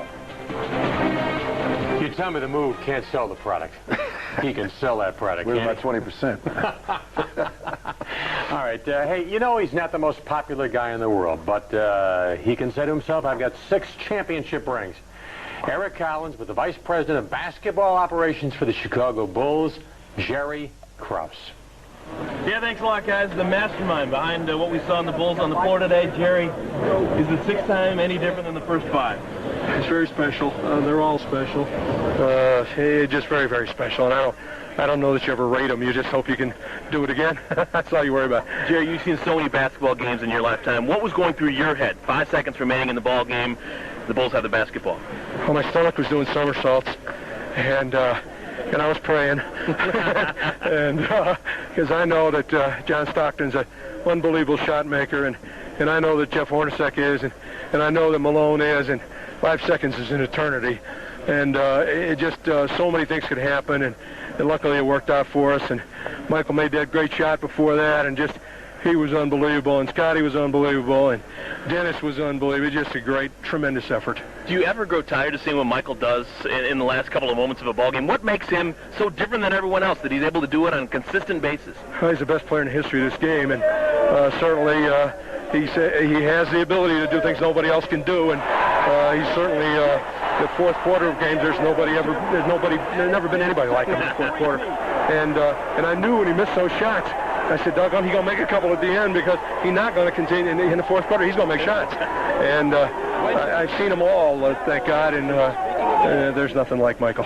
Jerry, this is your moment to enjoy everything, but I have to ask you one question. What's next on your agenda? Next on my agenda is get on the airplane and relax a little bit and have a party on the airplane and get home at 3 or 4 in the morning and just do what we have to do, and we'll worry about the future in the future. We just want to celebrate and enjoy what we've done, and I hope fans in Chicago will celebrate safely. There's no need to hurt anybody or no need to do anything dumb, and just celebrate and have regard for your fellow man. As the man who brought all these Chicago Bulls to Chicago, we say thank you and congratulations once again, Jerry. Well, thank you. That's Jerry Krause. A little bit wet. He's got champagne on the hair, but so does a lot of people here in Salt Lake City. But now let's go back to Chicago, where I imagine Chet and Norm, their hair's kind of dry and gray. Well, mine would be gray, but I've been bleaching my hair for 20 years. Mine is gray because I'm natural. And Eric, you're from Cleveland. You're not. Eric, you're from Cleveland. You have a problem already. Mistake on the leg. The stats tonight, both teams shoot roughly 50%. The free throws, the Bulls go to the line 19 times, converting 15. The Jazz, a very respectable 20 of 25. Rebounds, Utah, plus 11 bench points. The Jazz, a plus 8. Talking about Jerry Krause, who just visited with Eric Collins, there have been rumbles of late, rumbles over the past several days that Jerry Reinsdorf might be realigning himself, might be going in a different direction, might be prepared to have Jerry Krause's duties reshuffled, for example, in an effort to retain Pippen, Jordan, and Jackson. Can you visualize Reinsdorf, knowing how close the two Jerrys are, can you visualize Jerry Reinsdorf telling Jerry Krause that you, in effect, will be pushed upstairs? Well, first of all, I honestly, I find it very difficult to find that there's even any bickering going on with this team. I mean, just won 6 out of the 8 years the World Championship. 3 in a row, the repeat of 3 championships in a row. I just find it hard. Here's a guy who, Jerry, if anyone knows Jerry Krause personally, is a basketball mind. This man's 24 hours basketball. He has done some good things to help this team win championships, regardless of what anybody wants to say out there. At times, and especially this year, I was quite shocked at just a statement before the season started that this Tim Floyd was going to be the next coach from Iowa State and all that. That was shocking to me because Jerry is very secretive, very he keeps things to himself, and something like that was just amazing that it come out. So I think once you got Michael Jordan, you can build around that, and that's what Jerry did. Someone please give him credit for building around the greatest basketball player that ever existed. He drafted around him, he built around him, and he brought people in and out. And I think most of the people he brought in here did their jobs to help win championships. 5 names come immediately to mind.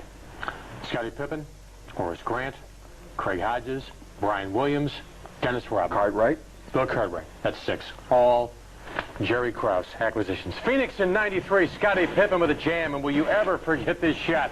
Oh, Johnny Pack's electric eye time, nothing but net, and the Bulls have made it a 3-peat. We're back in a moment right here on Fox Sports, Chicago's championship edition of Live in the Locker Room.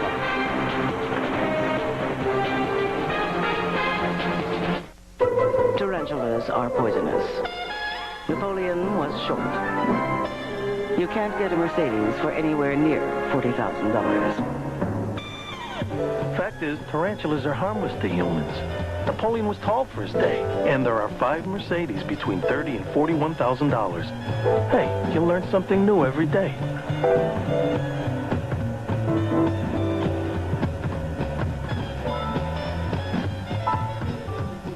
Your car doesn't look, doesn't feel, doesn't smell brand new anymore. The thrill is gone.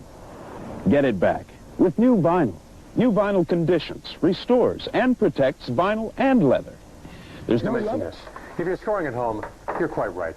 The anatomy part that Van wanted to mention was not his neck. But that's for a different show at a different time. Let's go out to Utah once again, where Steve Kerr is now in business. All right, back in the Bulls locker room, Steve Kerr alongside. And first of all, those things are bad for you. I don't smoke these very often. Okay. Like 3 times in the last 3 years. You can guess the nights, right? Yeah, exactly. Yeah. So, there you go. Well, take the hat. Gotta get some in the eye. It makes it burn. It's a good sting. A good swing in the eye. There you go. Oh, you guys are bad. I know it hurts. But you know what? What, it's a Joe? good hurt. Oh, yeah. You're awesome, buddy. You're awesome. Oh, God, does that hurt. I'll get you back. Yeah, sure. Next championship, you can get me back. Exactly. Yeah. There we go. Hey, when is that going to be? Yeah, well, next year. Yeah. Hey, Steve, defense has been the key to this series the whole time. It's been the key to your championship. Yeah. In the last play, Stockton comes around the corner, comes off the screen, and you guys get another great stop and win the championship. Well, he got a good look at it. You know, I mean, did. it was a good look, but it was a long shot. It was a difficult shot. It was right on line. It was just a little bit short. And from my vantage point, it looked short. But I was worried about that offensive rebound. Hoping like heck, right? Oh, praying. Thank God. Oh, they're getting your house, buddy. That's fine. Tell them to pour it on. This series, they did a great job defending you, but obviously that kept somebody away from the other guys and kept somebody open. How frustrating is it to be able to try and get your shot and just never have a look? Tonight was, usually, I get a few shots. Tonight, they just did not leave me. But again, I mean, offensively, if they're staying with me, then our offense is probably going to open up. And who cares? I mean, let's face it. We all jumped on Michael's back tonight, and he carried us, and he's the reason we've won all these titles. And thank God he's on our side. Yeah, exactly. We'll keep him, right? That's right. And the last stretch, what he did, defensively and offensively, he comes down, gets the steal, and makes the shot. It was so fitting because, this could be his last year. Who knows? Yeah. He hasn't told us. He hasn't said anything. I'm sure he hasn't even decided what he's going to do. But should this be the last year for him? What a way to go out, huh? Okay, buddy. Your turn. No. Hey, this is the good stuff. This is the good stuff. You're not good enough to win this. All right, thanks, guys. The battle of the 6th, 7th, and 8th men. Utah outscored the Bulls tonight off the bench 19-10. Rebounds, the Bulls with a +2 advantage. Assists, 5 each way. Dennis Rodman had 7 points. When we come back, there will be more discussion, more contemplation of the brilliance and his place in history as we focus in on the franchise, Michael Jeffrey Jordan. Stay with us right here on Fox Sports Chicago. So, you couldn't ask for a better finish. Defense decides a championship again, and I guess there's no surprise in that, right?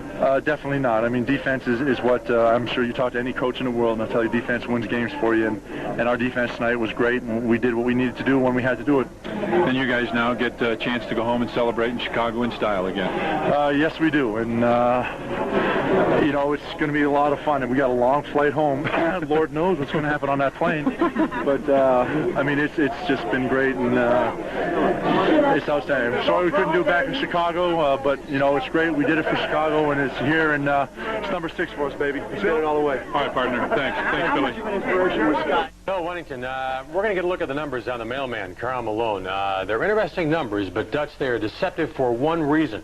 In the 4th quarter, step-up time. Unofficially, I have Jordan with 16 points and Malone with 6. And I'll tell you this.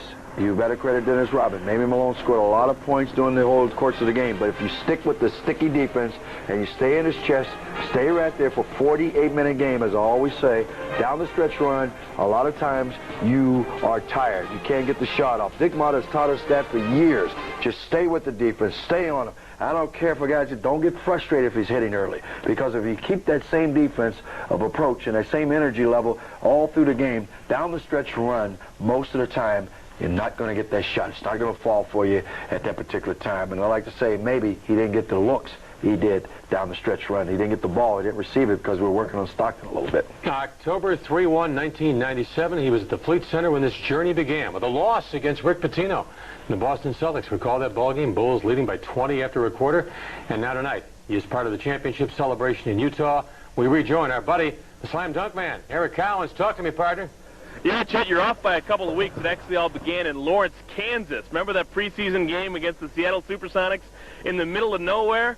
Well, we started then, and we went all the way through here. An absolutely unbelievably unique experience. Not really that glamorous. Everyone probably thinks that it is. It hasn't been. A lot of times you see some seamy things, and you do some things you're not really in love with, but an absolutely unbelievable ending. Michael Jordan just walked to the bus just a couple of moments ago. The man was just dead tired. He was dragging. He had a couple of his security guards basically propping him up. Michael Jordan absolutely spent, and Michael Jordan, the reason the Bulls have championship number 6. In the finals, the key to winning is taking more shots than your opponent and, of course, making more shots. But Michael finds a way to take more shots than anyone else. Michael heaved up 36 tonight. He didn't make a great percentage, but Michael makes the ones that you need to make down the stretch. It's been an absolute joy. If I never get an opportunity to do this ever again in my life, I can always say that I was here and we brought this to you folks back at home. An absolutely wonderful experience all season long.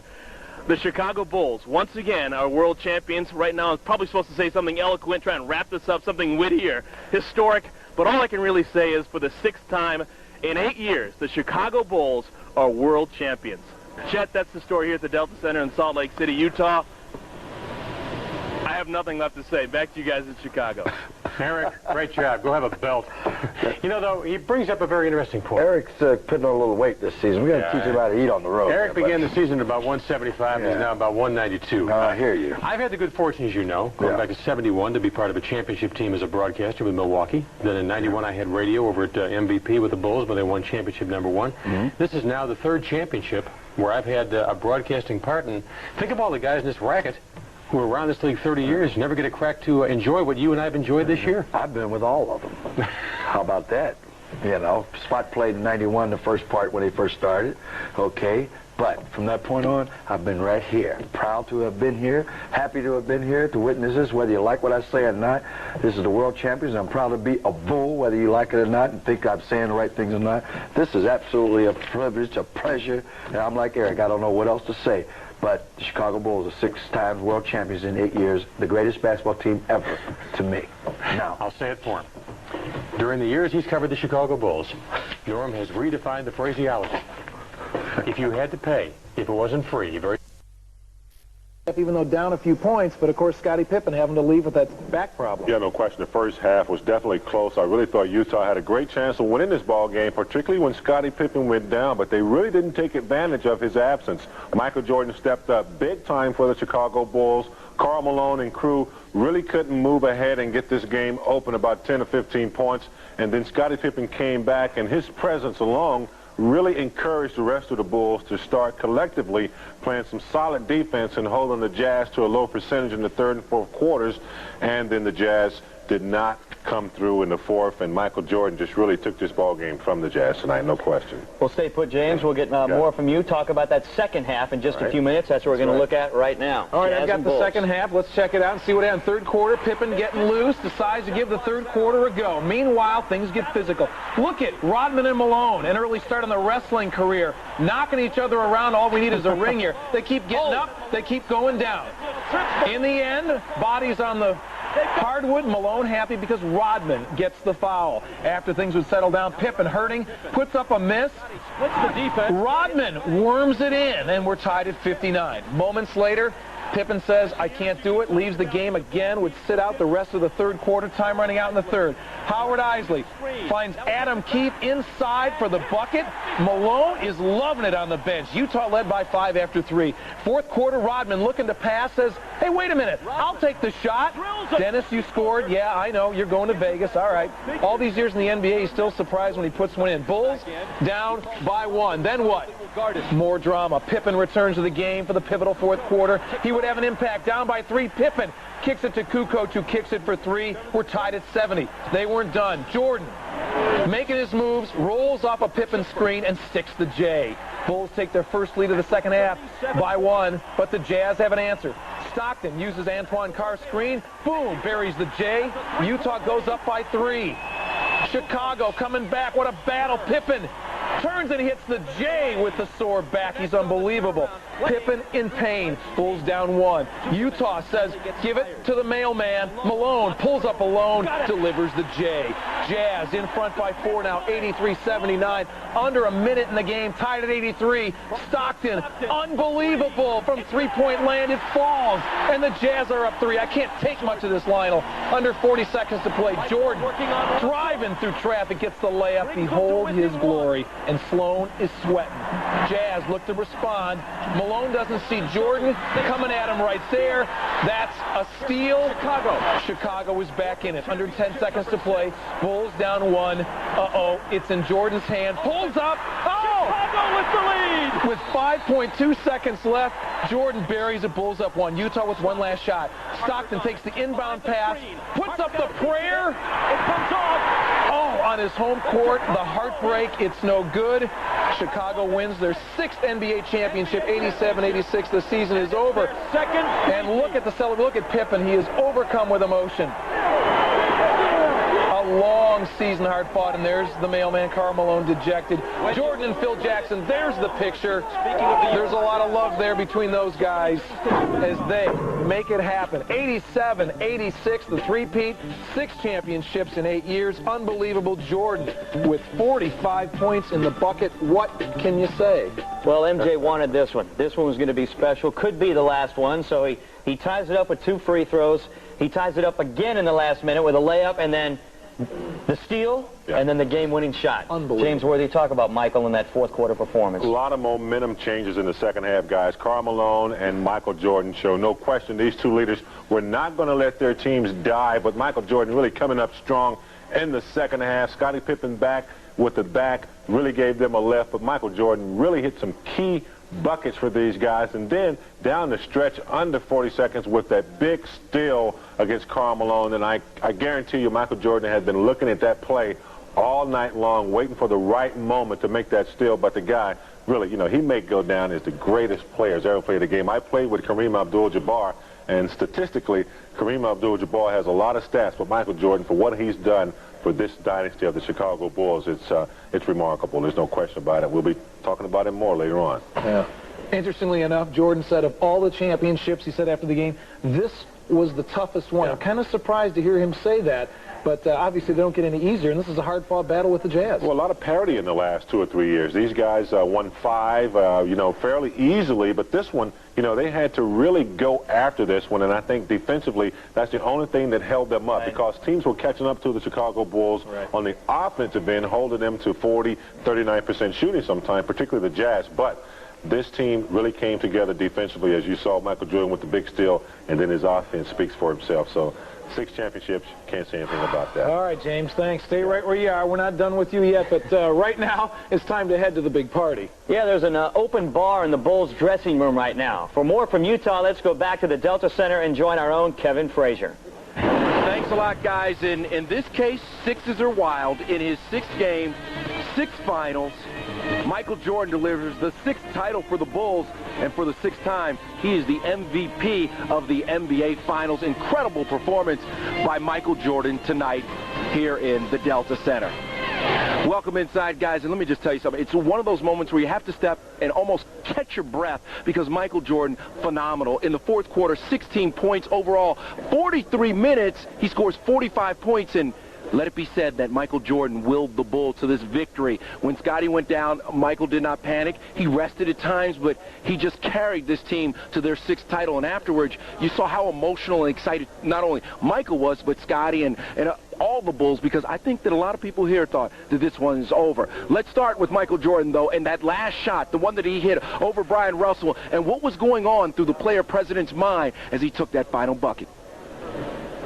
It was a do-or-die situation. So I let the time tick to where I felt like I had the court right where I wanted to, and Stockton was on the right-hand side with Steve Kerr. I knew he couldn't gamble because Steve has killed him before. So, I mean, and as soon as Russell reached, you know, he gave me a clear lane, which, you know, I made my initial drive, and, you know, he bit on it, and I stopped, pulled up, and I had an easy jump shot.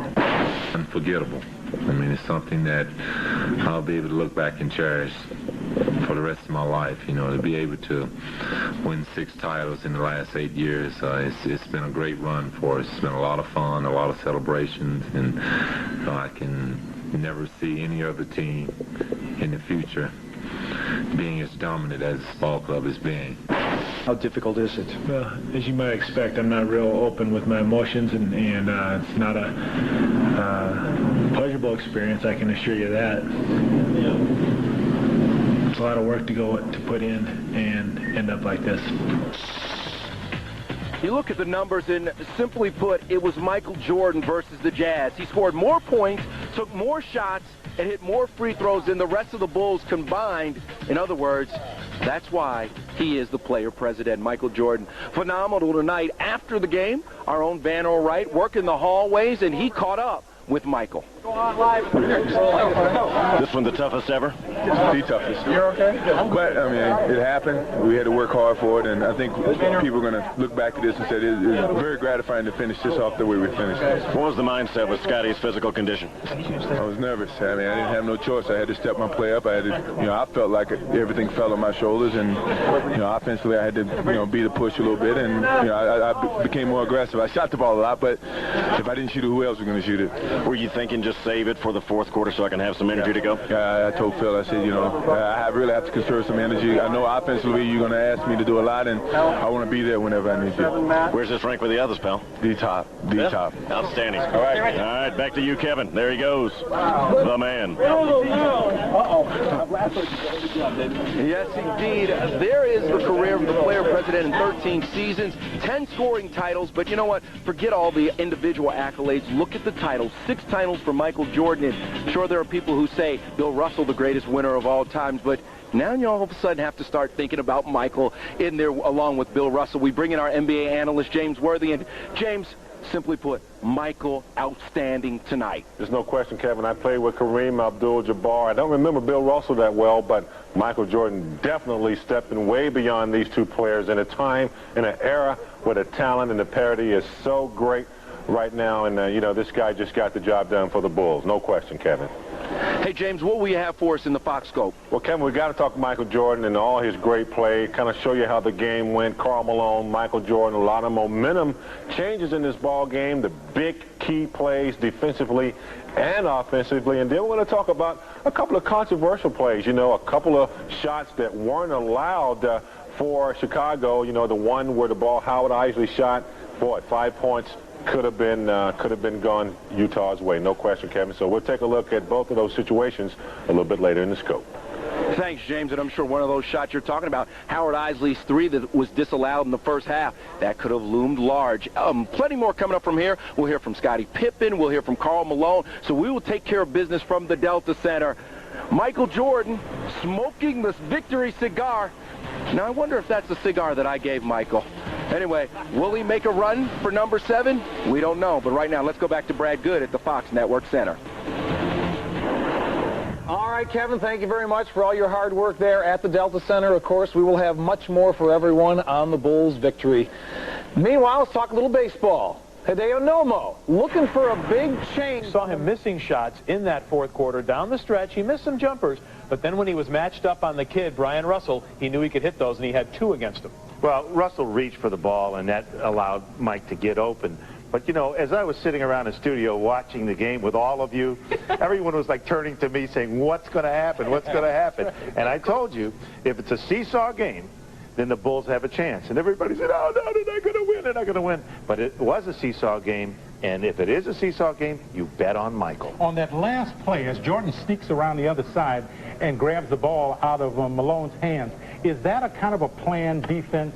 That was something that he did on his own. What they did is they entered the ball into Malone, and then Jeff Hornacek, who Michael was guarding, cut through. And as he went away, Michael didn't have to worry about him, so he gambled, came back. You know, he knows the moment, he senses the moment. It was a legit steal, gave him the possession, that gave him the shot, that gave him the win. And what about Harper being ill, Scottie Pippen's back, all of this, and yet the Bulls still come out with a 6th NBA championship? Well, that's what amazes me, Allison, really. I mean, this team is so good because they can make up for problems like this. But it's character, really, and that's where I remember the interview John Kelly had tonight with Jerry Krause. Jerry Krause brought these guys here. He brings guys who can play, who have character, who have heart, and who are not bad guys. That's something to keep in mind when you celebrate this. Yet another championship for the Chicago Bulls, championship number 6. Should have some thoughts on the makeup of the team. We've had no drug problems. We've had no mutiny against the coach. We've had no guys dogging it. We've had nobody walking out over a contract dispute. I mean, there have been a lot of disagreements contractually between the players and the front office, but that's where the battling has been. It has never, ever affected the play on the floor. And here's Scottie with a bad back. He hit 2 field goals in the second half. That was big. And he seemed, Dick, to be as happy for his teammates as he was for himself. Well, you know, it's a very special team. You know, I worked here for 5 years, and I watched this team. I can remember after they won the first championship, Tom, I may even have done it with you, but I remember turning and looking at the camera and saying, you know, this team could win 5 championships in a row. And you could have hauled that tape out and had it look pretty good right now. Can the Bulls afford to bring this whole team back? Though I'm just talking about dollars alone. Well, see, I'd like them to be broken up because I work for the Milwaukee Bucks right now. Break them up. Superior motive. But I'll tell you what. Here's what I think is going to happen.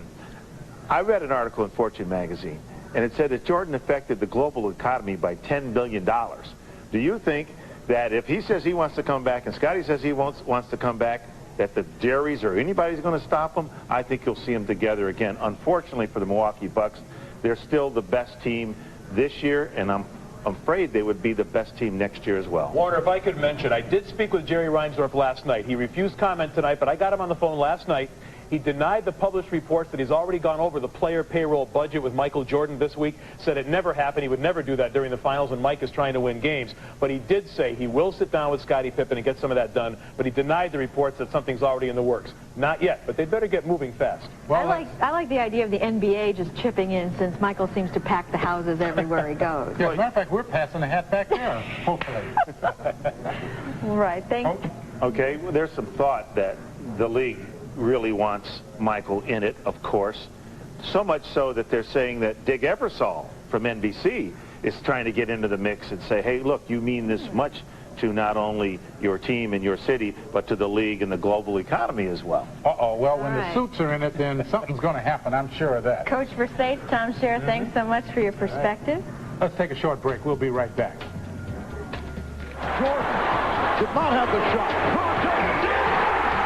People saying, well, he stayed a year too long. Did you feel old out there at any time? No. I felt good out there. When I'm out there, I feel good, and the adrenaline is pumping. I feel 25. I may look 35, but I feel 25. Michael, it's been a pleasure to cover you. I get paid to do this, too. It's been a joy to watch you. And if you got some adjectives to describe you, if you come back next year, give me a call. All Good right. luck on the baby. Thank you. Thank you. Let's go back to the studio. Guys, thanks very much. How eerie is this? We're ready for Ron Sterling to step out here in any minute. Michael Jordan's numbers in his last 2 finals clinching games are nearly identical. In the 97 Game 6 as well as Sunday, Jordan played the same amount of minutes, had the exact same shooting numbers from the field, shot the same percentage from the foul line, and yes, had the game-high point total in each game. Except last year in the series clincher, he scored 39. This year, number 23 hit for his other uniform number, 45. Kenny. Sunday Conversation was brought to you by...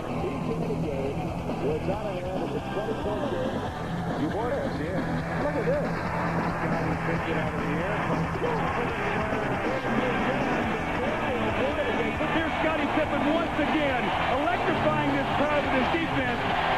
The hard work to Scottie Pippen on that play, the glory to Michael Jordan. Harper's on Miller. McKee gets it in the middle for the win.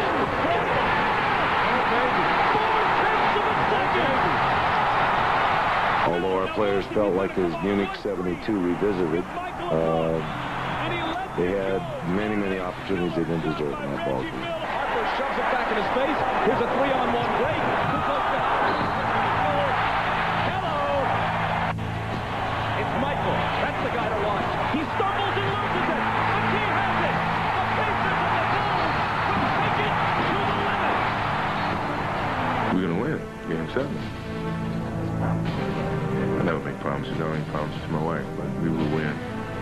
unforgettable. So much an heel play, but if you believe in your dreams, we can win this whole thing. He then went on to tell them with the night. Here is Jordan. Kukoc, who's been on fire, and stays that way. Driving, throws up a little hook, and drops his home plus a foul. And on to the finals. For the 6th time in 8 years, go the Chicago Bulls. Kerr, pull up 3. No, he got his own rebound. Michael hits it, and Chicago. Jordan to the hole, wrapped up by him to bag it somehow, some way. He scores. A total humiliation for the Utah Jazz, beaten by 42 and held to the lowest scoring output in the history of the NBA. Tell you what, Scottie Pippen is having a monster series right now. Look at the will that this man has to go to this ball. He just wants it a little bit more than everybody else right now. Malone is doubled. They swat at it and steal it. Here comes Chicago. 17 seconds. 17 seconds from Game 7 or from championship number 6. Jordan. Open. Chicago with the lead. Timeout, Utah. Stopped it. Harper's on it. Behind the screen. Harper got a piece of it. It comes off. The Chicago Bulls have won their 6th NBA championship, and it's their 2nd three-peat.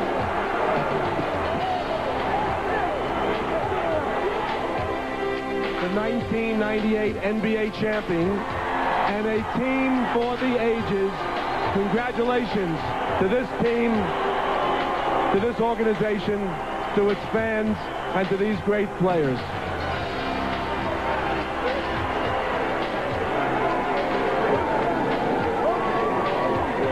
Thank you and congratulations, 1998 NBA Finals MVP, Michael Jordan.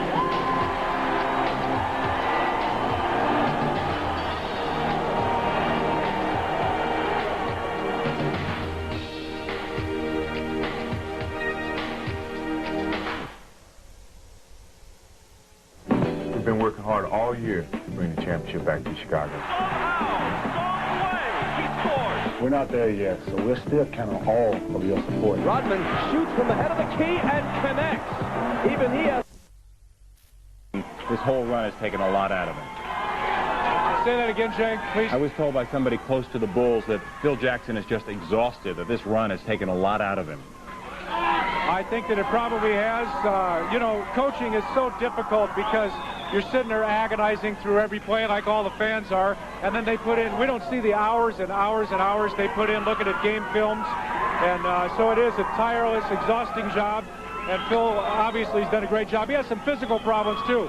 He needs to get a hip replacement, so a lot of people think he's going to take a year off and get that done before he comes back to coaching, Jay. Howard? Yeah. I've had the sense through at least this series, when you've talked to Michael Jordan, caught him in the hallways coming and going, that at many times he's been almost giddy. Did you get that sense? What word did you use? Giddy. Giddy? Yeah.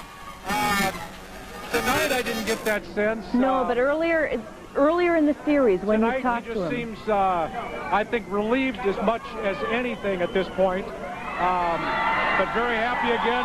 Hey, George, this is George Kohler, who is one of Michael's closest friends and his driver and confidant and all that stuff. What's his mood been like upstairs? They were just asking me. They said he seemed almost giddy. He's really happy. I think he saved it for the end. Scotty was really tough coming out. He's proud of everybody. This is a good time now. It's for everybody in Chicago. He's happy. What was it like upstairs as the guys went up to pack? What was the scene? Well, the mob seat in Michael's room. All of his family and friends are upstairs trying to have a good time, smoking cigars, putting off the smoke detectors are going off in the room. So we're just having fun. We're enjoying it. We hope everybody back home is too. All right. Thanks, George. George Kohler. Luke Longley is coming out right now. Hey, Luke. All right, he's going right through because, what is it? It's 11 o'clock Utah time right now, Jay and Linda. The bus is supposed to pull away right now. And I got news for you. Ron Harper is still on the roof. No sign of Dennis yet, huh? Steve, what's the party been like upstairs? What do you think?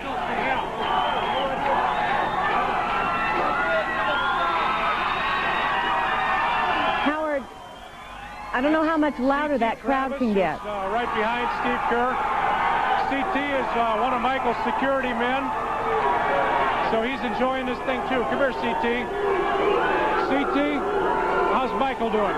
Michael's doing good. He went upstairs and started playing the piano and singing songs and stuff. He's a real good mood tonight. He's happy. He's real happy. All right, well, take good care of him going home, all right? Howard? Thank you. There is CT, a guy that's a very familiar face to us, Jay and Linda. Michael is now outside the bus. Michael is now on the bus, excuse me. Olive, we got to try and get a shot of this. Can he lean forward a little bit here? Yeah, you still can't stand. Probably want to go to the other side. Jay, we're going to run around this way and see if we can't get a shot of Michael up on the bus. Go ahead. Let's go this way. Come on, Al. Come on, with as much cable as we can get.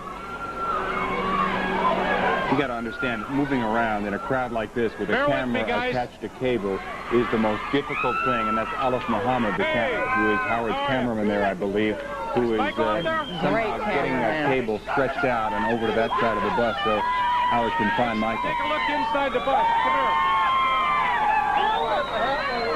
here. There's Scottie Pippen in the back. And I can't see MJ right now. Oh, he's still on the bus. There's Tony Brown. Kukoc. We've got Tony Kukoc in there. Scottie. Somebody just threw a hat off the bus. It almost caused a riot right here. There's Scott Burrell, Tony Kukoc. So Howard, to Chicago. They're just waiting for Rodman? Is that the person who's still missing? Hey, Jay and Linda, can you hear me? Yeah, we can. We can hear you. He's having trouble hearing us. That crowd is very pumped. I can't hear you guys right now. Very loud. You're still with me. This, out of all of them that we've been through, is the wildest scene. It got pretty rowdy in Phoenix, but nothing quite like this. Is that mine? No, it's mine. It came off of Michael Jordan's head. It came off Michael? Did you throw that off the bus? No, when he's coming off the floor after the game. That's how I got the hat. Somebody knocked off his head and fell right in the arm. I just told Michael about it. He remembered. Oh, did he? Yeah. How much is that worth? It's priceless to you. It's priceless to me, and it'll be with me for a long time. Look at this. Somebody just threw a basketball off the top of the roof, and I mean, these fans are going absolutely crazy. The guys with the toughest job right now are these cops, these bicycle cops, motorcycle cops. Howard, this is surprising. Where are you from? That's right, Toledo, Ohio. Toledo, Ohio. Do you live in Utah now? Yeah. And you're a Bulls fan, obviously. How long you been one? All my life. Did you get rough with all these Utah fans? Did you get rough being a Bulls fan in Utah territory? It ain't never been rough being a Bulls fan. Never. Never, never, never, never, never, never. You got six fingers up. Put up a 7.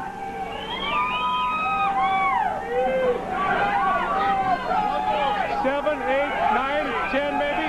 Let's get another look up there. Michael Jordan has crawled up through the roof of the bus. There he is. Look at that. He's throwing hats. That's him. Throwing hats. He's throwing hats off the roof. This is unbelievable. Sorry, you did. Sorry. Howard, we understand. Yeah, there he is again. What a shot. He's waving. He's throwing stuff. The rest of the guys in the bus are really entertained by this, I tell you. I think I just heard the break. Are they pulling out? They're not pulling out because Michael's still got his head sticking out. I hope he ducks, everybody. Dennis Rodman just got on the bus. What a great guy on the party, so this should be it. Let's listen to these fans chanting Jordan.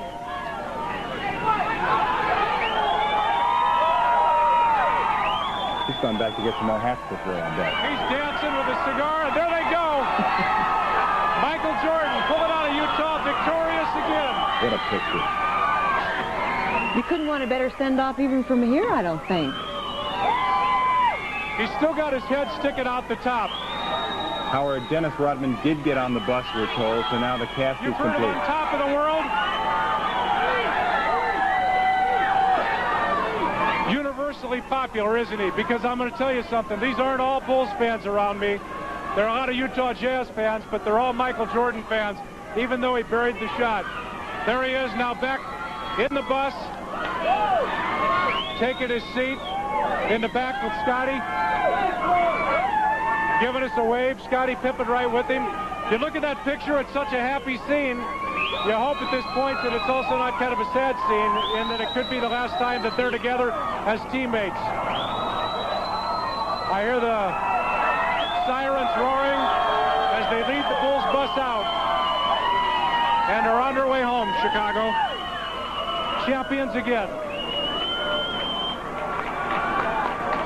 Police cars front and back. Howard, you have done this for 6 years, covered their championships and the night of the win. And fans start to disperse and pull into the street right now. And as Howard said, he's never seen a crowd in another city Exactly. reacting the way these fans did. I was both in Phoenix and in Los Angeles, and it was nothing like this at all. There was nobody in Los Angeles at the Bulls Hotel, and in Phoenix there were a few people, but it was mainly the entourage. Of course, the Bulls had chartered a plane for the entire staff, a 727 for the entire Bulls management staff, wives, etc. And so there were people at the hotel, but nothing like this at all. And who'd have thought, for number 6 and in Utah, in Salt Lake City. Exactly. You know, I've been on reporting assignments in Russia and have seen Michael Jordan posters on the wall of kids' rooms in Russia. In the Republic of China, they call them the Red Oxen. Everywhere you go, you find people know the Bulls and know Michael Jordan. Michael Jordan. All right, are we going to take a break here, Buzz, or we're just going to... All right, let's do that. Let's take a break.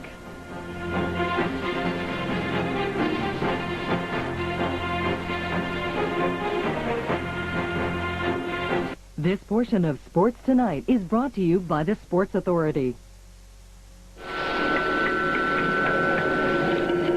Out here, it's not the fittest who survive. It's the most prepared.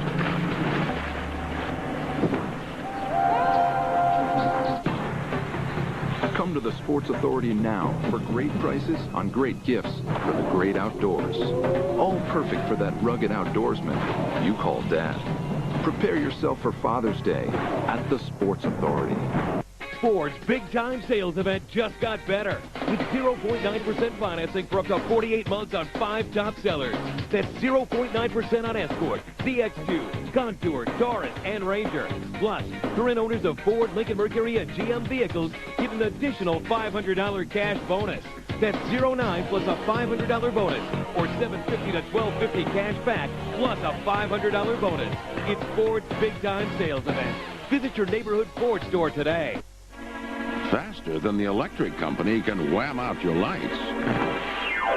Easier than a new niece can put the double whammy on your budget. Sure as an emergency can wham the floor right out from under you. You need MoneyGram, the smarter way to send money. You save up to $5 every time, and you get more, like a free phone call to tell him the money's there. Fast, easy, no surprises. Wham, bam, MoneyGram. Money well sent worldwide. For those who were there, and for those who watched around the world, last year's Motorola Western Open produced one of golf's unforgettable scenes. It was the final hole of the tournament. Swept up in the moment, the gallery was moved to display its support and admiration for the young champion. The week of June 22nd, Tiger Woods defends his title. Where will you be? The Motorola Western Open at Cog Hill.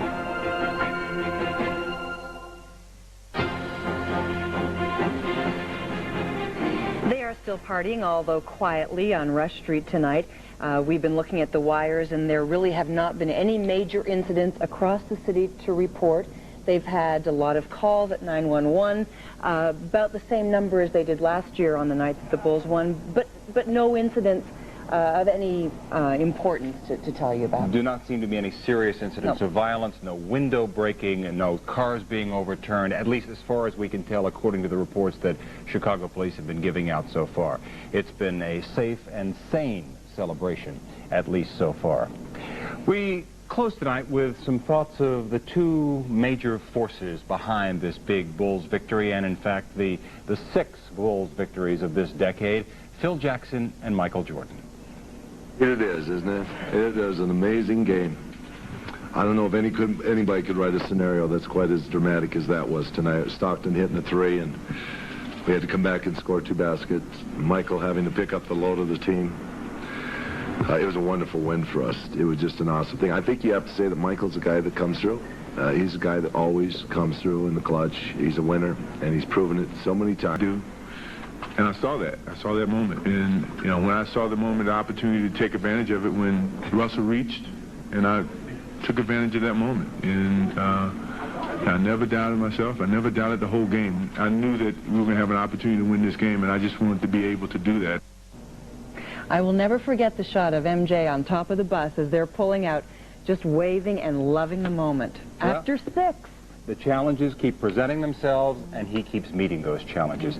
It's been quite a run, and it has. We all hope it will continue. It's been quite a night. We've been on the air for 3 hours now with this Bulls celebration. The Bulls are headed back to Chicago, and maybe everyone else ought to head to bed. Remember, for the latest overnight news and weather and another look at tonight's celebration, be sure to watch News 2 Chicago starting this morning at 5 a.m. Our coverage